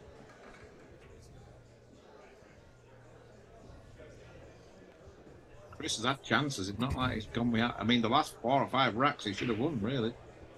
He's had ball in hand maybe 3 times. I'll give about 3 times in the last 5 or 6 racks. I want to give a big thank you to our sponsors making this event happen. CNC Computer Technologies. They're in the area here. Any kind of IT needs you have, these are the guys to talk to. If you ever need help getting a hold of a sponsor, just reach out to me over here at X-Pool or Rail Yard Billiards and get you connected. Got Michelle Griffin, realtor extraordinaire. Michelle's a huge supporter of pretty much everything we do here at Rail Yard. Can't thank her enough, and loves the game. Heard nothing but amazing things. She has a lot of clients in the area here. Obviously, we got a lot of fun stuff happening in Louisville. Maybe you need to find a place and move a little closer. That's who you want to reach out to. Blue Mill software development company helped us build the X-Pool platform, and as well as Albert.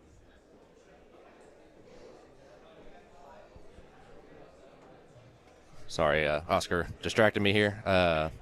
Albert over at Fort Worth Billiards, huge supporter as well. Can't thank you all enough. Definitely reach out to them. They've got all kinds of stuff. Anything you need pool-wise, you want to reach out to them. I'm going to answer Oscar's question here real quick. I'll be right back with you.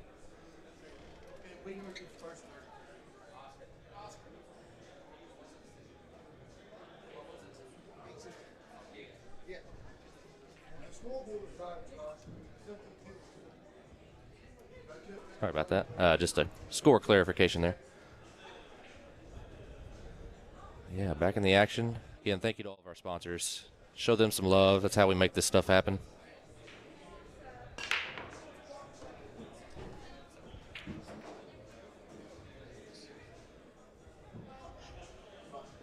We also have streaming support from the Facebook groups, Windows Open, Dunsky Dungeon. Follow those guys if you have not already. Talk about some great content.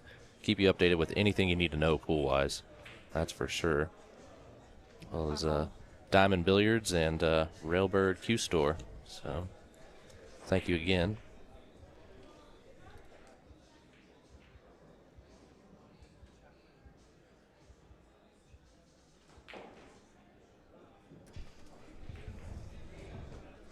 It's pretty amazing that Oscar's up 18 to 10 with how many times he's scratched on the break.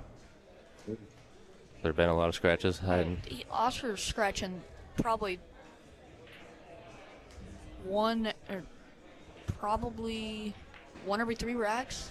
Really? 1 every 3 breaks. I mean, it's ridiculous. Well, Because he's still up at 8 racks.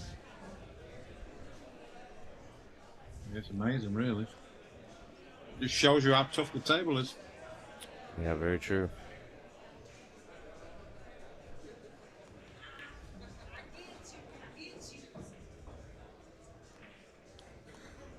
This is where Chris has really something's got to change big time. He's got to really kick on now.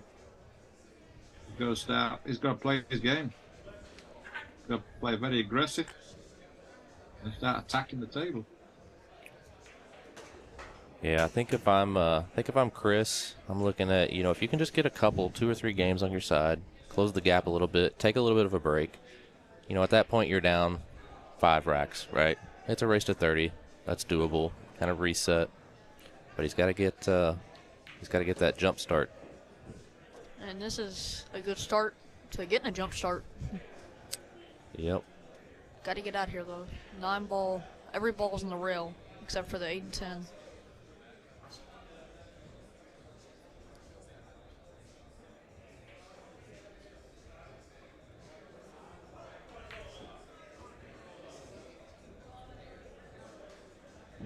Still not out of the woods. Still got some work to do here. Yeah, he's gonna have to either check this with a lot of inside or come real tight to the top left corner. The inside's no good. So he's going to have to play for the 9 in the same pocket.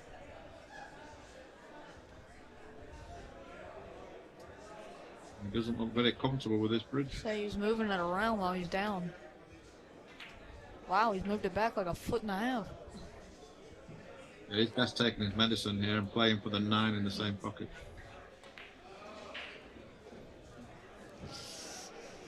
This needs to kiss.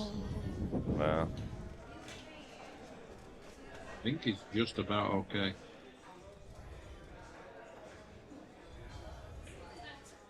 Yeah, this is not good.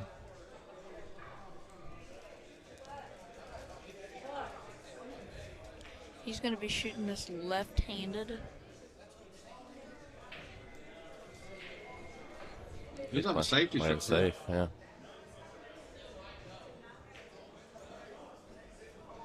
He just amazes me how careless he is. I mean, he's had ball in hand about 6 or 7 times in the last 7 or 8 racks, and he's just so careless. I mean, Chris should be up right now. Like, that's how many times Oscar has given Chris ball in hand, and Chris is not capitalizing. I mean, he has to win this rack, really. I mean, I bet Oscar can't believe that he's coming back to the table in some of these racks. Well, yeah, you got to look at where he was just with 4 balls left, right? That's the shape on the 8 that got him.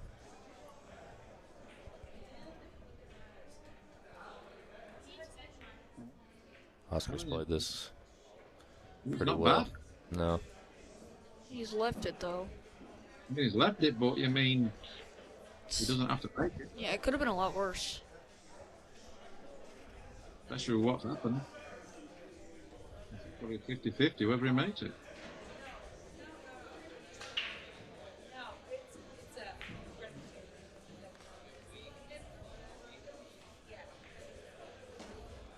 Wow. It was a good shot, but his heart must have been in his mouth for a split second there. The cue ball going very close to the side pocket. But it was a rack he needed, big time. And he really needs to string some racks together now. He needs to really go at it.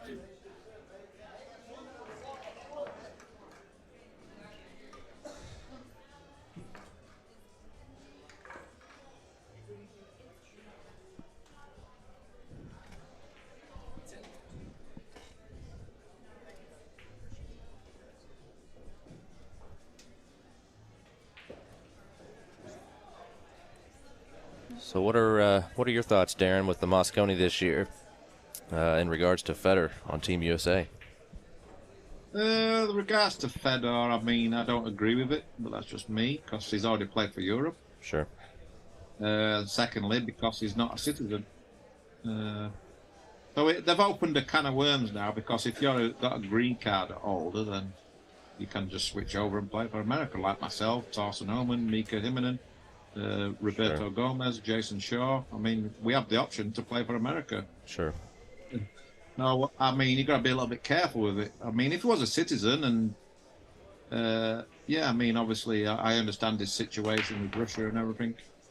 But to me, the worst thing for me is that he's been trying to qualify for Europe all year.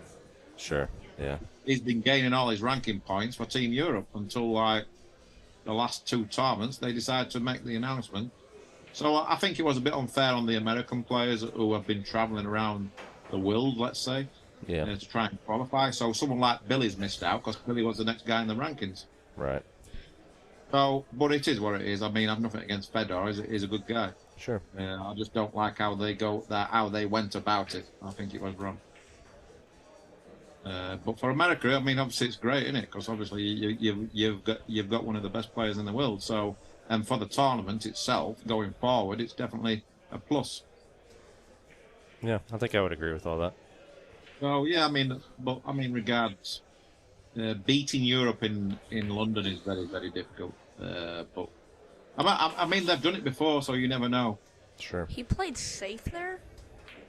Never know. They definitely got a chance, that's for sure. But I don't think the European team's as strong as what it could be either. So Yeah. I mean, Hatch is not playing, so Right.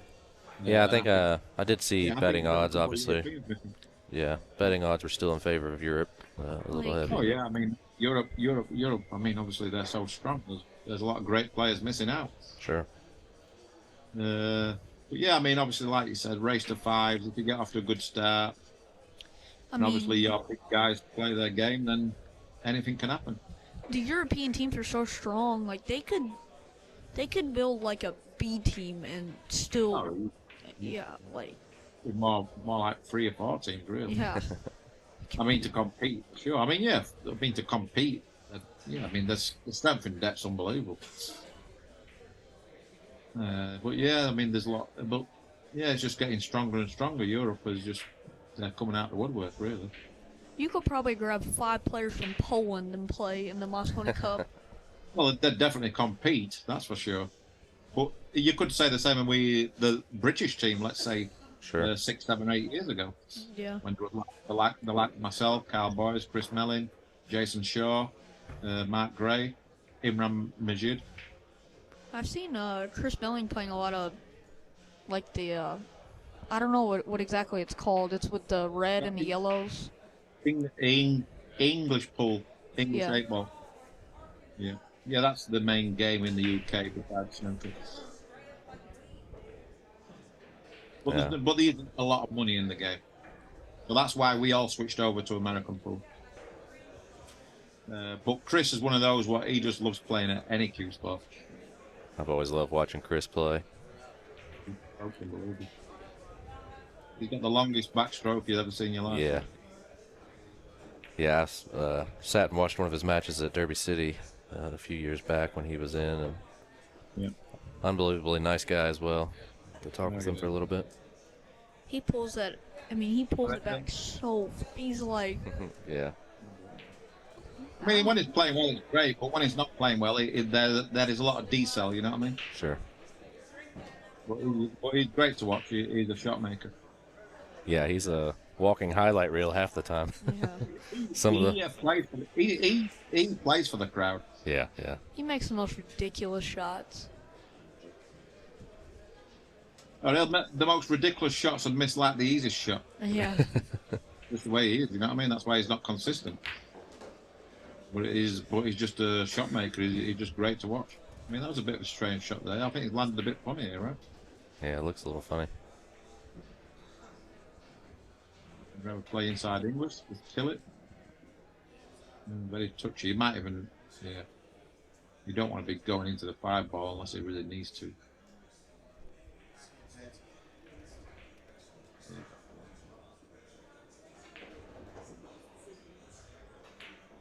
Good shot here. Oh my God. Oh, wow. He changed his mind there, Kyle. Yeah, he did. He was looking to soft spin. Where he wanted to put the cue ball, and then he decides to draw into the 5 ball at the last minute. It's like on his last backstroke, he's changed his mind and thought, I'm going to draw into the 5, and then because he did that, he didn't look at the object ball. Yeah. I mean, if you're like a big fan of Chris Reinhold, or if you're like a family member or one of his friends, I mean, you must be so frustrated watching him play. Yeah, I think that's really the difference in the match, really, is... No, in general, whenever I see him play, he'll do a lot of great things, and then he'll just do something crazy. Sure. He'll make like a crazy mistake from nowhere. Oh I mean, my gosh. What a shot from Oscar. Has the cue ball hit the 4 ball twice? I don't know. We Oh, it wasn't just my eyes. I feel like it like hit it again or something. it might have. We snagged a replay here in a minute. We'll try to take a look. Yeah, it was a I'd love to see a replay of that. wild shot, regardless. Yeah, I mean, it must be so frustrating watching Chris play. I mean, as a fan, just unbelievable. I feel like he can just blow somebody away in like 11-2 or something, and then like be playing perfect pool and then start making silly mistakes from nowhere.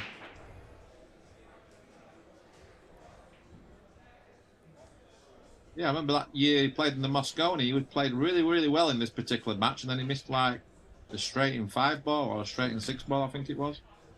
Yeah. That was 2020, wasn't it? Yeah, and I'm thinking like he's played great up to that point, and then it just affected him. It's affected him for the rest of the Moscone Cup. It's weird. That was in 2020, right, Darren? Yeah, 2020. Yeah. Yeah, it's like I say, like he does a lot of great things, and then he just something happens where it affects him. Well, I guess he's still young. I mean, it's something he can definitely work on and definitely improve on. Sure. Well, we talked about early on, one of the key advantages Oscar has is the experience, right? And so Definitely showing up in this one. In this set, it's definitely showed up big time. good out there from Oscar. 19 to 11. He racks the balls up. Done great. We'll take Oscar's done great in this match is sweep up, like picking up the pieces really well. All right. No. Oh, it went clean. He made it clean. I mean, that was a great shot. Yeah. Yeah, he's based like you say, he's like punished. He's punished Chris for his mistakes, and Chris hasn't punished Oscar. And Oscar's played better safeties.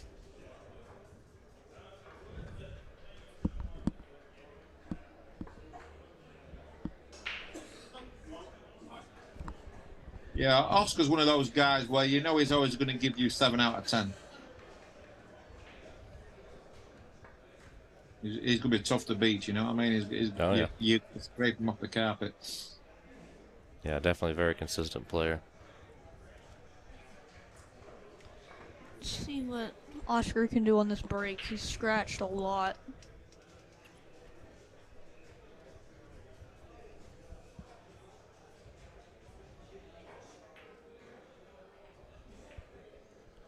Kyle, have you been to a Moscone Cup?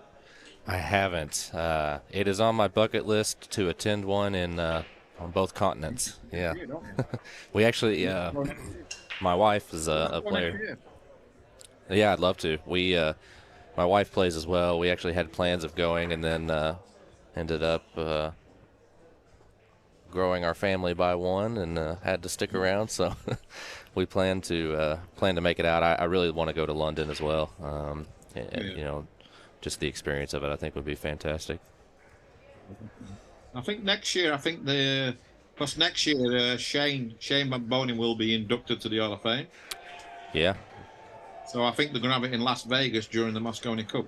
Okay. Yeah, that'd be great. So luckily for someone like myself, I'm already in the Hall of Fame. So I think they're going to bring all the Hall of Famers out there also. Just because obviously Shane's it's going to be a big one, right? Because obviously Shane I've been inducted to the Hall of Fame, so yeah, that'd be awesome. So yeah, I'll probably be there also, even if I don't play. So that should be a good one next year. Absolutely. Yeah, I've always wanted to go to the Moscone Cup. You think you'll make it to Derby this year, Darren? I'm hoping so. I still haven't decided yet. Yeah. I was actually gonna message Greg Sullivan about it. Nice. But yeah, I'm probably like 60-40 going at the moment. Okay.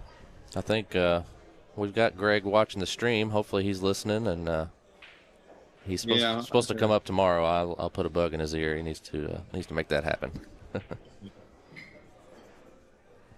Yeah, I missed it last year, obviously.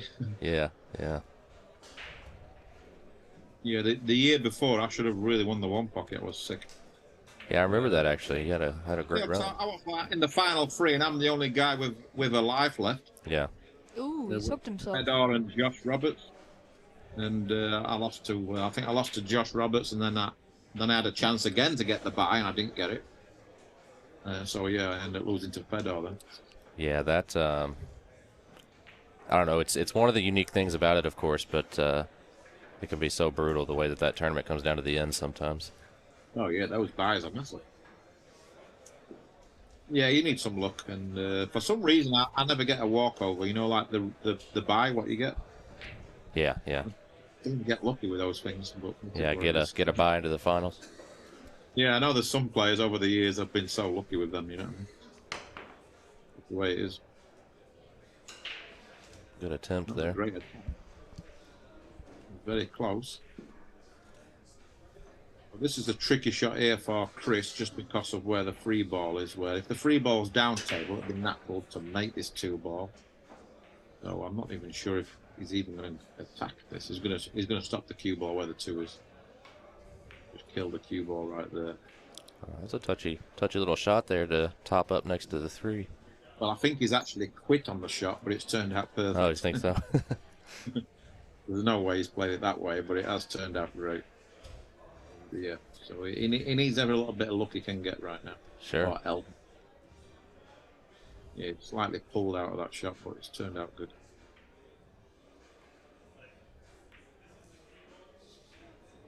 Yeah, you can see that there's one guy playing with some confidence and the other guy's lost his confidence, really. Yeah. But he's got a chance here. He's got a jump shot. But what I've seen so far, or what I've seen in the past, Chris is not as good with a jump stick than what Oscar is. But this is a very makeable jump shot. Sort of laying nicely. Just go over the edge of the 10-ball. He's got natural shape, more or less, for the 3. Hayden, are you any good with your jump cue? I'm all right. Don't let him lie to you. He hits them pretty good. How tall are you? Maybe 5 foot. That's not bad for 12. Yeah, he's I'll tell you what, man. Hayden hits him good, and he's not the tallest in the world, but he makes it work, don't you, buddy? Yeah. Chris hit that one good. Yeah, I gotta be good with the bridge. Yeah, that's a fantastic skill to have. Yeah, I mean, I used to neglect jumping because I'm a little bit old school. I like the kicking side of the game, but I realised that I need to improve my jumping to really compete with these guys. So I'm kind of curious on your thoughts, Hayden. When we're talking about Federer, I know your team Q-Tech. What did you think about Federer's switch with the 60? I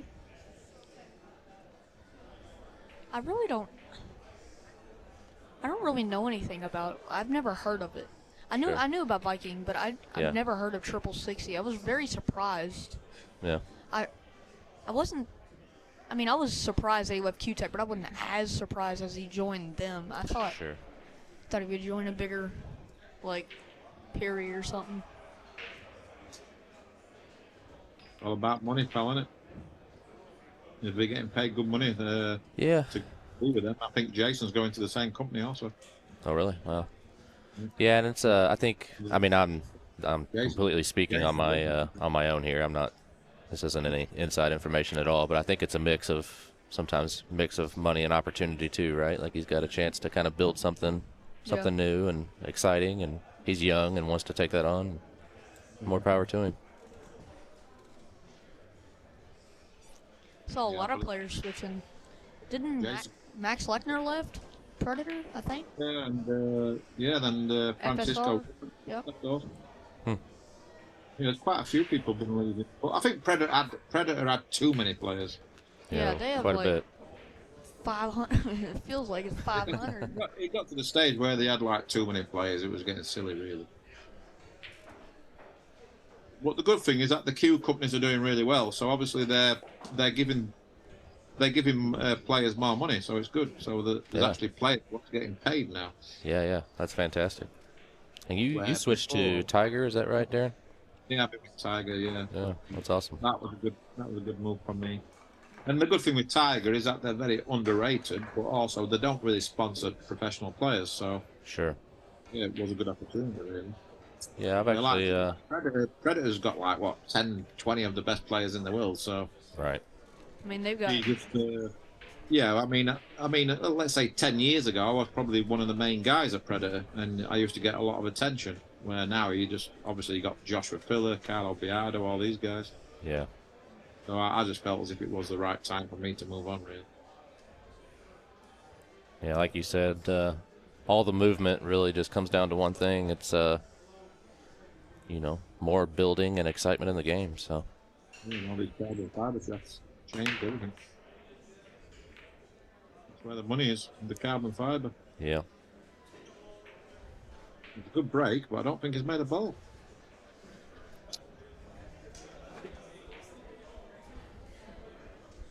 Luckily for him, he's not left a shot, so he's going to be pushing out here.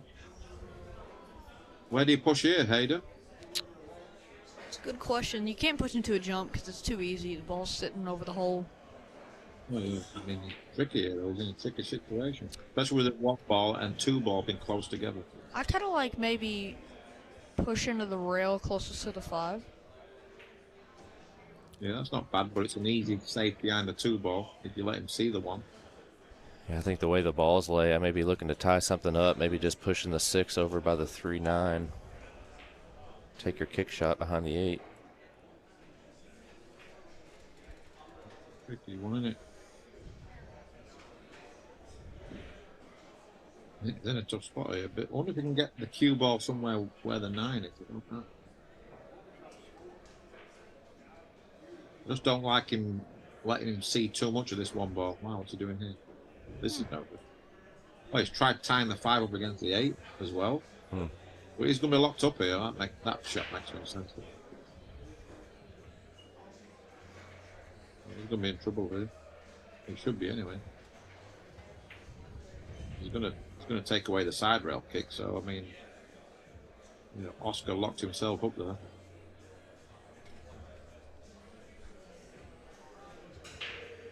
But the only thing in his favour is that it's a tough lay. It's a tough table. But he's playing inside English here off 2 rails. Watch this. Wow, nice effort. Too much. Now he's broke open the balls he didn't want to break open. So he's made Chris's job a little bit easy. Chris could go for 3 fouls here. Depends how easy that 3-9's laying. If that 3-9 is laying pretty good, then I think he'll try and run the run.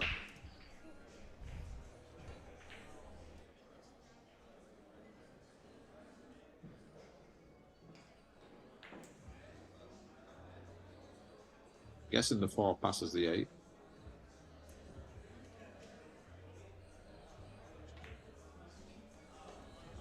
Okay. Not too sure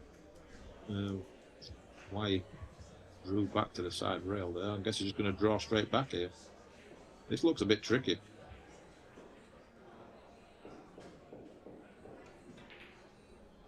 He's playing this thin. Playing a Karen? Yeah. Definitely getting a little funny here, right? I don't understand what's going on here. Will the 3 pass the 6? No, I'm really not sure what the play was there myself. Yes, sort of confusing me with some of his shot selections. He's called the 9. Thought he should have played another snooker there, put him tight behind the 7 ball, and then if he does get ball in hand again, it would have been a lot easier to get up there for the 3-9, but maybe he sees something I don't.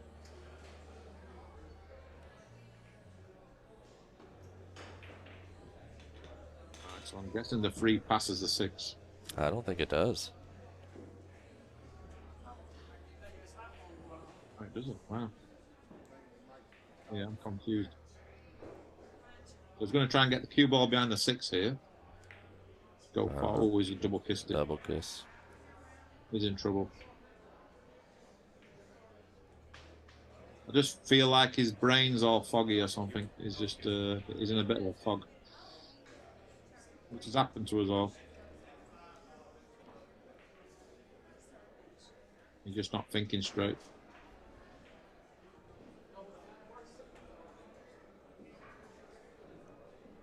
Well, remember the last match with Fedor and Tony? I mean, they both really struggled with the table, especially Tony.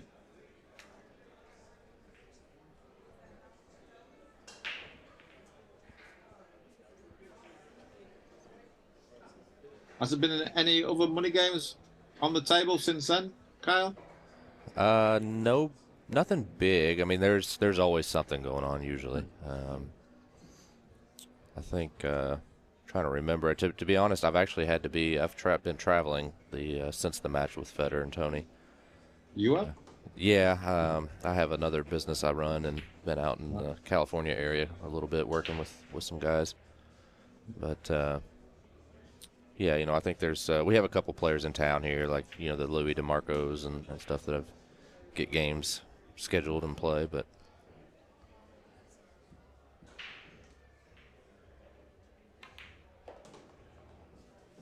Yeah, I think this table's got to be the most deceiving table in the country. I'll tell you what, man, it's tough. There's a couple of them in the room here that play this way. 4-inch pockets though, and then obviously playing as tough as what it plays, it'll be play like 3.5-inch pocket. Yeah, we have a weekly Monday night and Friday night tournament that we run, and there's a break and run pot. It's a 10-ball break and run on the first 9-footer, not this one, but the first one in the row we have up here, and it's the same way with that break and run pot has gotten up to close to 20,000 at times, just because you can't make a ball on the break. It's just tough, and then even when you do, if you go for it, so many people hang balls. I mean, it's a really tough one to crack. I mean, that shot there from Oscar was unbelievable. Good shot, though. I mean, this has been a bit of a difference between the two also, is that when the mistakes have come, Oscar's took his medicine and he's played good safeties. I mean, yeah, I mean, but again, another unforced errors. There's been a lot of unforced errors. Yeah, well, and like you said, Oscar's just been more tidy. He's just been more solid, cue ball better. yeah. Well, and I think it's good. If you're gonna have a bad set, mentally, playing wise, this is the set to do it, because once this is over, you're going back to the room, rest, regroup. Whereas if you have a bad set tomorrow and it ends up going to the third set, you've got to carry that with you, right? So at least here you get a little bit of a rest and a reset. Well, there's a lot of things to be able to take away from this set, even if he loses, knowing that tomorrow's a different day and he can figure out how the table plays and figure out a better game plan and all that stuff. Sure. And probably be a bit more patient at times. But still, he can still come back and win this set. He's got to play good. Oh, yeah. Chances are there. It's not like Oscar's running 2 or 3 racks, you know what I mean? So, Sure, yeah. I mean, he's still going to get chances here. Yeah. We got a lot of pool left for tonight.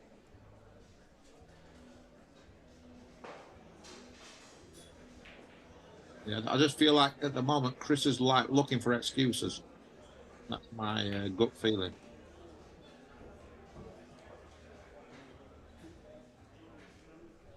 I think you just got to grind away, just dig in.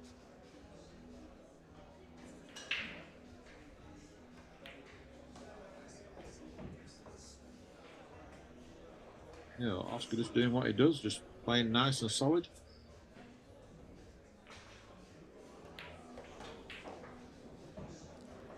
Oscar is 10 away.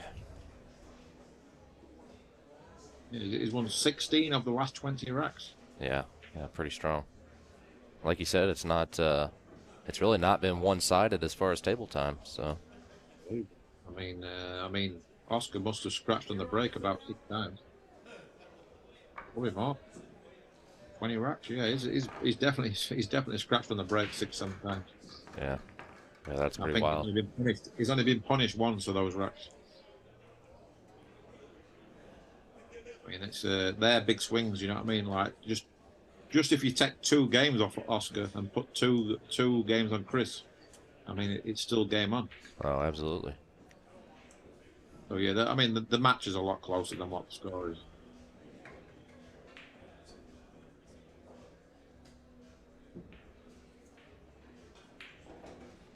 Yeah, it'd be interesting to see what happens in this rest of this set, and then going into the set into tomorrow's play.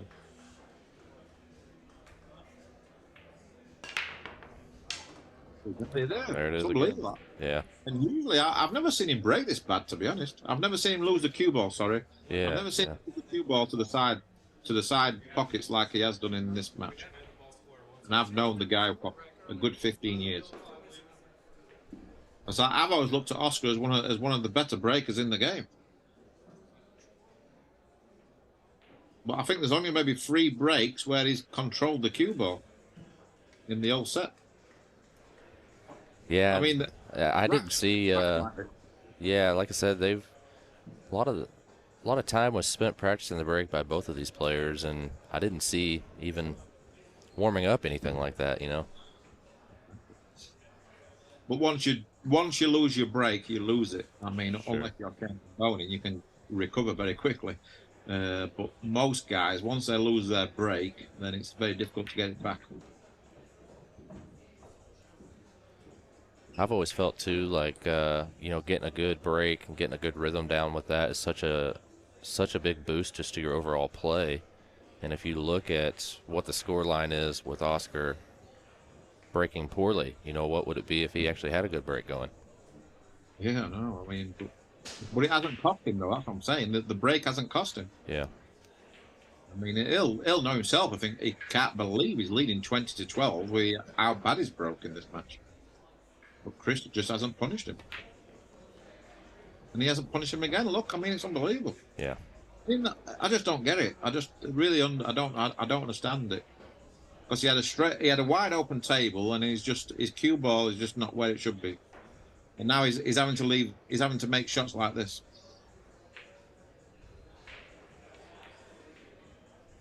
He's got away with that one. That's a good one.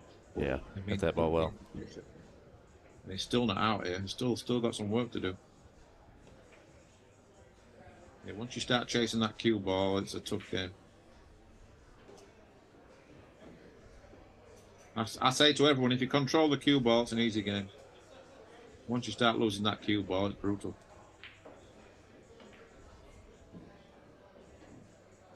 You still doing some teaching, Darren?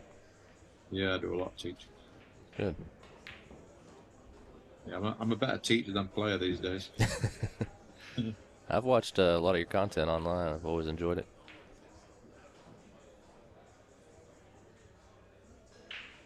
We recover pretty good here. But every out, even when he does get out, it's like everything looks difficult. And he really needs to put a good run of racks together where he just keep it nice and stress free.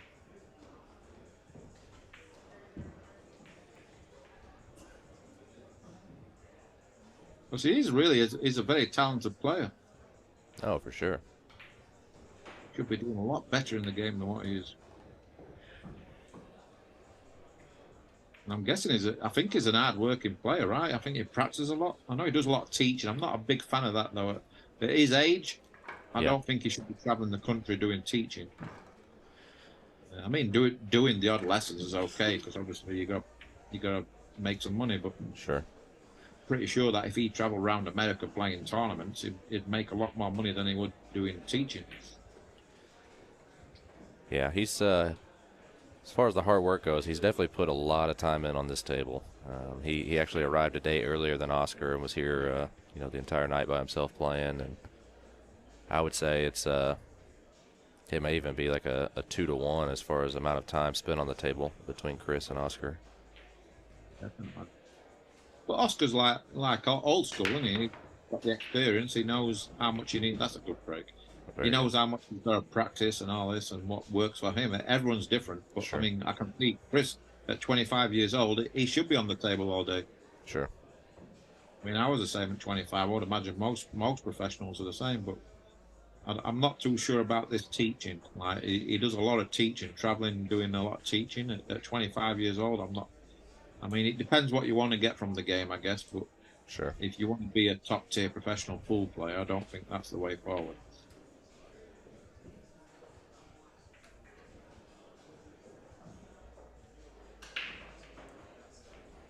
Right, he's got a chance here, though. But getting shape on the free ball's a difficult part. Can he come on past the 8, or does he stay above it? Okay. Coming around, he needs a bit of luck, and he hasn't really got it.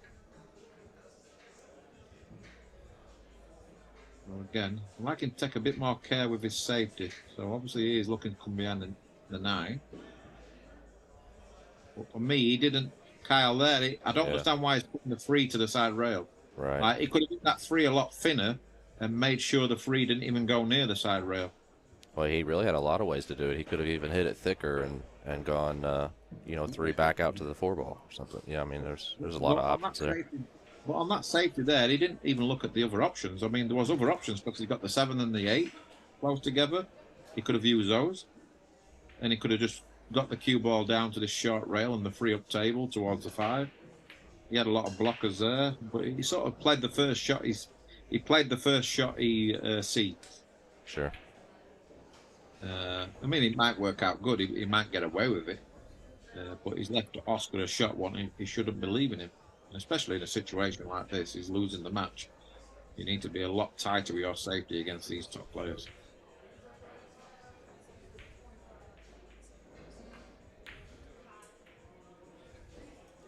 Sort of took a swing at that one.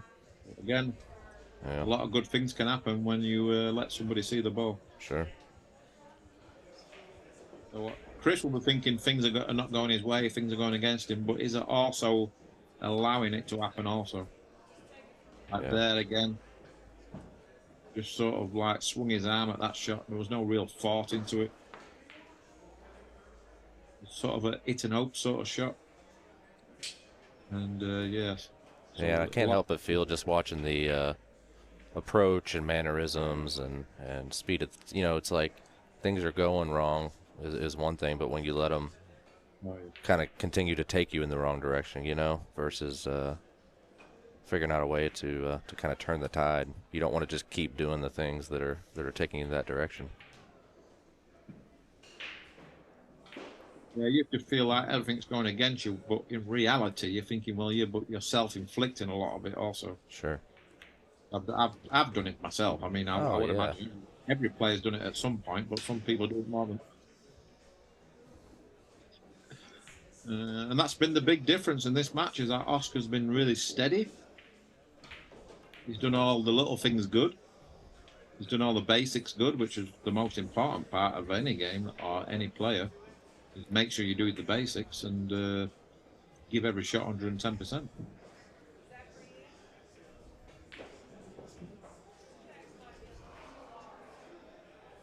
He's just picking Chris up, really. He's just picking him up.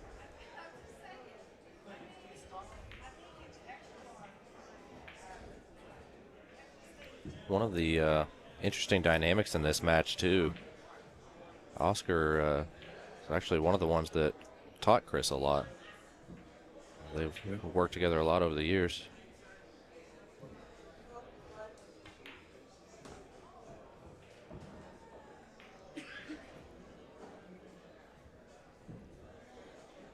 How did this match come about? How come it ended up being at your place?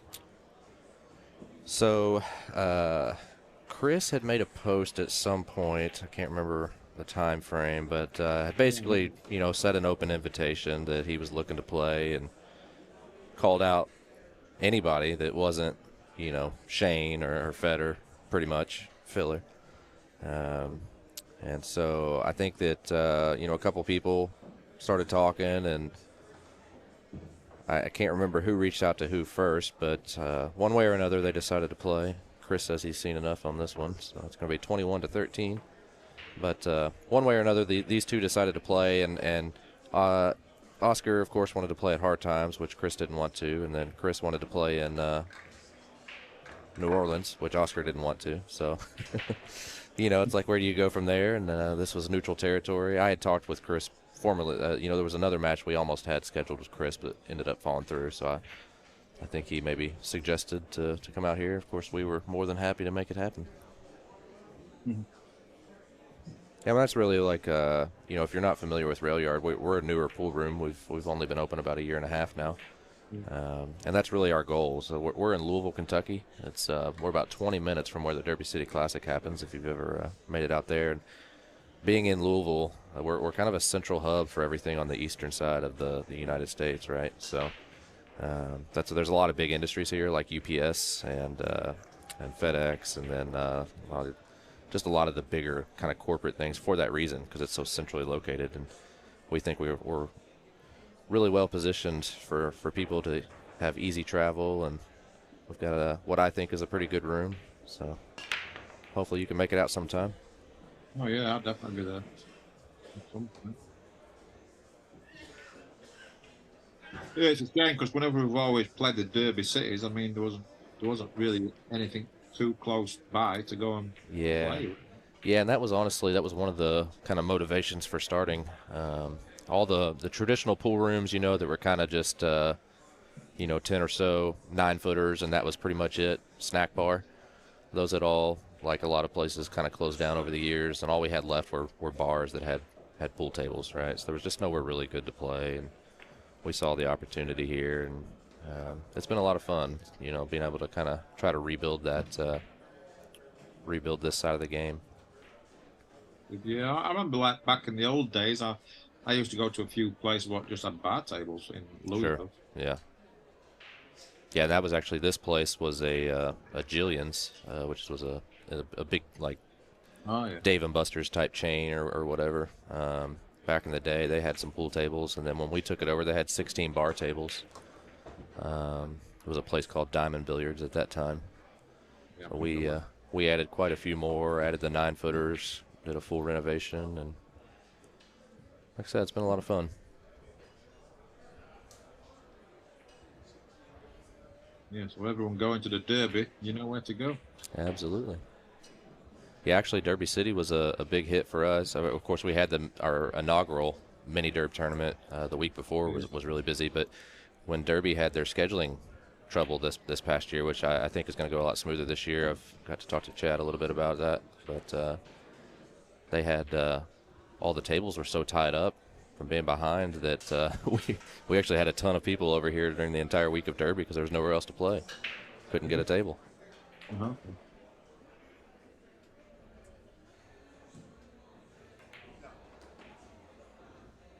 Yeah, hopefully they get the schedules right this year at the Derby. I mean, Yeah.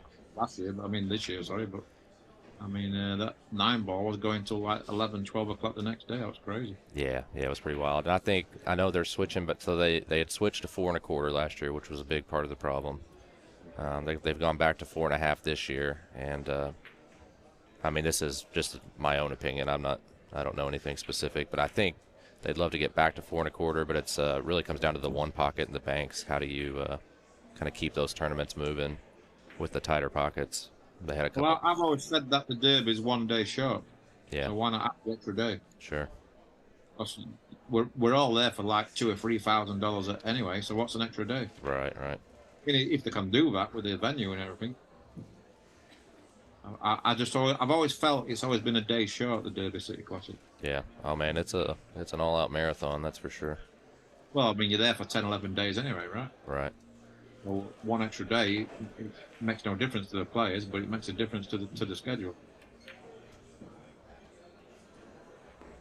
What's that ball down? I thought it might hang. So this 8-ball must pass the 10. Yeah, this match is getting really away from Chris, really. If this 8-ball goes...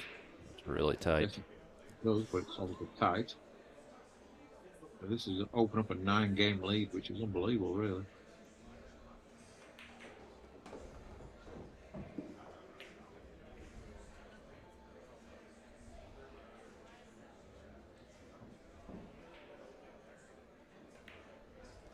Obviously, Oscar's just on that. He's in a little bit of a bubble now. He's in a nice little zone. Yeah. But picking him up, he knows he's close to the winning line. It's funny how the same actions with different context and what they mean, right? Oscar's playing a little bit faster now, but it's out of confidence, whereas Chris is playing a little bit faster, and it's out of the exact opposite.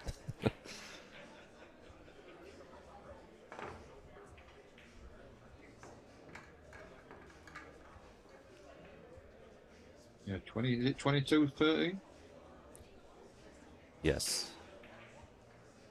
Yeah, 22:30. Take a look at our sponsors while Oscar gets ready to go here. if you get a chance, talk to any of them. Make sure you tell them how much you appreciate their support. This is without it, literally, it's the only way we're able to do things like this. So, big thank you. Michelle Griffin, she loves a pool. Oh yeah. Yeah, actually just saw her. Again, Oh my gosh, unbelievable. isn't that I crazy? can't believe it. Yeah, it's absolutely wild. Yeah, Michelle is such a big supporter. Love her so much. I think she might have sponsored almost every event we've had. Yeah, she messaged me telling me I'm sponsoring the event again. Yeah. Yeah, she's a nice woman. Oh yeah, absolutely. Loves pool. Good for the game.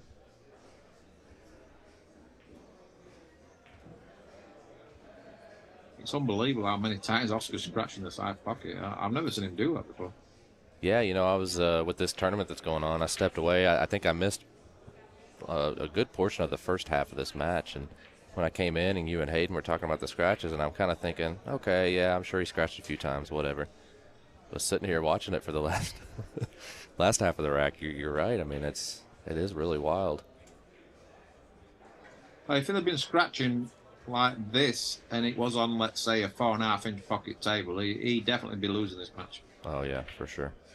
That's it. I mean, 80% of the time he hasn't been punished. And I mean, Chris, he has to get out here, right? I mean, it's a wide open table. There's no obstacles really. He has to capitalize on these, and this is what he hasn't been doing. I mean, there's 3 or 4 of these type of racks where he hasn't got out. I mean, at this level, you just can't do that. I mean, one rack's okay. I mean, we all make mistakes. But obviously, Chris is a class player. Should be doing a lot better.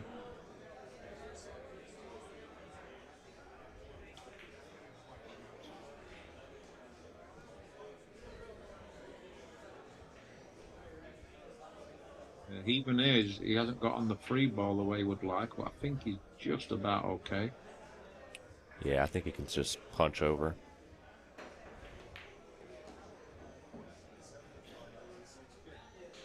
This 5 looks like he's got to be a little bit careful here. The 5 passes the 8 is okay. I think the 8 ball's going to move. Yeah, I think it's out just enough. It is. So he's actually looking at the 5 in the side pocket. So that changes everything. If you are going to play that shot, you got to really play a good cue ball here. You don't want to get the wrong side of the 5. Right, so he's left it just about okay, I think.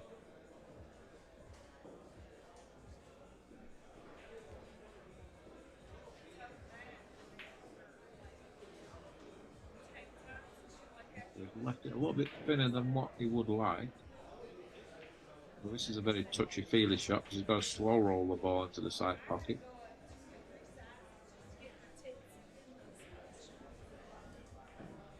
Got to make sure he commits to this. I wonder if he can play for the 7 in the side pocket.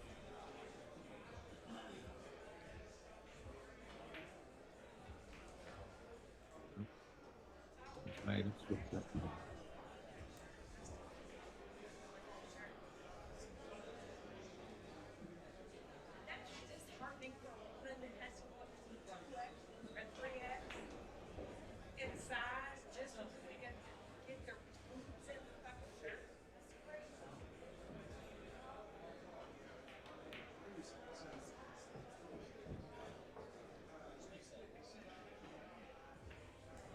I don't think the 8 ball's right over the pocket, so we'll spin this with a touch of left English. Use the second rail. Like that. Slow the cue ball down. Right, so you have to play the short side on the 10. Roll this through, no problem.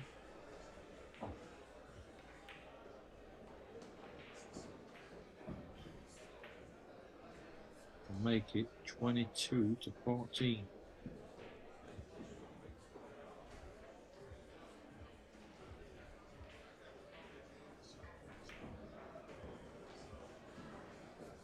Well, Good it's out. very tough to pick a winner out of these two over the 2 days, but obviously what I've seen so far, I mean, Oscar's definitely in the driving seat, but if Chris can come back, he just needs to get his game together. Yeah, and I think, I mean, if you look at the format, right, like it's races to 30, best of 3 sets. So, as you've mentioned before, I mean, the match is a lot closer than what the scoreboard shows just based on table time, right? And so if Chris can figure out, even if he were to lose this one, he can't feel too bad as far as his chances going forward. And it's not like he's been stuck in his chair the whole time and feels like he doesn't have a chance. You know? Yeah, I feel like Chris, he needs to string, he needs to put these little 3 or 4 packs together. I mean, not just now, obviously, but I mean, now he needs to definitely do that. But I mean, tomorrow for sure. Yeah. I think when the game's a bit scrappy or it's a little bit slow, then I think Oscar's definitely got the edge. And especially on this table, this like tough table, it definitely suits Oscar. It suits the guy with the better cue ball, Yeah. a little bit more experience with the safety and playing the right shots. Well, that's what, I mean, I feel that the Chris, few. he wants to get going. He needs to get the flow. The few times I've seen Chris break, he seems to be breaking really well, right? But that was really the difference in the first time that Tony and Federer played. They, you know, the balls just, it's not a table you can expect to run 20 balls and out every time on, right? And Tony was able to win that match because it came down to a moving game. Yeah, that's why I was so surprised with Tony last time. I Yeah. thought he would have, because he was obviously struggling for a while there. I thought he would have played a lot tighter. Yeah, and it was really the same match if you look at it. It wasn't like Federer ran a bunch more racks, even though he won by such a large margin the second time they played. But Tony just made so many mistakes. I know he wasn't feeling his best, and maybe some other stuff going on, but Yeah, it was a strange one. I'm telling you, man. The tactics. It's like I just don't understand the. I mean, I've watched a lot of One Pocket over the years, and even Nine Ball, whatever. And just you've got to play the opponent. When people say they don't play the opponent, they play the table. In my opinion, that's a lot of rubbish. Sure. I mean, because like this match is a great example because there's 2 different styles of play here. Oscar's more steady, he's a bit more experienced, he's a little bit more knowledgeable, let's say, when it comes to the safety. But Chris, he hasn't really used his strengths yet in this match. Where Oscar, I feel like he's figured Chris out, and he's exposing it. You know what I mean? Yeah, absolutely. You've got to play your opponent as well as the table. I mean, when the balls are open like this, then yes, you're playing the table. But at the start of the rack, you're trying to beat your opponent to the shot. You've got to figure out your opponent's strengths and weaknesses, because then it makes your decisions a lot easier when you're playing safety, or whether you're not playing safety, or whether you're going to push out to a jump shot or stuff like that. Yeah, and I think that's one of the things that stood out to me so far in this set is it's not necessarily.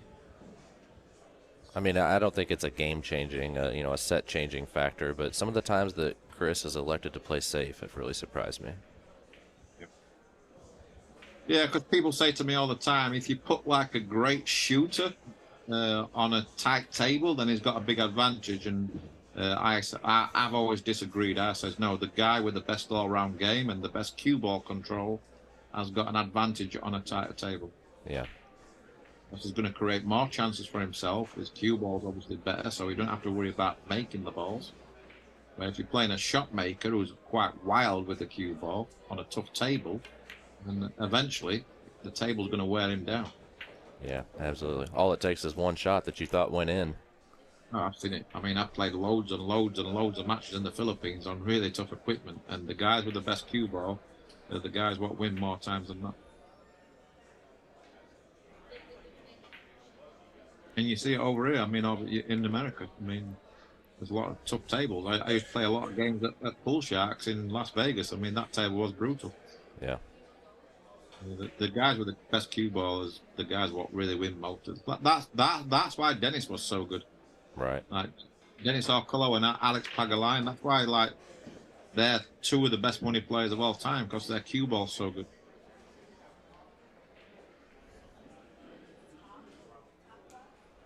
So they play really good on tight equipment. So this is to go 23 to 14.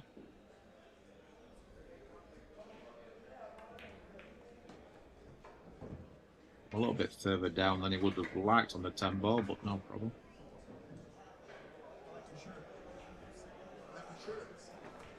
I like your shirt, Chris. Oscar speaking to someone in the crowd. Yeah, we've got one of the junior players that's here in the tournament. Oh, okay. Oscar's telling him he liked his shirt. I can't see what shirt the kid has on, but caught Oscar's eye. Had I think close to 240 players. Big bar box tournament running side by side here. It's been a fun weekend. So your club must be doing well then. Is it just you, or you've got partners? Yeah, I've got 2 partners with me. My brother, he had a lot of experience previously in kind of the service industry, restaurant management, things like that. We've got 3 bars actually here, about 40,000 square feet. It's a big place, full kitchen. He brought in a lot of experience there, and a friend of ours also had previously owned some bars and also played pool. And so, yeah, we're trying to make it work. Like I said, about a year and a half in. So far, so good. And what is the weather like there right now? It's actually not bad. It's typically really cold around this time of year. We actually have a couple of the doors propped open. It's not humid, and I'd say maybe upper 50s right now outside. So with all the bodies in here, of course, it gets a little warm inside, and upper 50s is quite warm for this time of year. Yeah, I mean, usually we go to the Derby. I mean, January it's usually freezing, but Oh, yeah. there's a couple of years there where it wasn't too bad.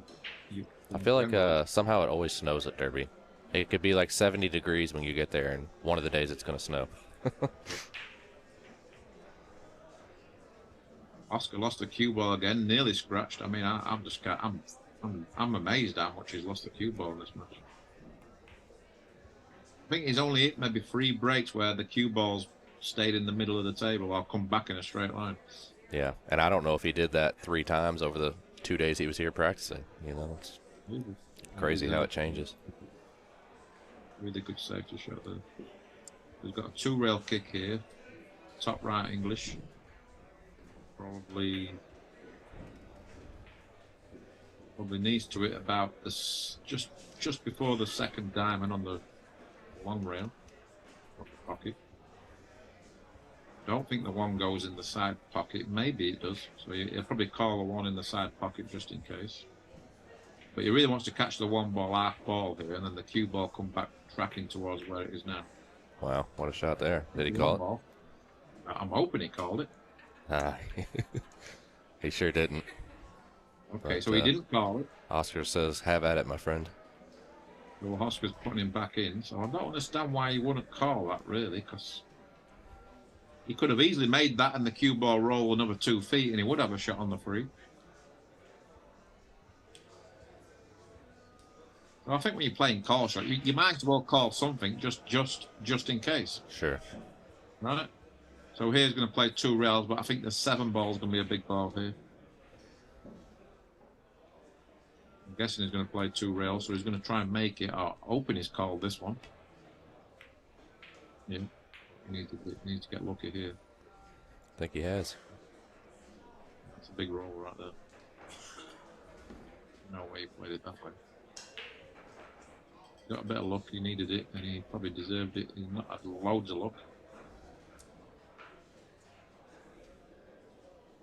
So Oscar's going to come to the side rail. If he can come to the side rail, yeah.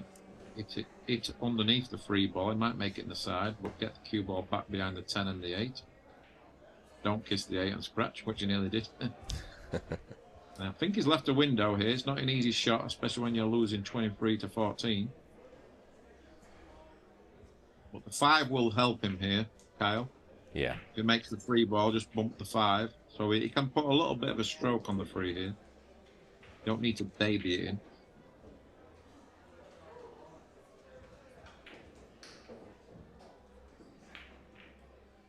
Yeah, this is a big shot.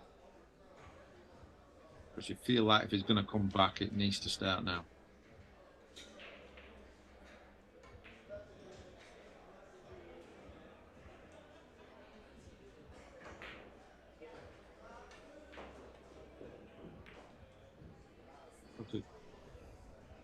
Needs a bit of luck. Needs a bit of luck. Don't. Think it goes, but it's tight. Yeah, it sure is. What about Aiden? Has he gone to bed? I think he got called for a match, so he's All right. taking Well, off. it'd be fun. We've got few of the good juniors here playing this weekend. Savannah Easton, the Roadrunners here playing. Really? I think there's a couple There's a more. lot happening. It's unbelievable. Payne McBride, yeah. What a life she's got. Just live on the road. I know. And then yeah, Payne just recently won the SVB Open.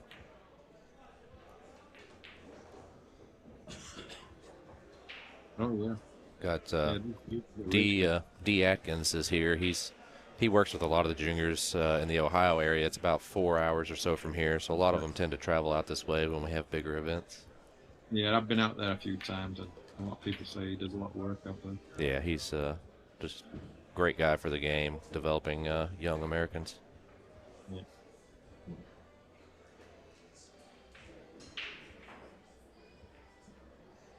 Yeah, I mean, Chris, he just can't get anything going, can he?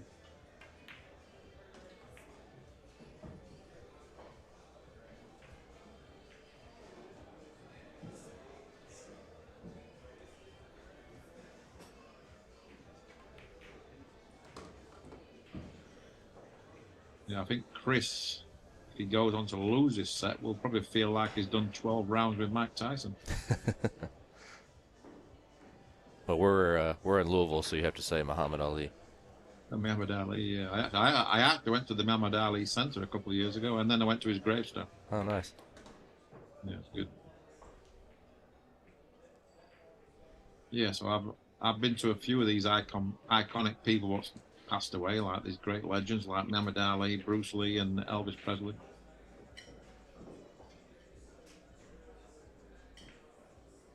Graceland, that's something else.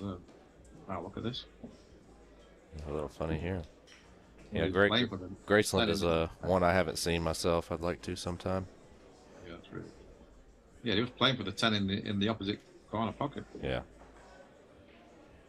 But he hit the 9-ball too fat. Left himself a little bit of a knee jerker.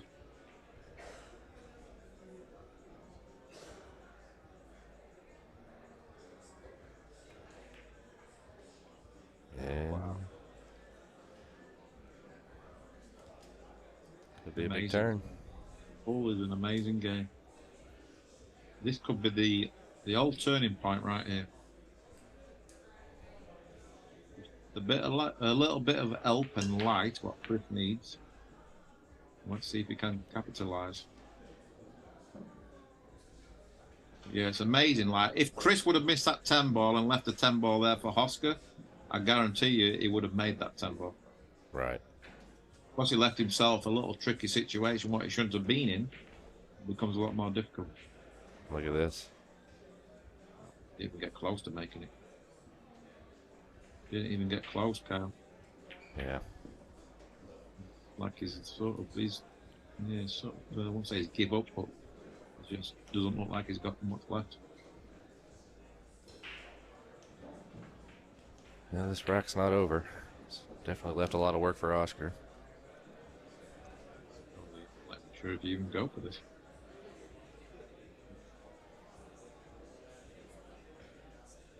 Yeah, this is a tough shot. There's no easy safety shot either, so I guess it's a free shot really after missing the 10-ball, and he's seeing Chris miss it. It gives him a little bit more confidence. Chin. Oh my gosh. Unbelievable. Yeah, I thought that was in for sure. I think they might see a timeout here. There could be a timeout, but Yeah. It would be a good time for it, but it doesn't look like he's going to.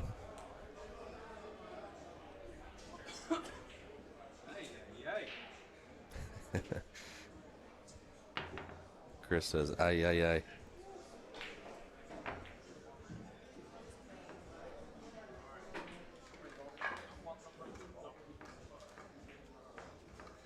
Yeah, if you're like a big fan of Chris or whatever, or you're close to me, he's hard to work out. Yeah.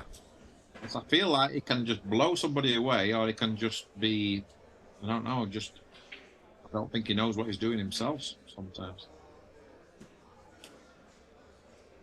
Yeah, he's like one of those guys, he can give you a 9 out of 10 performance, or he can give you like a 3 out of 10 performance.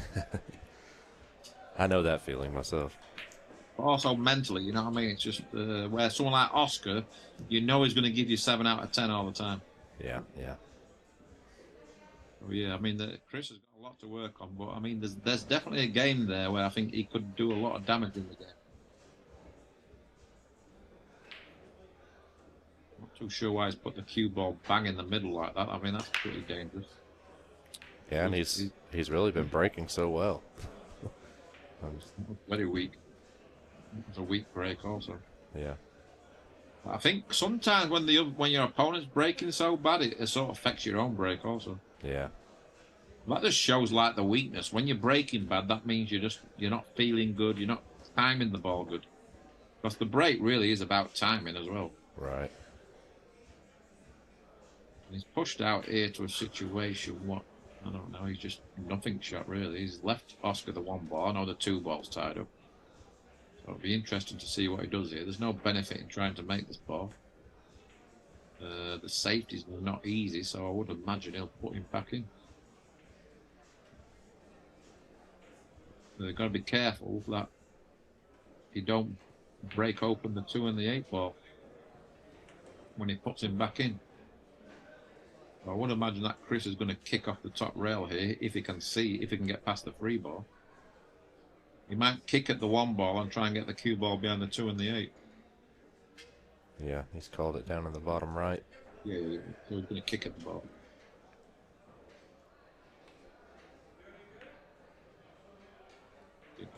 I didn't like his push out. I mean, I like that shot what he tried there, but the push out was no good.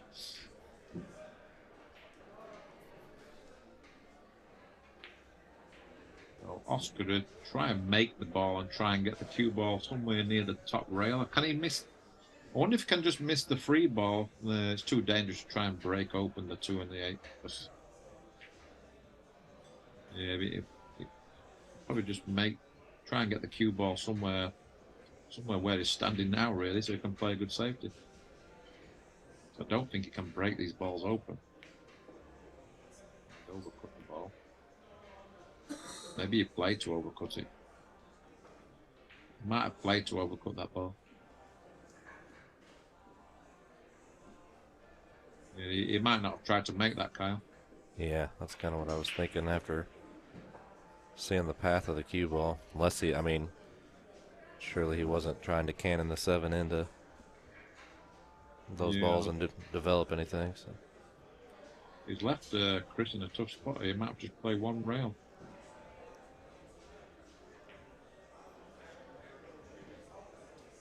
Try and play it at the speed where he gets the 1 on the side rail to the right. I think there's too much you can do with this. Just don't want to. This is a little bit fortunate there to not scratch. It's worked out great.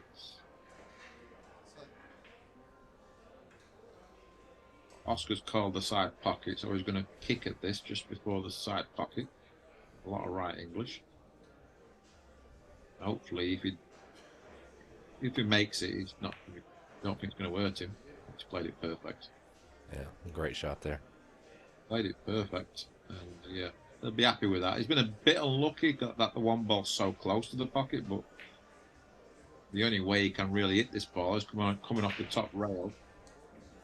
The top rail, and just hit the rail before the side pocket. Hit the 1 ball that way, but I don't see a lot of great things what can happen there. Not many options, really. Coming off the short rail and just missing the 8 ball, I don't think that's there.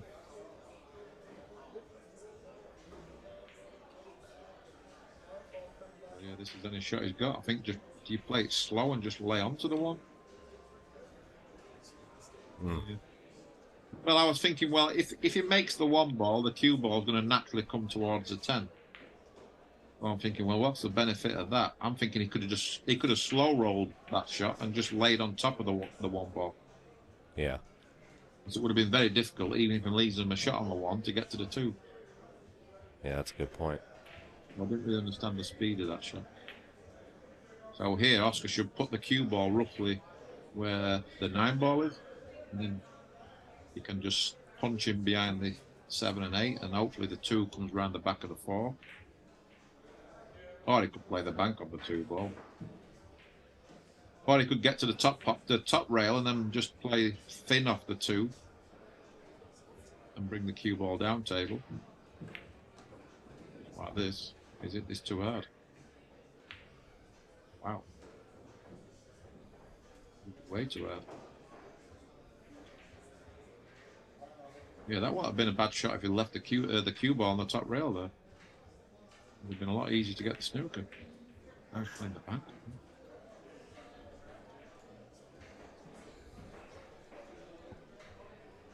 I was very careless. It's like he played nothing shot on the 1 ball there. Yeah. The 2 ball was like a desperation shot. Chris has got been let off the hook here. Does he go for it, or does he bank the 2 ball up and down table and the cue ball behind the 7 and 8?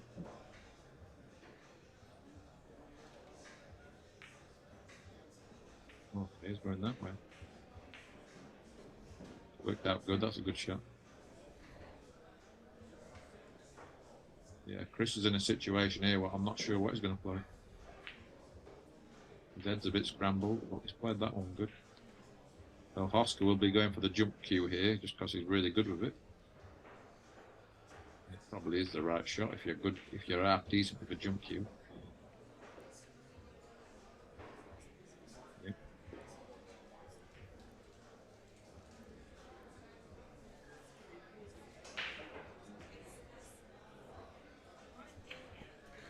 There isn't many better players with a jump cue than Oscar. I think he's got a chance of making it. I know that the 4 ball's close to the cue ball, but I don't see many problems getting over it. Still nothing easy for Chris. Yeah, he does have a shot on the 2, but it's not easy. The 7 and the 8 ball doesn't really help.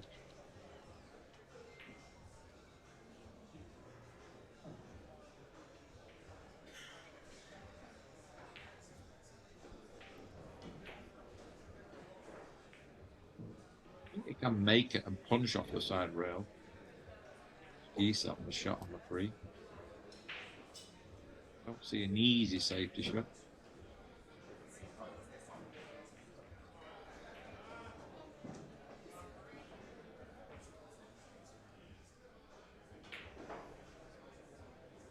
At least he can get underneath the cue ball there, so I think this is the right shot. Should be attacking.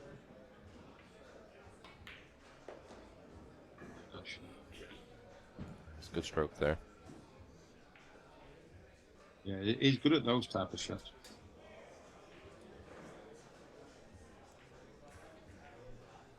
Wake up, over.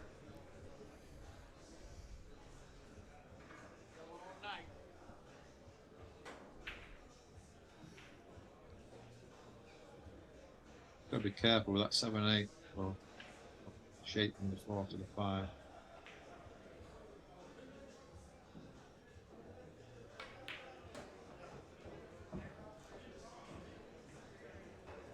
Yeah, I'm not sure if you can make this. We can play follow and miss the 8 and 7. He might have to come just underneath the 7 and the 8 and play for the 5 in the side.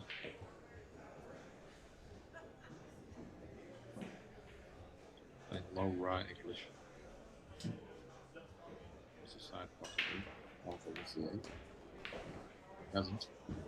Hasn't got into the cue ball.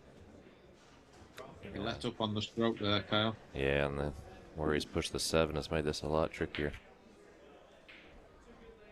The only good thing in his favour here is that if he makes it, he's got natural shape on the 7 for the top right. Yeah. But he's got to really trust himself here and got to trust his stroke.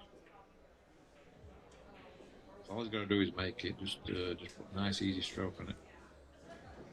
Like I say, when things aren't going well, you're not feeling great, this is a tough shot.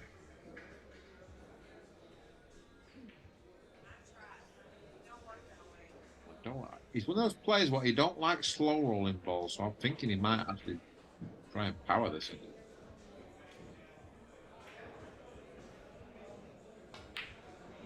I mean, that's never the shot. Kyle. Yeah, yeah. You can't play it that way. But he's one of those guys, I know just not big criticism, but he don't like slow rolling the balls.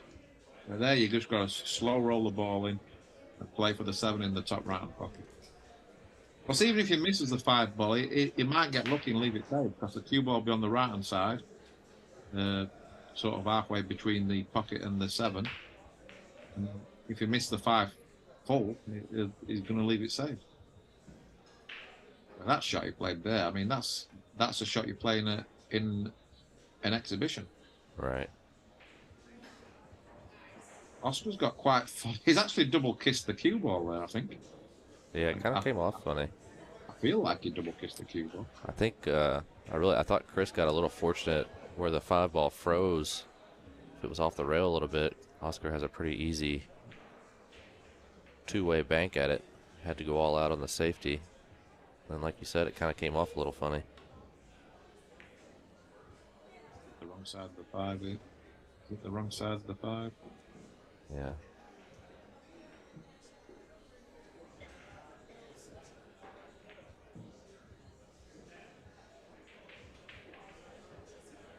Yeah, it has not been as one-sided as the score shows.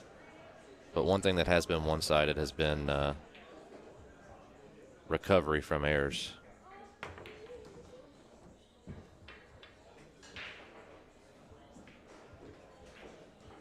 Yeah, the big difference between the two players is Oscar's cue ball control has been far superior.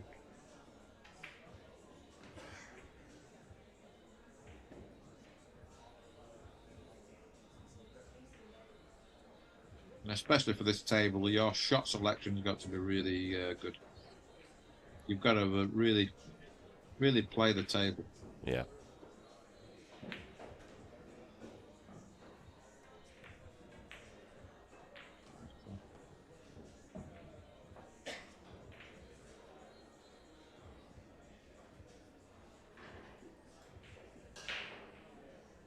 Yeah, the way Chris is playing, it's hard to see him how he can come back in this set. If that's the case, he needs to really, really gather his thoughts for tomorrow, because obviously tomorrow it will be a big day.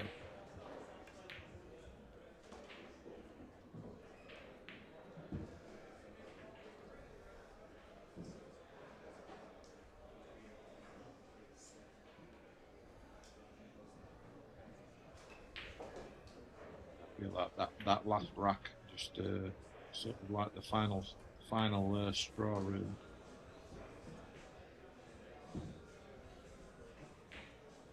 A little bit short, but should be okay.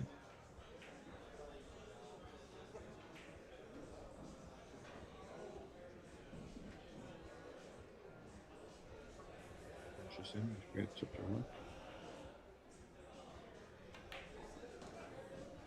Way to play that shot. You see a lot of amateurs that play that type of shot and they roll the ball. Yeah. You've more chance of missing the ball doing that, but you've also bring a chance of skids coming into play. Probably less chance now because most players are using the Taeyong chalk. That's the big benefit with the Taeyong chalk is that the tables stay a lot cleaner. The balls, or somewhat similar to Taeyong.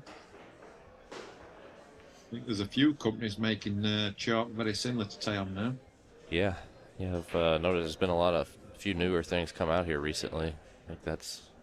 The price of them is unbelievable, but yeah, I guess. Speaking of which, if you need some TAM or any other kind of chalk, make sure you reach out to Fort Worth Billiards. And not just pool. Those guys have everything down there. Recently, one of our partners was down in the area talking about all the cool things they had in there. Skee ball, I mean, you name it. Albert's a big supporter of pool, not just here at Rail Yard and X-Pool, but all over. Love what they're doing. CNC Computer Technologies in the area here. IT experts. Anything you need IT related, you definitely want to get in touch with them. also big supporters. Back to the action. 24. Wow, scratched again. It's unbelievable. I mean, 24. Is it 24, 15? it's every That's time. unbelievable. I mean, I can't believe it. I want to go back tonight and actually get a stat. I feel like it's over 75%. He's definitely scratched him 8 to 10 times. I think Chris has taken a break, so I'm going to take a little break also. Yeah. Appreciate you hanging with us, Darren. I'm going to do the same, and we'll be right with you, folks.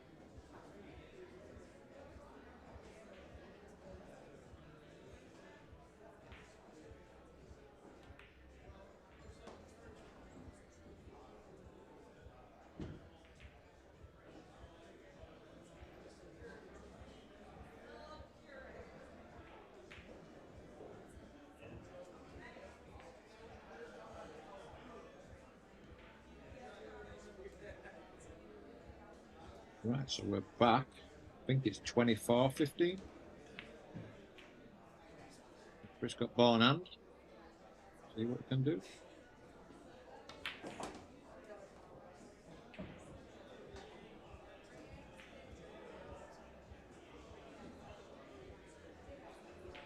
We'll play for the gap here between the 6 and the 8. Draw back a few feet.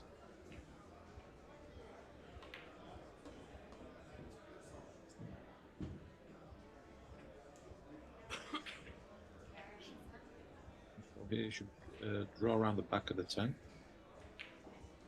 Get to the left hand side of the table where he was.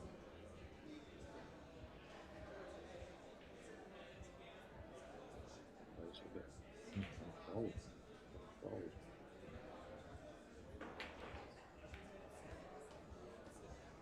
I didn't like that shot. A lot of things can happen there. That's what I was worried about. He could miss that 6 ball and snooker himself. What's happened? Again, very, very careless.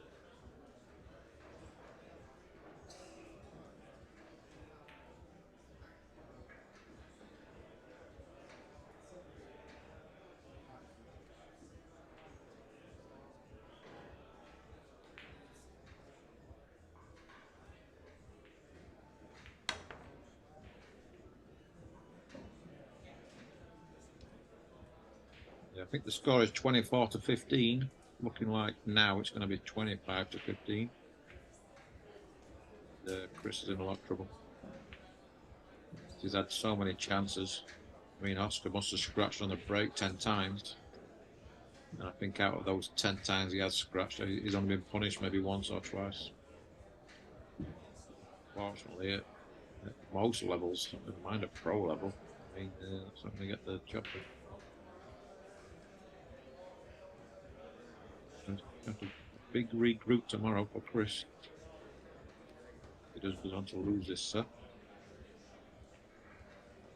Oscar's played the great shot here either, but should be okay. Just draw straight back. A little bit awkward queuing with his hand. Take a little bit of care here.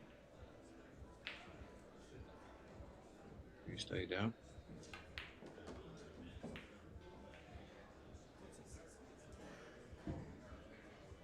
Eight's a little bit thinner than he would like.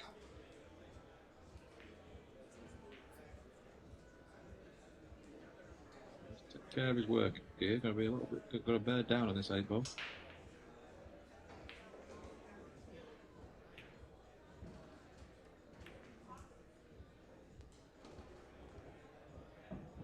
Nicely played. I believe that's 25-15. Yeah, I mean, I can count at least 5 times where Chris has got ball in hand with a wide open table, and I don't think he's got out on any of those racks. I mean, that makes a huge difference. There's 10 games difference, but this could easily be. I mean, to be honest, it could be 25-15 to Chris. Oscar, I mean, he's broke terrible. I mean, he's scratched so many times in the break. I mean, I've never seen Oscar break so bad.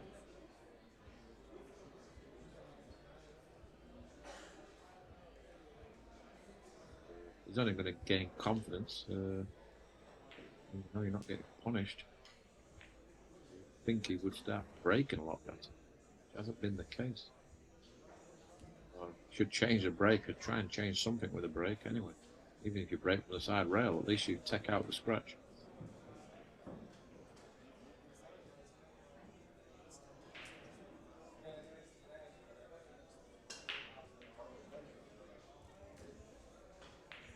Oscar's gone.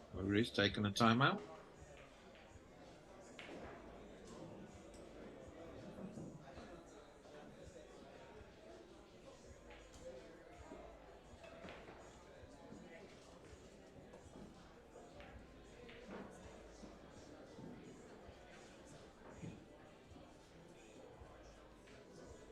Oscar's back. Take a little walk.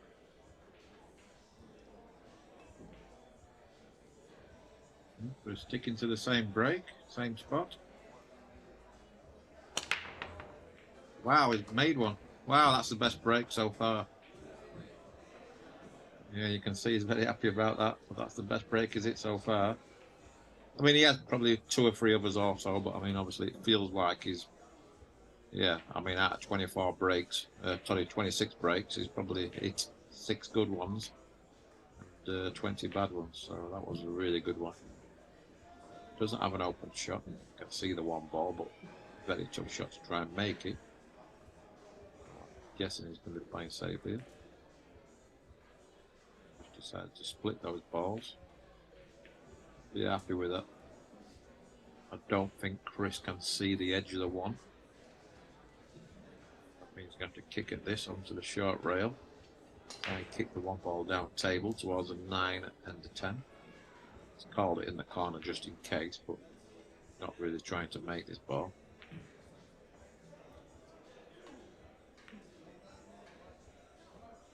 Right. This looks like it moved. Oh, hold on. I think he's left a gap here. Yeah, when it rains, it pours. He's been brutally unlucky there if he's left the gap, which he has. This is really game ball if he makes this and gets shape on the 2. He has done, played it very nicely. I think the 5 passes the 10, but it also goes in the corner where he's standing now. Got the side pockets if he needs them, especially the right hand side pocket.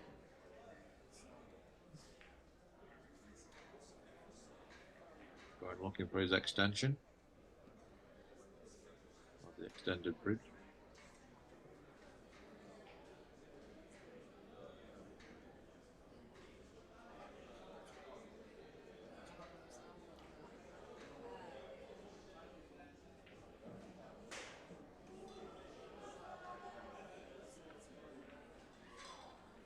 Yep, went for the extended bridge. Like the see-through one. Yeah, pretty handy. Pretty handy these are. It was important there to stay underneath the 4, so he's got a nice angle now, so he's got a lot of options. So he'd rather play for the 5 into the bottom right, or to play for the 5 in the right hand side pocket.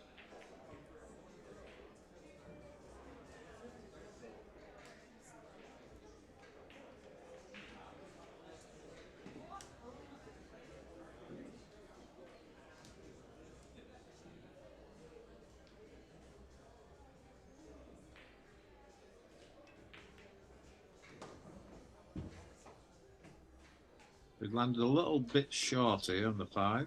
That was my only worry, is that he comes short on the 5. So now he's going away from the 6. He can still make it, roll through, and the cue ball will be roughly between the first diamond and the middle diamond. Just means he's going to leave a longer, tougher shot on the 6.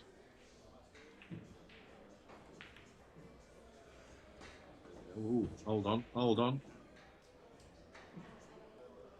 I'm way too far with the cue ball. Can he even see the 6? Wait, we're sure we can see enough of the 6 ball to make it.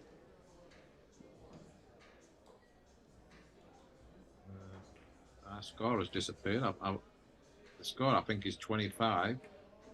15. Yeah, he couldn't see enough of the 6. That's unbelievable. Wow. So Chris, another lifeline.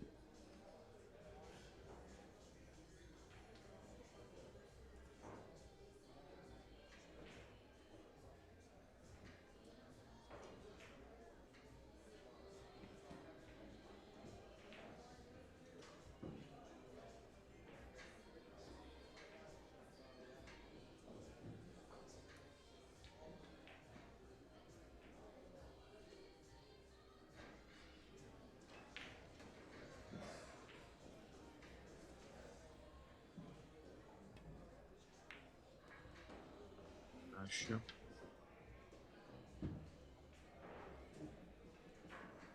Yeah, so I feel like this is Chris's last chance, really, to get anything going.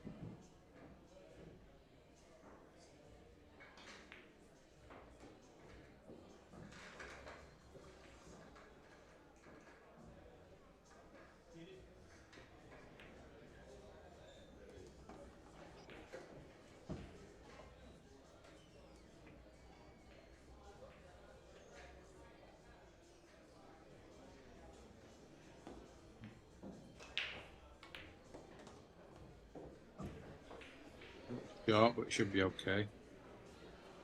Sorry about that, folks. Had to step out for a minute. Got our score updated here.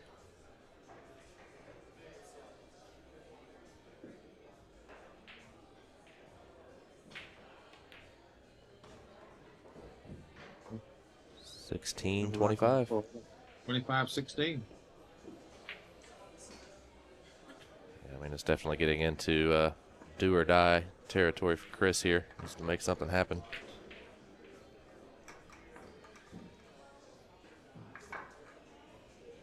Fall asleep, pal.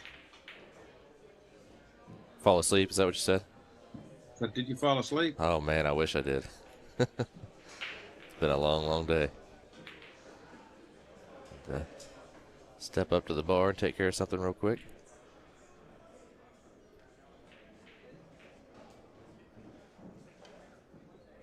Yeah, I can't believe that Oscar didn't get out there. Well, I can't believe the mistake what Chris made from. Yeah, Chris had a great chance, and then Oscar missed a really great chance.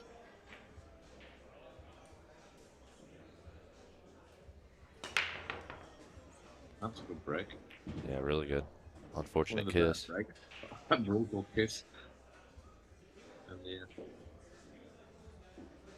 that was very unfortunate.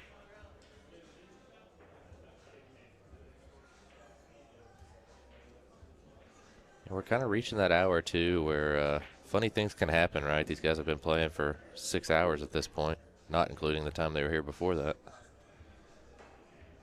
And seeing a lot of guys. Wow, what's it done here? What did he say? I'll give it What a away. guy? But, yeah, a lot of guys can get down to this finish line, and while Oscar only has 5 games to go, sometimes those could be the hardest 5 to win. I mean, if Chris was playing better, I'd have more hope. But I mean, it's just the table is tough. Oscar plays very solid, and Chris has just showed nothing to give me any hope. Really, been coming back in this set. Speed there from Oscar.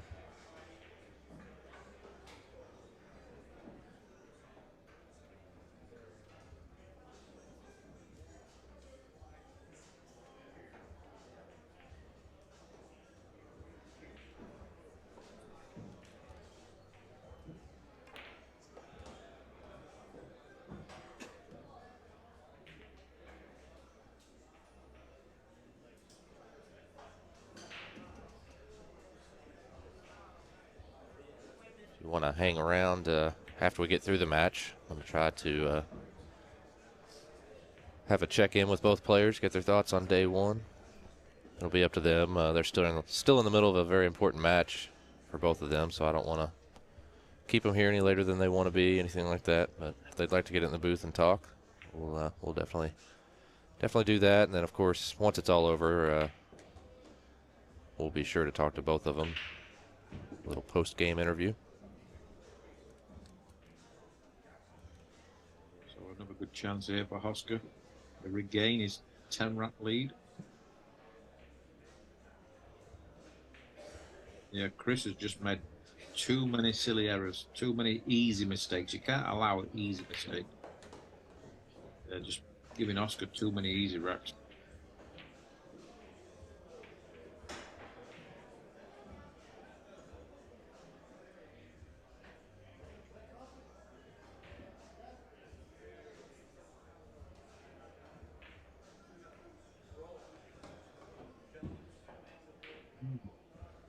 Bit funny here also. Not too sure if he can draw straight back and get underneath the side pocket. Or whether he's going to go forward, play 2 rails. Playing inside English. Played it pretty good. It's not the way I would play it, but he played it pretty good. I would have played for the 10 in the opposite corner pocket there. Played that with outside right English. Yeah. Just because of the tables playing so tough, so I'd like to be closer to my work, I guess. Yeah, and the 10 ball below the spot, you have so much room on that third rail to come into, right?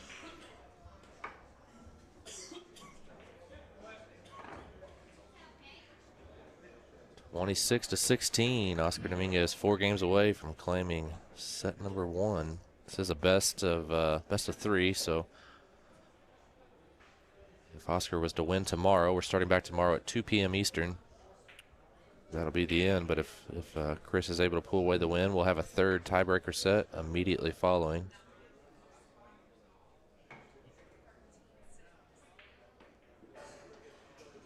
Appreciate everybody hanging out with us. We're here at Rail Yard Billiards in Louisville, Kentucky. If you haven't made it in, make sure you stop by and say hey sometime.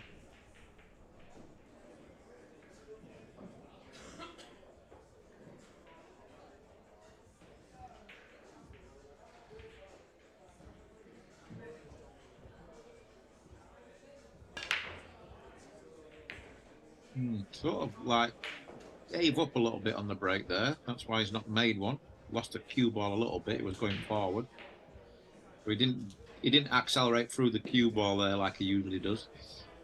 Yeah. Well, I guess because is it that many bad breaks, you just get so tentative.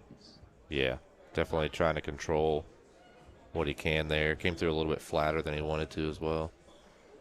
It's like for my break. What's the score? Is it 26-10? Yes, it is. I'm sorry, 26-16. Yeah. I mean, he's leading by 10 reps. Yeah. What's Chris doing here? What's going on here? This is from the break, right? Yeah, just kicking away. I mean, that's just crazy. That's just crazy. I mean, if I was staking Chris and he played that shot, I think I'd have to give him a slap. I mean, that's just a crazy shot. Absolute crazy. He could have pushed out there, right? Yeah. That's unbelievable. Yeah, it's off a dry break. Wow. I just can't believe he's just done that.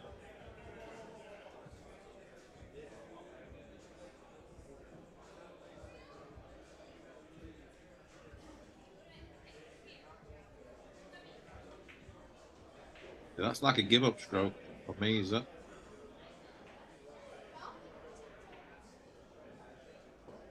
I felt like he's had a few of those even earlier on, and yeah, he's just kind of let it happen. There's 2 or 3 things I've seen in this match what I'm shocked about, but that one in particular, I mean, that's just unbelievable.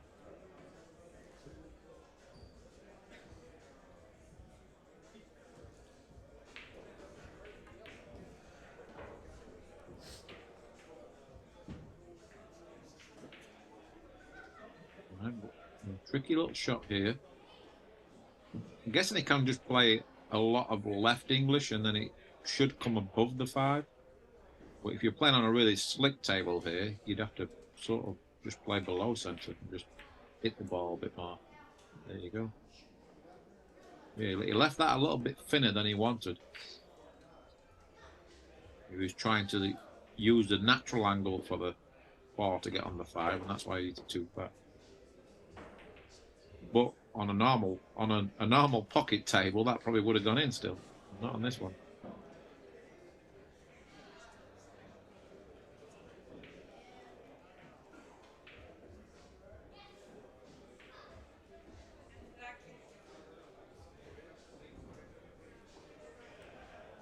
You do it, Kyle? Yeah, I mean, I think he's going to go. I don't know. I mean, you would think he's going to try to catch that second rail, but you're kind of pot luck on anything good happening. I think you're supposed to just make the ball. Yeah. Right? I mean, what he's just done there is very, very dangerous. Yeah. He's very fortunate to not scratch there. Where to me, I would have just played that pocket speed, just make sure you make the ball and then play safety. See, he's quite fortunate that he didn't scratch, but he's got a shot. I don't know I don't think he can make this ball. No, going underneath the 7. That's the shot. Yeah, speed's good. Yeah, but that's what he should have been doing anyway. But he was trying to make the 4 with speed and come round for the 5. Right. Yeah. Oh, that's that good. Was good call for sure. That was a good shot.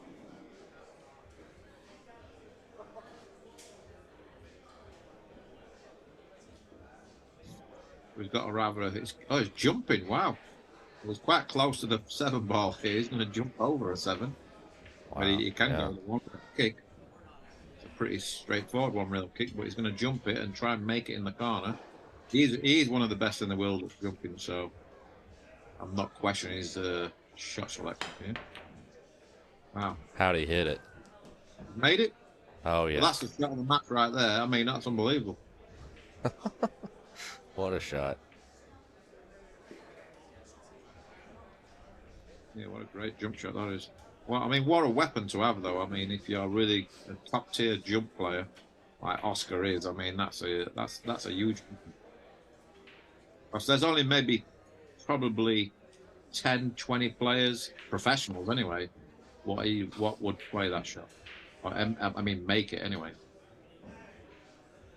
I mean, there may only be 10 or 20 that would even consider playing it. Yeah, there's probably better amateurs what jump better than pros, but I mean, pro level, you wouldn't see too many pros jumping that shot. Right.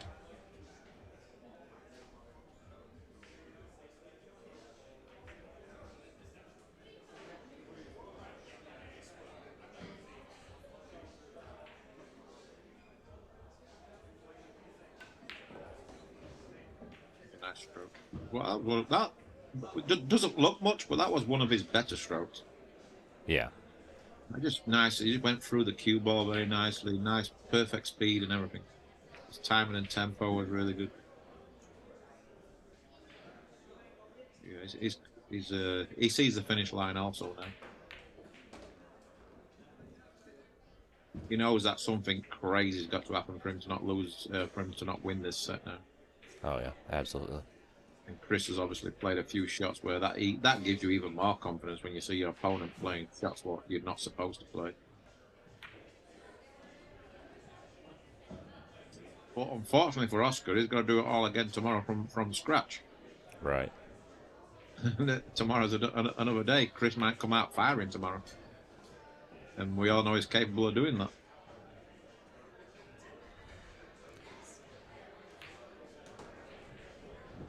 $27-16. So if it's you, Darren, what format do you like better? Playing one long race or doing the multiple sets like this? Oh, the multiple sets, definitely. Yeah. Just because I've played a couple of race to 100s in the past, and I was so bored, it was unbelievable. Oh, really? Yeah. I mean, I just ran out of gas. I didn't feel no pressure. I couldn't feel the nerves. There was no intensity. And I'm one of them players what need to feel intense. I need to feel pressure and all that. And I just couldn't feel it. I just couldn't get into it. Yeah. Just didn't suit my style of play. I'm not a great breaker anyway. I like it when the matches are tight. There's a lot of pressure. I can get my teeth into the game like every game means something. You know what I mean? Sure. Yeah.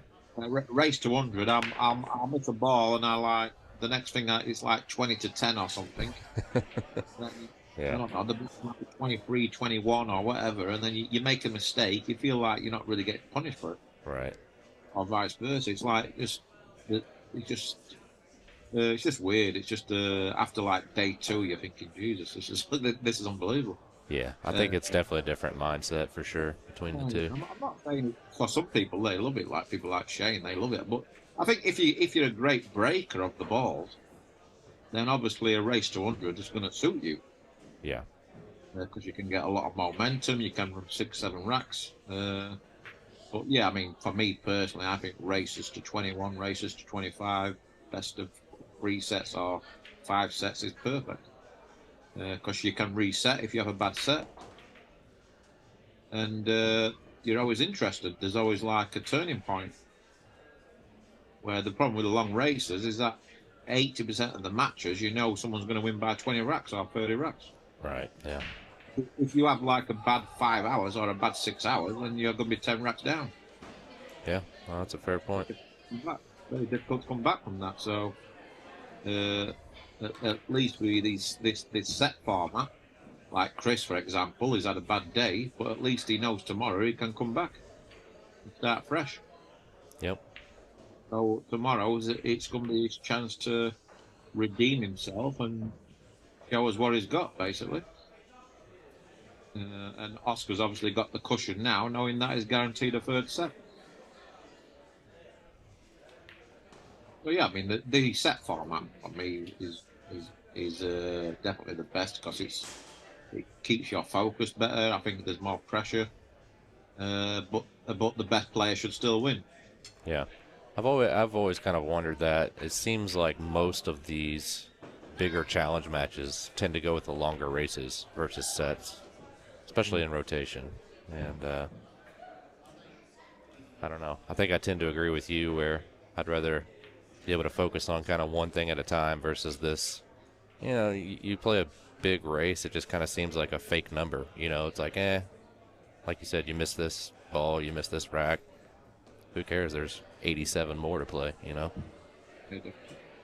it's just no, no intensity really. It's just I like that high pressure situation. Every shot means something. Like in a race to 20, like a race to 30, you want to get off to a good start. If you don't get off to a good start, it's not the end of the world. Then you have your ebbs and flows in the middle of the match. Because you're always going to have like little bad patches and you're going to have your good patches. But the guy what's the most steady and that plays the smarter shots and plays the right shots is probably going to prevail in the end. And that's what's happened really in this set.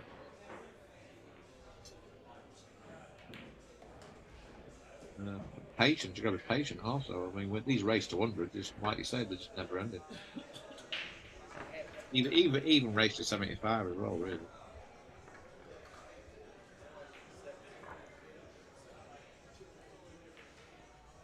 Ten games. Oscar is 3 away from closing out day one here, barring a miraculous comeback from Chris. We do have a lot of players in town for the tournament. Chip Compton, Sergio Rivas, Rob Saez, just to name a few. I know I'm leaving some out here, but we'll see if we have anything brewing later tonight. We may keep the stream going. I'll keep you posted on that. Always keep an eye on the X-Pool Facebook page as well. May have some more content yet to come tonight.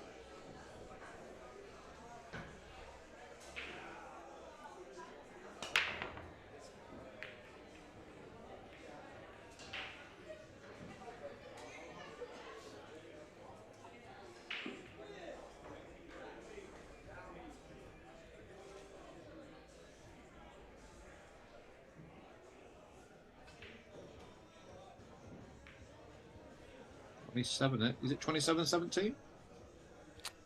I believe so, yep.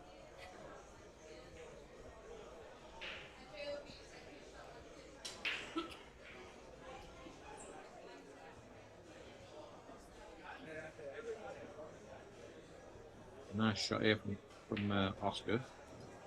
But Chris has called the one in the top right. He's got to hit this absolutely perfect. He's got to be careful not hit the point of the side pocket. Happens quite a lot. He's played this well. Yeah, really did hit that ball well. Speed, but that's a bit low.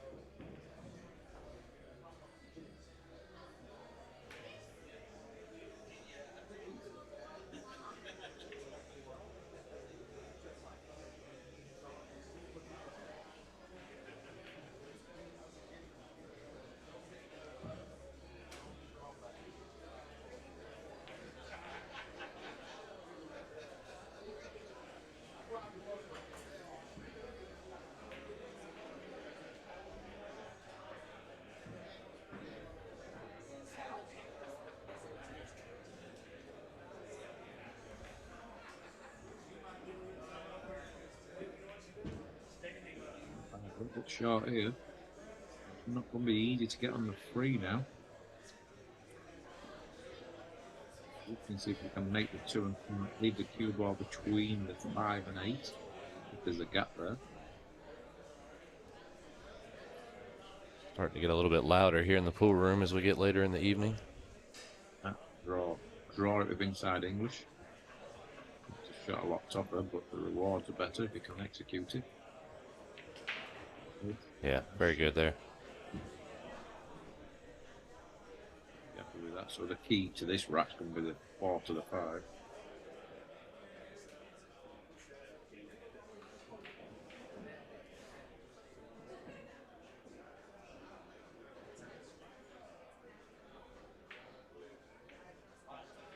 He just needs to get just off straight on the 4, I think, and he can just roll through a little bit. I think the 5 passes a 9. Looks like he's perfect. Yeah, looks like he's falling really well here. Yeah. Well, he's looking to leave his cue ball there, so he's looking to come short at the 8.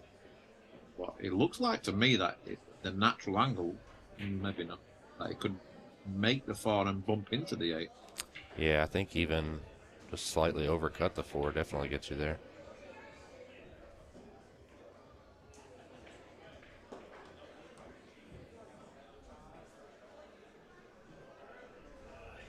He's guaranteed himself a shot.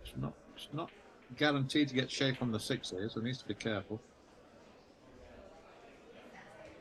Might just have to roll the 5 in and just brush the 9.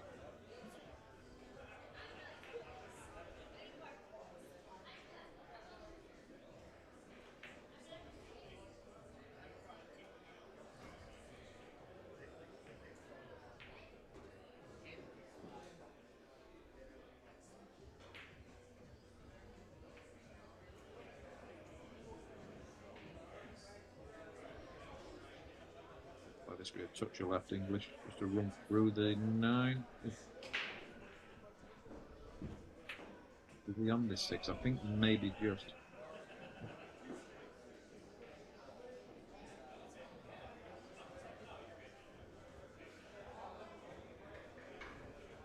Maybe not. Maybe he can't see enough of this 6. Yeah, he's having a look. He's going back for the short stick.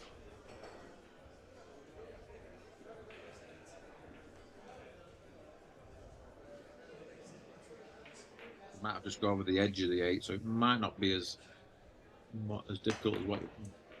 Oh wow!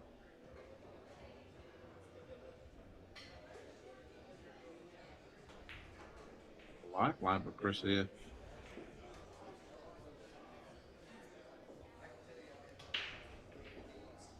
Yeah, I mean, I liked the way he played the 5. I thought it was the right way to do it.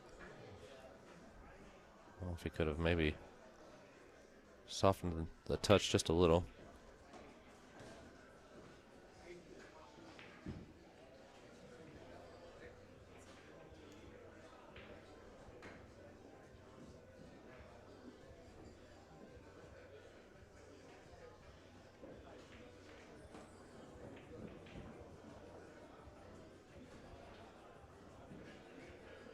Nice shot there, good speed control. Uneasy. It's never easy when the ball's deep in the pocket.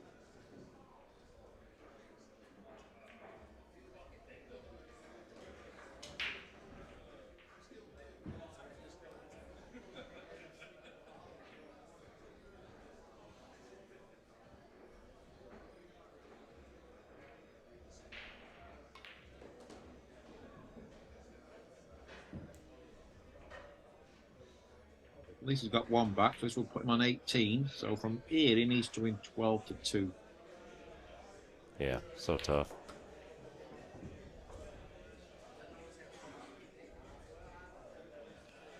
But, you know, I think if you're on Chris's side, you're just thinking one more. Just need one more. Kind of take it one game at a time. Yeah, all he can do. While your opponent needs keep him off 29, you've always got a chance. But he has to really somehow string 4 or 5 racks together. Yeah, he hasn't really done that since the start of the match. He had an 8-4 lead, so from an 8-4, yeah, he hasn't been able to string more than 2 racks together.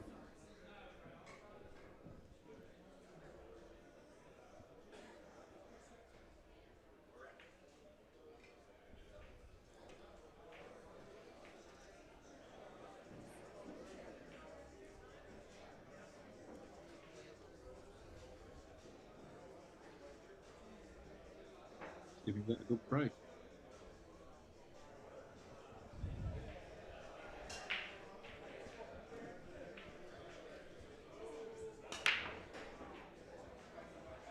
You ball a little bit. That's why he's not going to make a ball.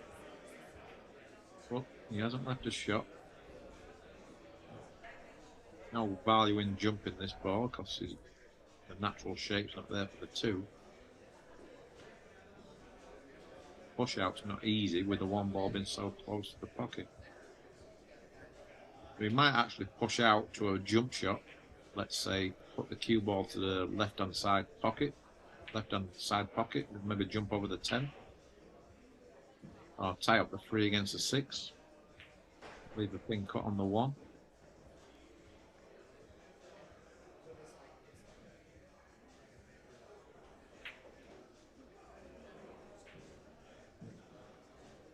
Yeah, I think I like the push to the jump myself, I think. Yeah, and I think Chris is not the strongest jumper what I've seen, so and Oscar's a great jumper, so really use your strength really. Quite a long one from here. I'm not too sure what's going on here. Can he get in between the 4 and 9? Or maybe he's got to jump between the 4 and the 9. Is he playing swerve? Wow. I'm amazed with that. Shout. Just can't believe what he just played. Yeah. And there's been quite a few push outs, and I've been really surprised with what they've played. I mean, obviously he was trying to hit the 1/2 ball there and then get the cue ball back behind the 6 sort of thing. Yeah, I mean that's just giving Chris an easy chance there when you know he's struggling a little bit. At least try and make it difficult for him, or make him think about it a little bit more. Sure. Yeah. What you want to do is put yourself behind the 8 ball, like you literally did, really.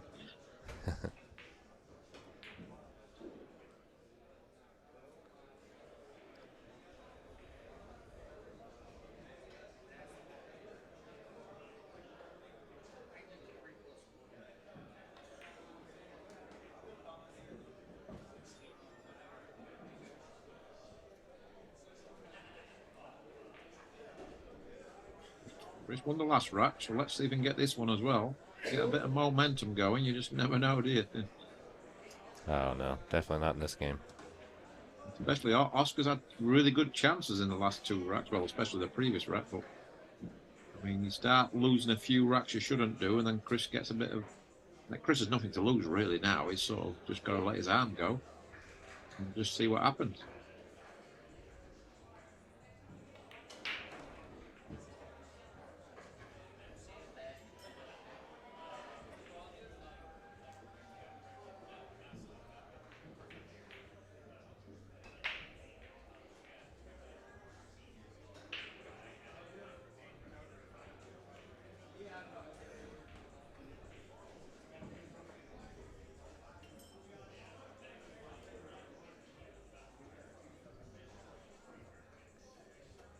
Kill this just with a touch of left English. Just kill the cue ball. Maybe a couple twice across. Not my choice of shot. Everyone likes to play that shot different. All right or wrong in the way Chris has played it. Played it really well. Just be a bit careful here. Get to the top rail.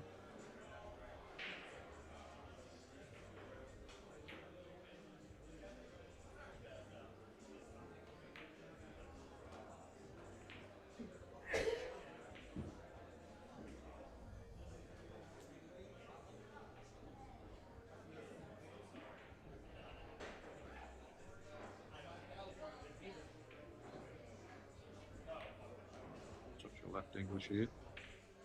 We avoid that side pocket. Guessing here he will play for the corner. Again, just eye on the cue ball with a touch of right. 2 rails out. It looks like it's going the other way. Okay, good play for the side.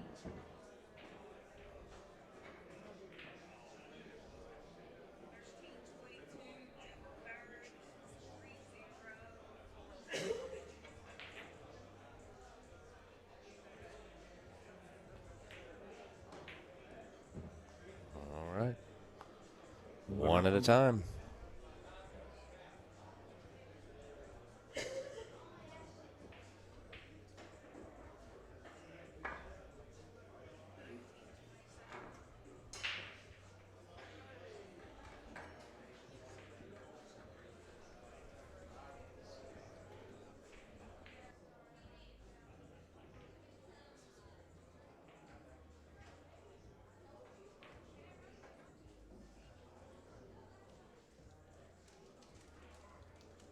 27-19.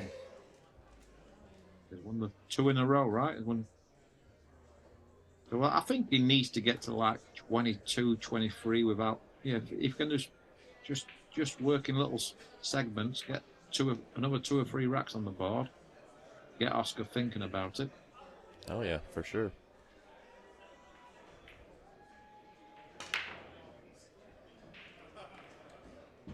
It's the cue ball again. I'm amazed how bad they've broke. Yeah. Like, both of them are pretty renowned for breaking good, especially Oscar. I'm just flabbergasted with how poorly they've broke. Yeah, and it's like I said, the last few days they were here, done a lot of breaking, and it's one of the things that stood out to me was just how well they were both breaking. Completely falling apart during this first set.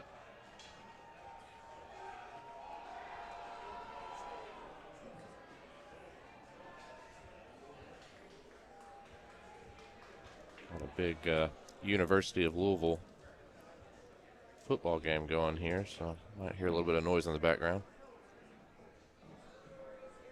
I wonder if you can see the edge of the one. In the third. Forestation on the score. Defense must be. Dangerous shot. It looks like it's got a bit of a roll though.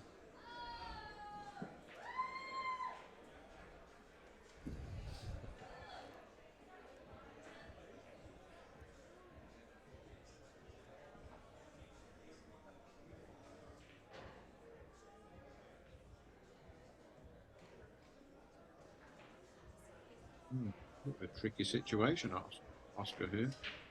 Don't think he can just slow roll behind the 7. He might go for the bank on the 1 ball, but he might get the double kiss. No. Trying to get behind the 7. Yeah, that wasn't easy. Yeah, just a little light there. Really, he should be putting the 1 roughly behind the 10 here and the cue ball behind the 2 and the 4.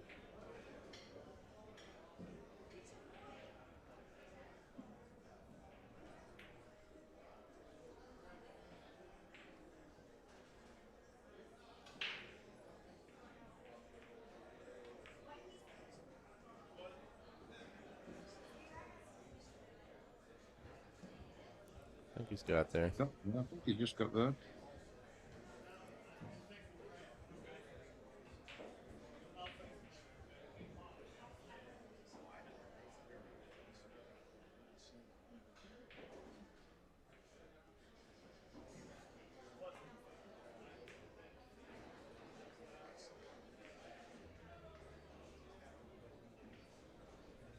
Left a shot.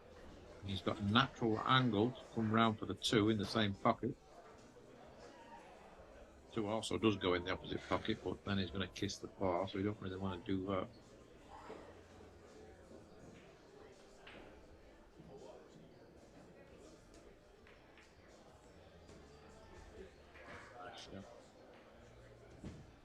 Nice, he's got a slight angle. I think he can draw straight out.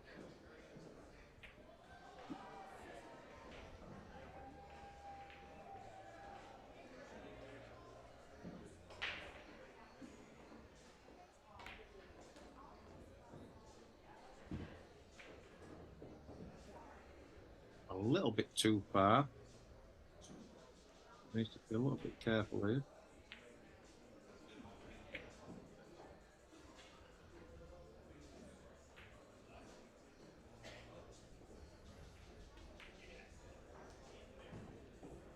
Nice shot.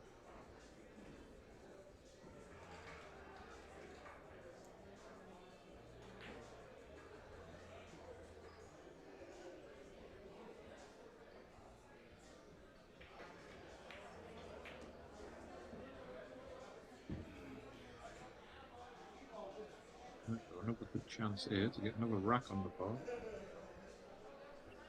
Just wants to bring the cue ball back a little bit here, just leave a slight angle on the 7 ball, so then he can come underneath the 8, get to the side rail.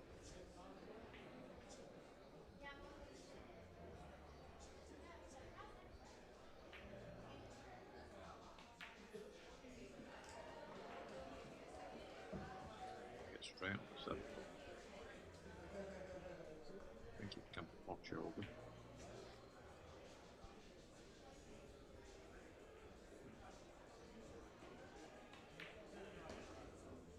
Careful. Be careful. Good touch. Thought for a split second he was going to go behind the 9. Yeah. Still not great, to be fair. Didn't want to be straight on this 8-ball. Should be okay.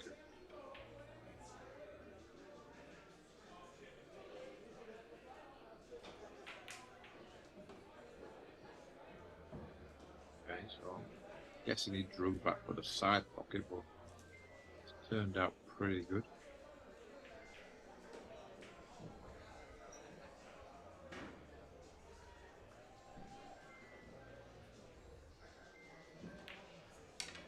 Oh wow! Wow. Look at this. I can't believe the way he played the shot, though. I don't understand why he didn't go forward with the cue ball. Yeah. Just take your cut in the corner. I mean, that's unbelievable. Missed that by a mile. But I didn't like how he was addressing the cue ball. I thought, why is he jacked down on the cue ball here?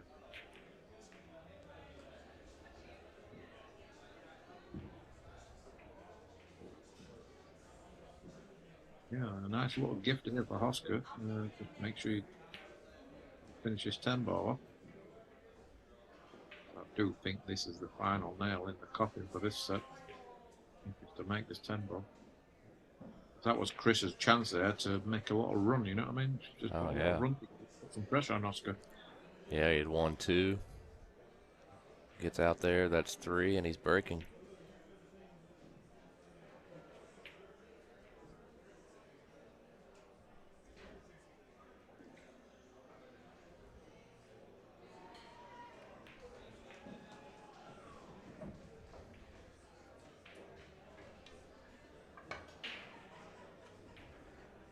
Twenty-eight to 19, he was a big chance missed out.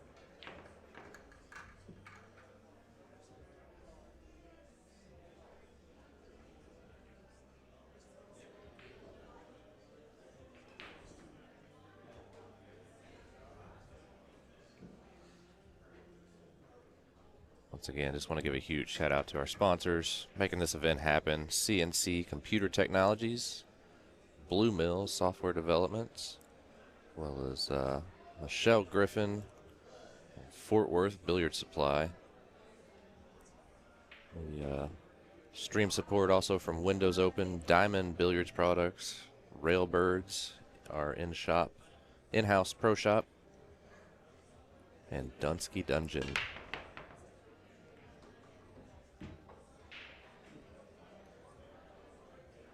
Well, the break from Oscar.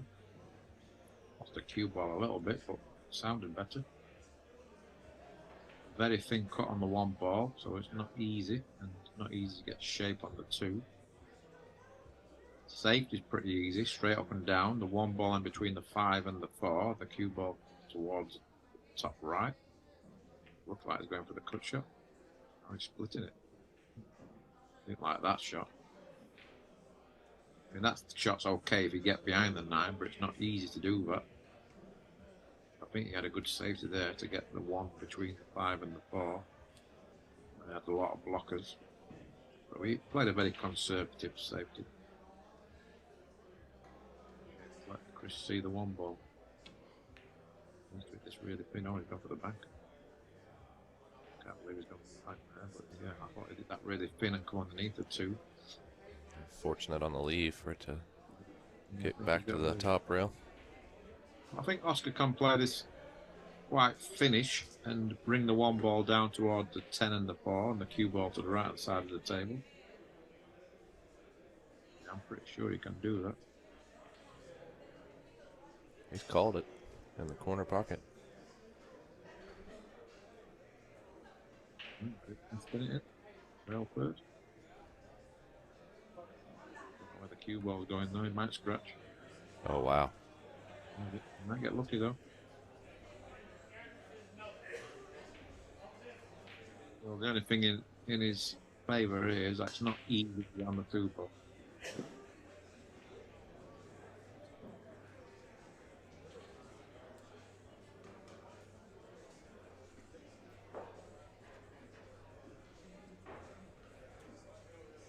He might have to try and draw straight back here. be some stroke if you can do that. No. Played a great shot though. 4 rails around. Good ball. The better shots of the match for him.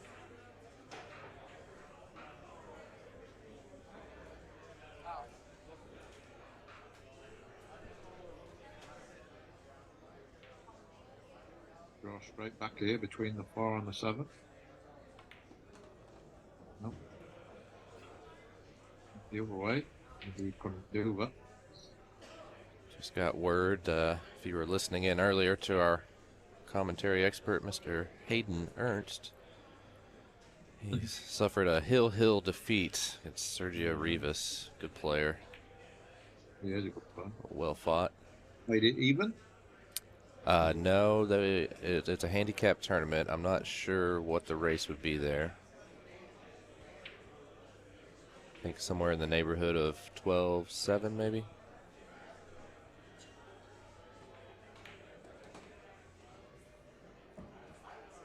Pretty good effort then. Oh yeah, absolutely.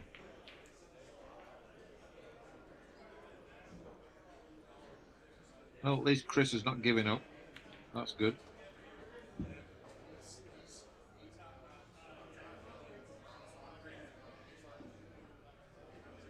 Yeah, I mean, look, he was on a 2-game run. Should have been 3 and breaking for 4, but if he does the same thing here, it's to say he gets to, 4 games. 23-28. It's not out of the question, right? Yeah, he's definitely capable. It's just I just don't see it. Yeah, just from what we've seen tonight thus far. Definitely capable. It's just yeah. If you're a big fan of Chris or you coach him, I mean, it must be harder to watch for them than it is us neutrals. Just because you know what he can do. He's done a lot of things wrong tonight, though. I mean, everyone makes mistakes, miss balls, whatever, but he's played the wrong shots a lot of time. He's made the wrong decisions. Yeah, he's played some strange push outs and just little things like that. They all add up.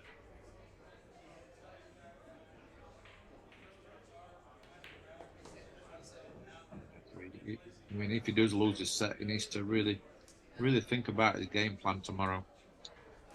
I feel like he hasn't really come into this match with a real game plan about his opponent, study his opponent, work out his weaknesses, his strengths. And I think that all that's very important. It's like I said before, people say, oh, they play the table. I think that's nonsense. I think especially in these long races, you definitely play the opponent as much as you do the table. Shell there in the background. Yeah, Michelle Griffin, one of our sponsors. Oscar refueling a little bit. Starbucks there. Not bad, is it? Someone been out for Starbucks? That's right. They didn't bring me anything. That's all I know. No, I could do with a Starbucks. Vanilla latte would have been nice. Would have shipped it to England. That's right. Well, let's see this break. 28-20. Made a ball. Lost the cue ball slightly. Took a little bit off it, I guess, but it's not bad. Yeah, a little bit Yeah. flatter than what he would have wanted, which is why the 1 didn't quite make it all the way back to the top of the table. I think he's got to start taking some risks here. So I think he's going to hit this 1 ball thin and try and get underneath the 8 and the 2. Yeah, So I like that play. 10. I don't think he can scratch, so that's good. The 8 in the way. So I'd really go out for this. Needs that to go. I didn't like the way he played that shot, but he's got away with it. Definitely got away with it. Lucky that he's got over the 8 ball there. This makes it very difficult key for Oscar. Yeah, definitely got very funny. But yeah, I thought he would have hit that 1 ball thinner with more right English and try and really get behind the 2 and the 8.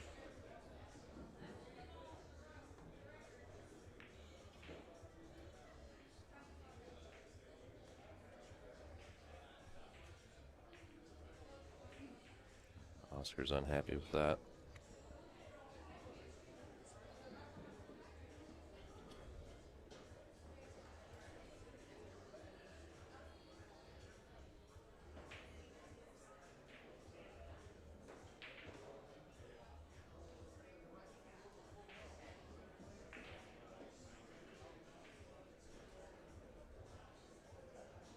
Bit of a roll there, did Chris, but you've got to take advantage of all these little rolls there.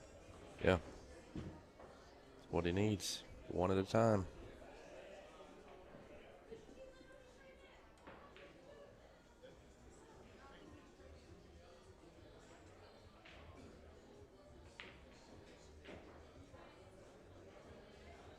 Just stop the cue ball roughly where the 2 ball is.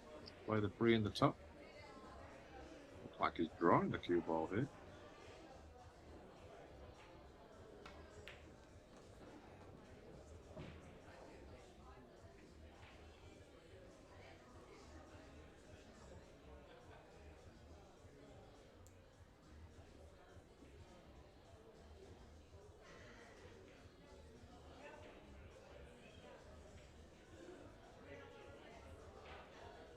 Go forward. Stay down on the shot on these type of shots. Very important to keep your head still.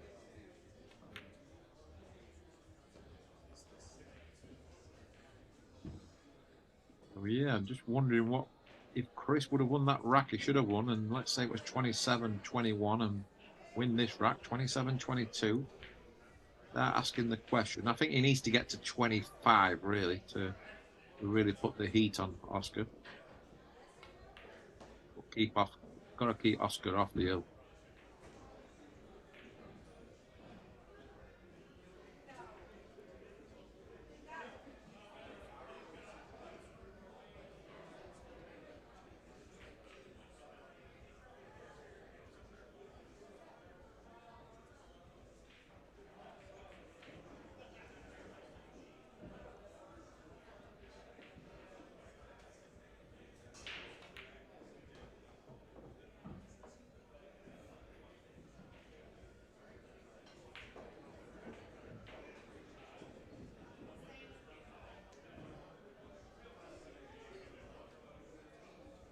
Doing the right things though, that's the main thing. He's taking one ball at a time. He's actually slowed down a little bit, which is better, I think. Yeah, he has for sure. He plays a bit too quick, gets a bit ahead of himself, gets a bit too excited. Yeah, he's taking each shot the way it is, and I like that.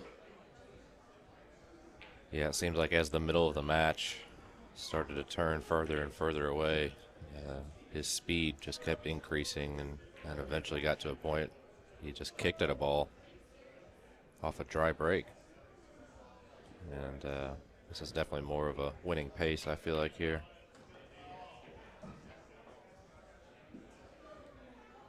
Well, at least he's making the score look a little bit more respectable.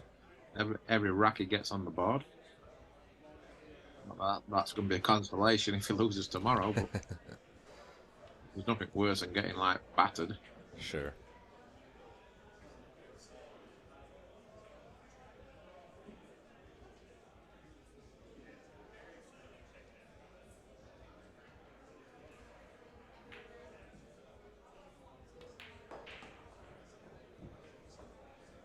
All right, another one for Chris Reinhold. Pools within 7.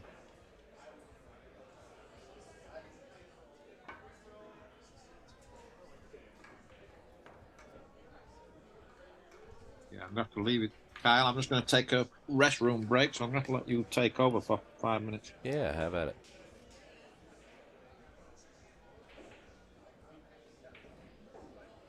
We're at Rail Yard Billiards here in Louisville, Kentucky. About 20 minutes from where the Derby City Classic happens. If you haven't made it out, we've been opened up about a year and a half ago. We've got 8 diamond 9-foot tables. All of them are at 4 1/4 inch pocket. 22 diamond bar boxes. Spread out on about 40,000 square feet or so.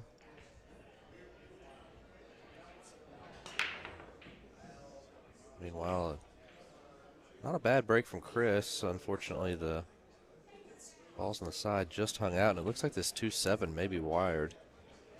And an open shot on the 1 for Oscar. So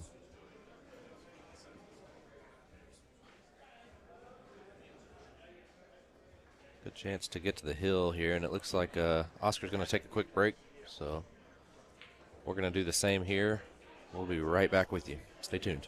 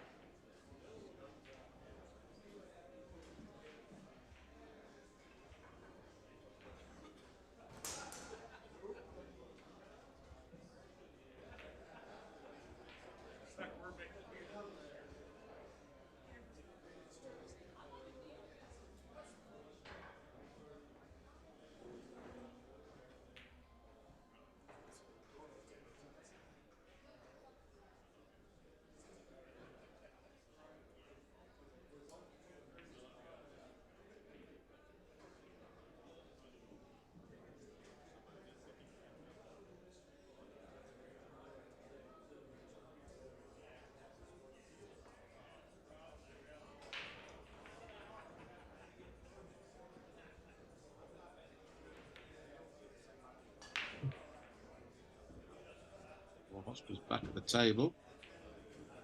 Didn't see the break.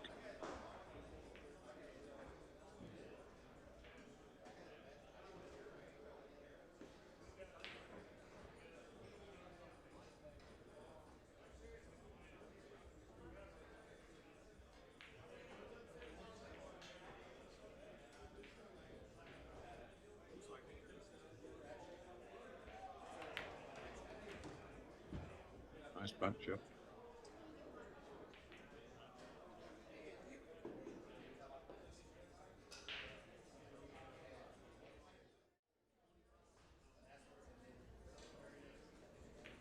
Nice bank shot, but unfortunately he's hooked himself.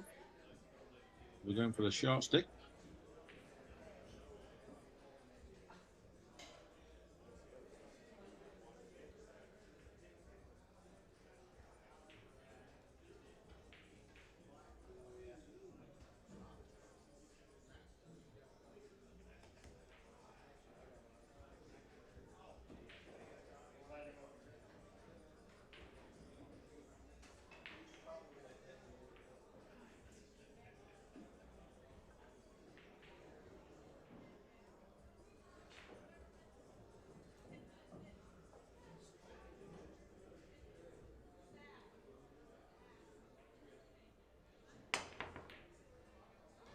Wow, great effort. Fink, look at this. You happy with that result? He's very close to making it. Fink has got second prize. Unless Chris can see the edge of the free.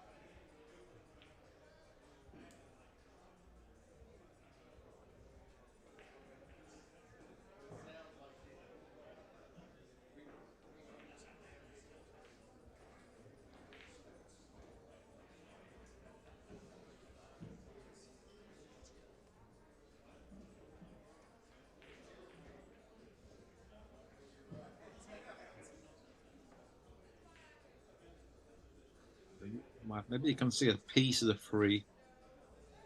It's very hard to get safe.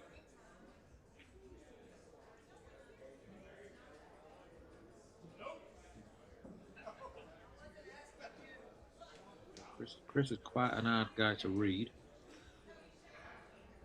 I don't know how much you can see this free ball. You can just see the edge where you just got to fin it. Try and get behind the ball. Let's say a few balls that first down on the shot reel. You can just see enough of it to try and stun him behind the 10, the 7, 9, use those balls. Go for that, you know? I could see quite a lot of the free. Played that shot really well.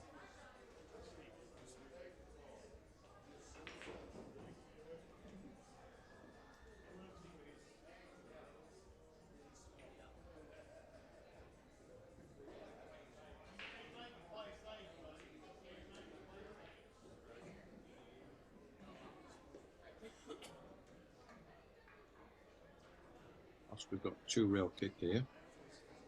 A little tricky. He needs to come underneath the free ball, really. So if he hits it thin, he's going to hit the 7. He's come underneath it too much. That's what he was trying to do. He was trying to kick the free ball up table.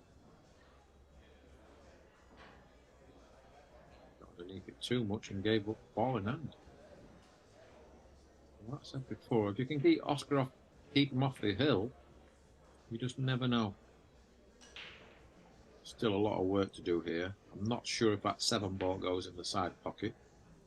Looking, I think it does. So the 6 to the 7 is going to be the key here.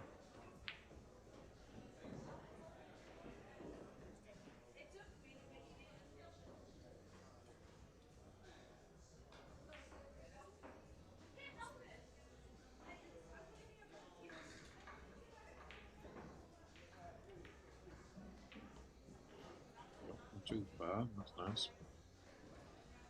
Yeah, so leaving the right angle on the 6 here is going to be the key to the 7. So it'll be interesting to see if he gets above the 6 or stay underneath it.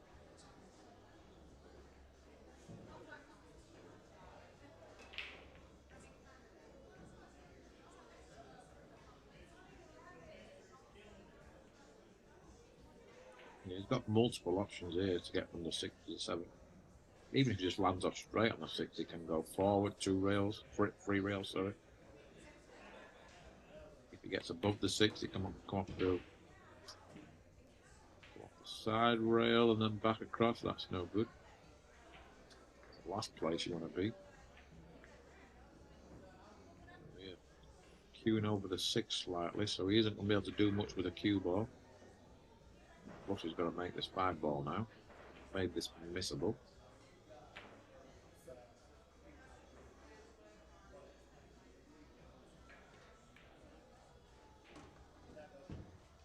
He's got a little angle on the 6, but it's not going to be natural now to get on the 7. He's going to have to maybe, I don't know what his angle's like, whether it's natural for him to just play follow with right English and come down, or whether he's got to like play like a little punchy follow through with right English, which makes the shot a lot harder.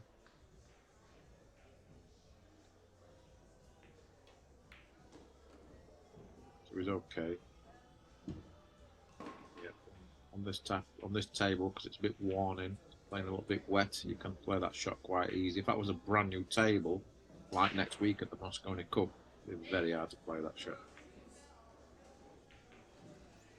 Right, does he have an angle on this 7 ball where he can just bump the 9? I'll just go past the 9. Otherwise, he might have to jack down a little bit, which makes the shot a little bit more tricky.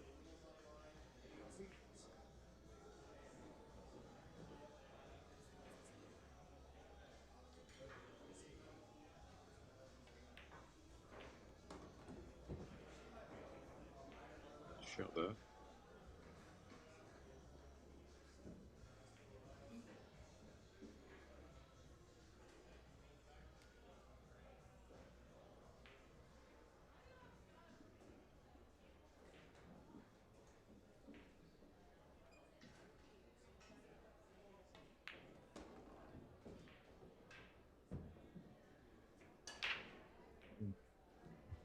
Perfect on the 9 balls. That's another rack. What was it, 28-19? So maybe 3 in a row here.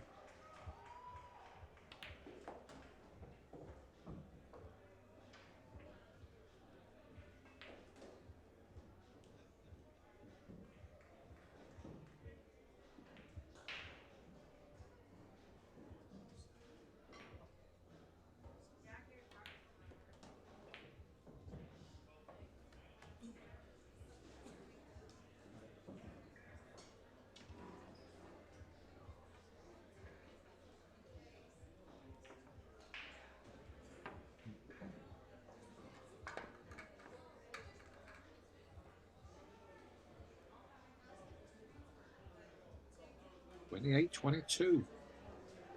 Yeah, that's it. I think if he can get to 24, then Oscar will definitely start thinking, no, I could do with winning the next one.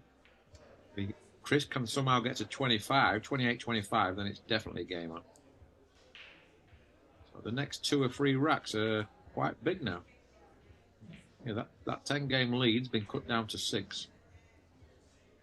And Chris is playing at a better pace. He's not too quick, not too slow. He's respecting the table a lot more.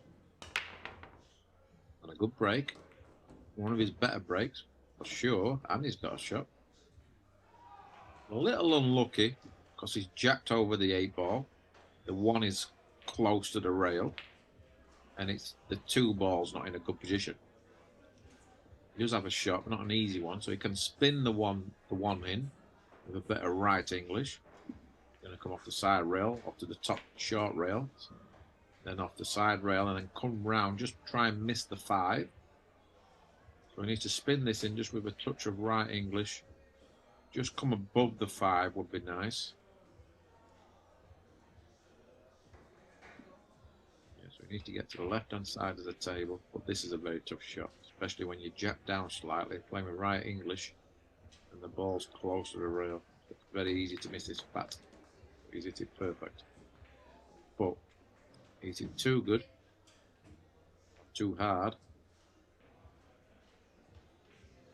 But yeah, it was difficult to judge that shot. A good hit, just slightly over hit it. But he does have a shot on the 2. I think it does go in the top right. The only problem with that is that the cue ball's going to the left. So he could go forward. I don't know if he can go forward and put the cue ball behind the 10, play safe. I think he can, but the speed, he's got to make sure he hits a rail with a 2, which is not guaranteed. If he can slow roll the 2 into the top right and hold the cue ball for where he was just looking right there, which will then play a 3-6 combo. Yeah, that slow rolling that 2 ball. Very touchy-feely shot.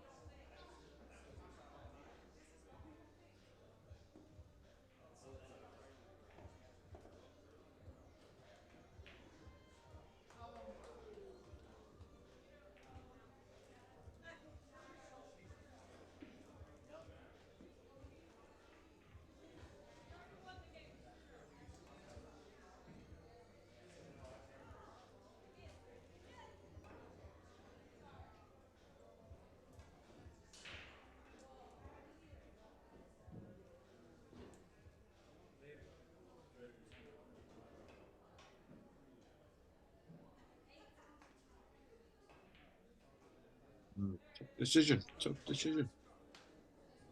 Now he's jacking up in there. Jacking up, that means he's got to be playing safe.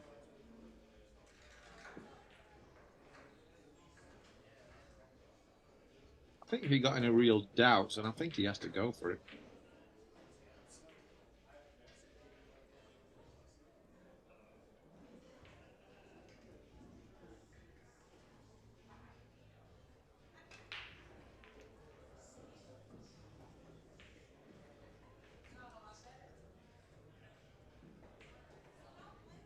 So is he going to...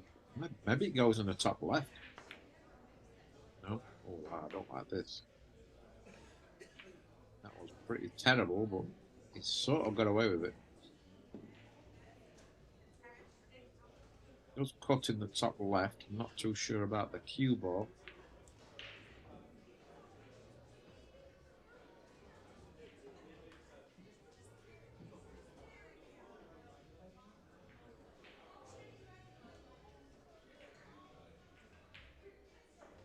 The other option is that he could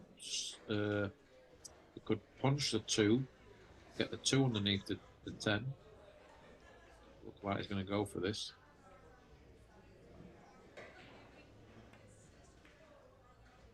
No. Purposely overcut the ball there. Played it really well. Played that shot very well. Don't think you can see the 2 direct, but it's only got to go over the edge of the 10, sorry, so it's like a little masse.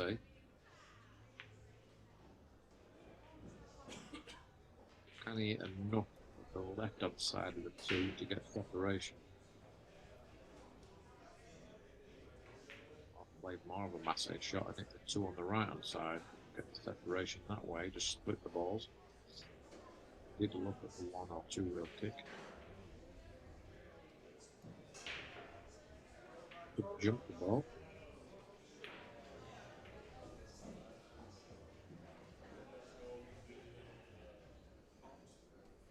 A little bit tricky. Tough decision here.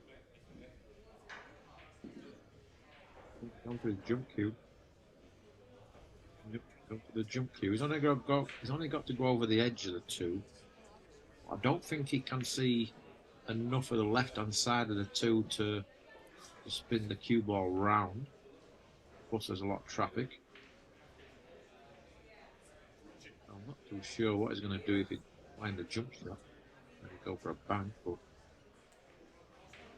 see. I don't think he's called anything.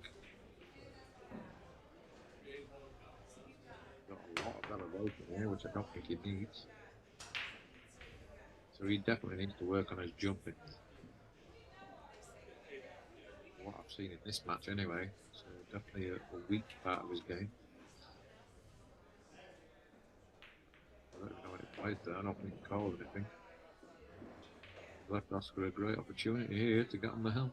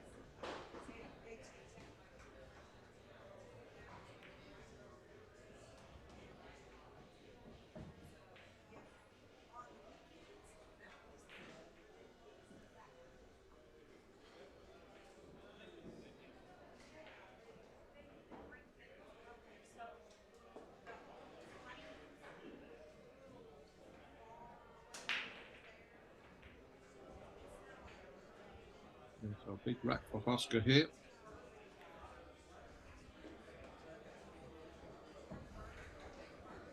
Just to get on the hill. Not a lot to do with the cue ball, just get good shape on the 7.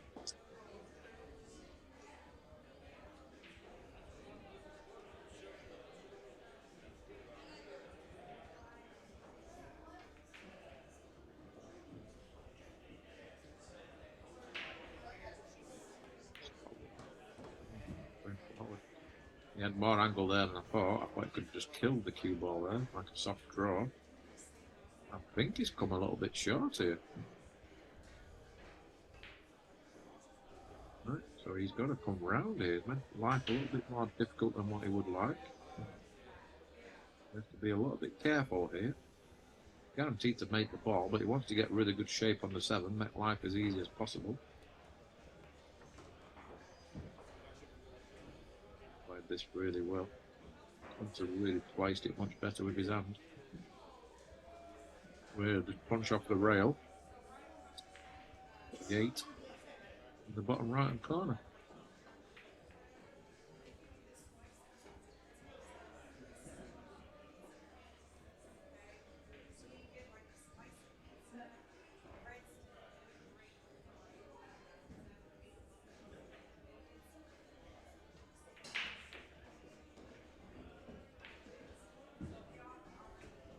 That really nicely, good speed.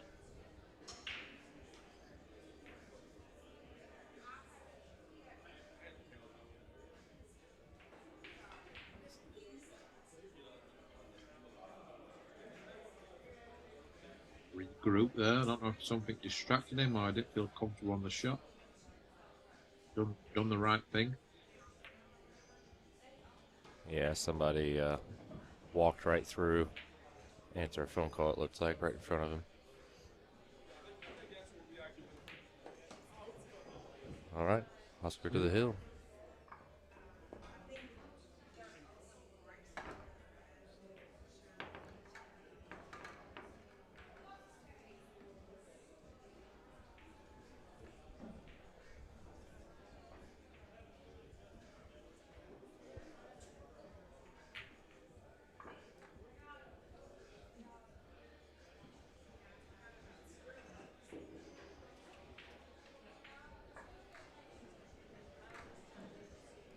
Appreciate everybody hanging out with us tonight. It's been a great match.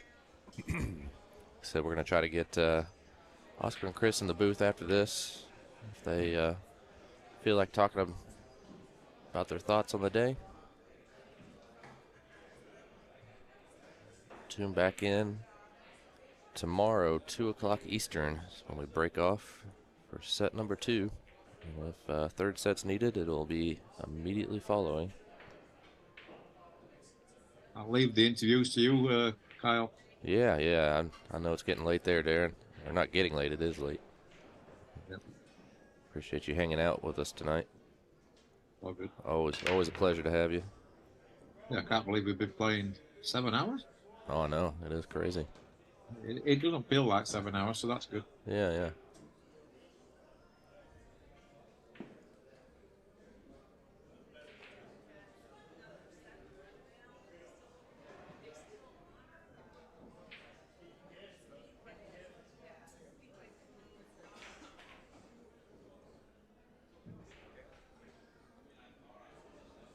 Chance here to close out.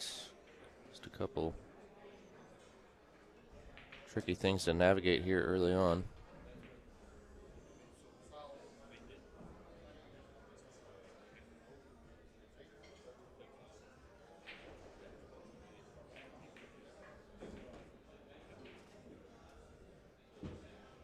Doesn't want to get over the 10. We'll be okay. This is all about this next shot, really. If he gets good on the 4 from the free, making sure he gets good on the free now. Just want to be in the middle of the table.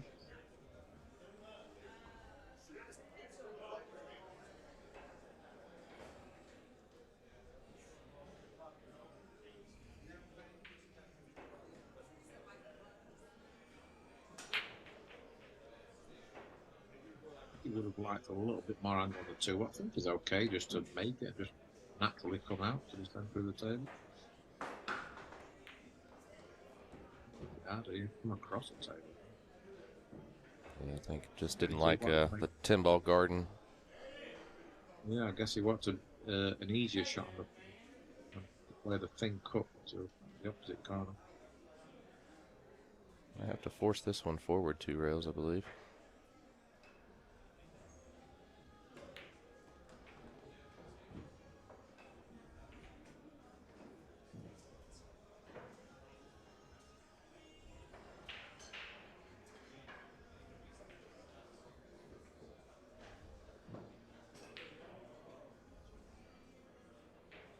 Well, one really good shot here. He needs to make sure you don't quit on this one. Kiss that 7. Doesn't want to kiss the 7 here. Or if he does, just make sure you brush it. Nice.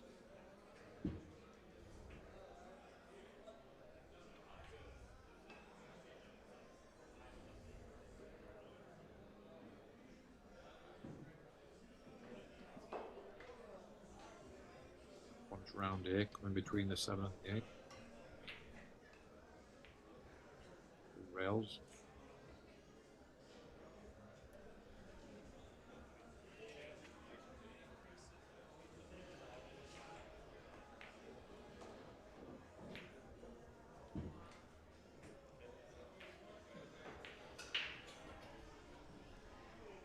Don't want to get straight on the 6, but you've got a slight angle, but the wrong side. You're rather just going to stop the cue ball where the 6 is. Or it maybe draw back for the 7 in the side. Or go forward. Go forward 2 rails.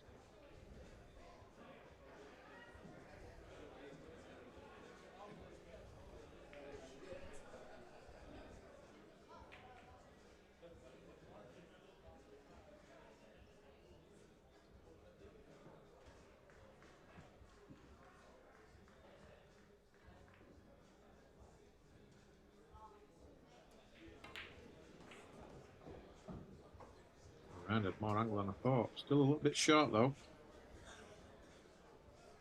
It still requires one more good shot. I know, yeah. Seems like that finish line's always so hard. It'll never just be easy. It's a little bit of a blind pocket shot as well, so he's got to really commit to his line here. I think play bottom right. I think you can just get into the cue ball enough. Yeah, I think so, especially the way the rails are grabbing right now.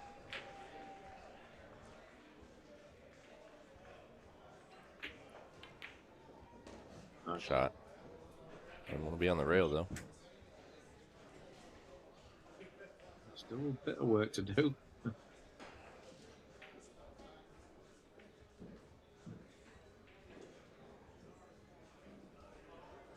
Yeah, I was a bit surprised how hard he hit that ball. I thought he was going to play a more controlled draw, but maybe he felt more comfortable letting his stroke out. Like this really well. Yeah. That's all she wrote. Great shot there.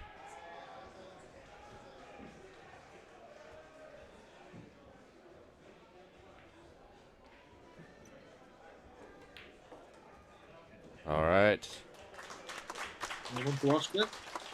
30-22. Oscar takes down set number 1. Appreciate y'all hanging out with us tonight. Darren, thank you again so much, man. It's always great having you in here. What time tomorrow? Be 2 Eastern tomorrow. 2 Eastern, so that's 7 p.m. UK. All right. Okay, mate. I'll see you tomorrow, yeah? Yeah, sounds good, Darren. Thanks again, man. We'll talk to you here soon. Tomorrow. See ya. Bye.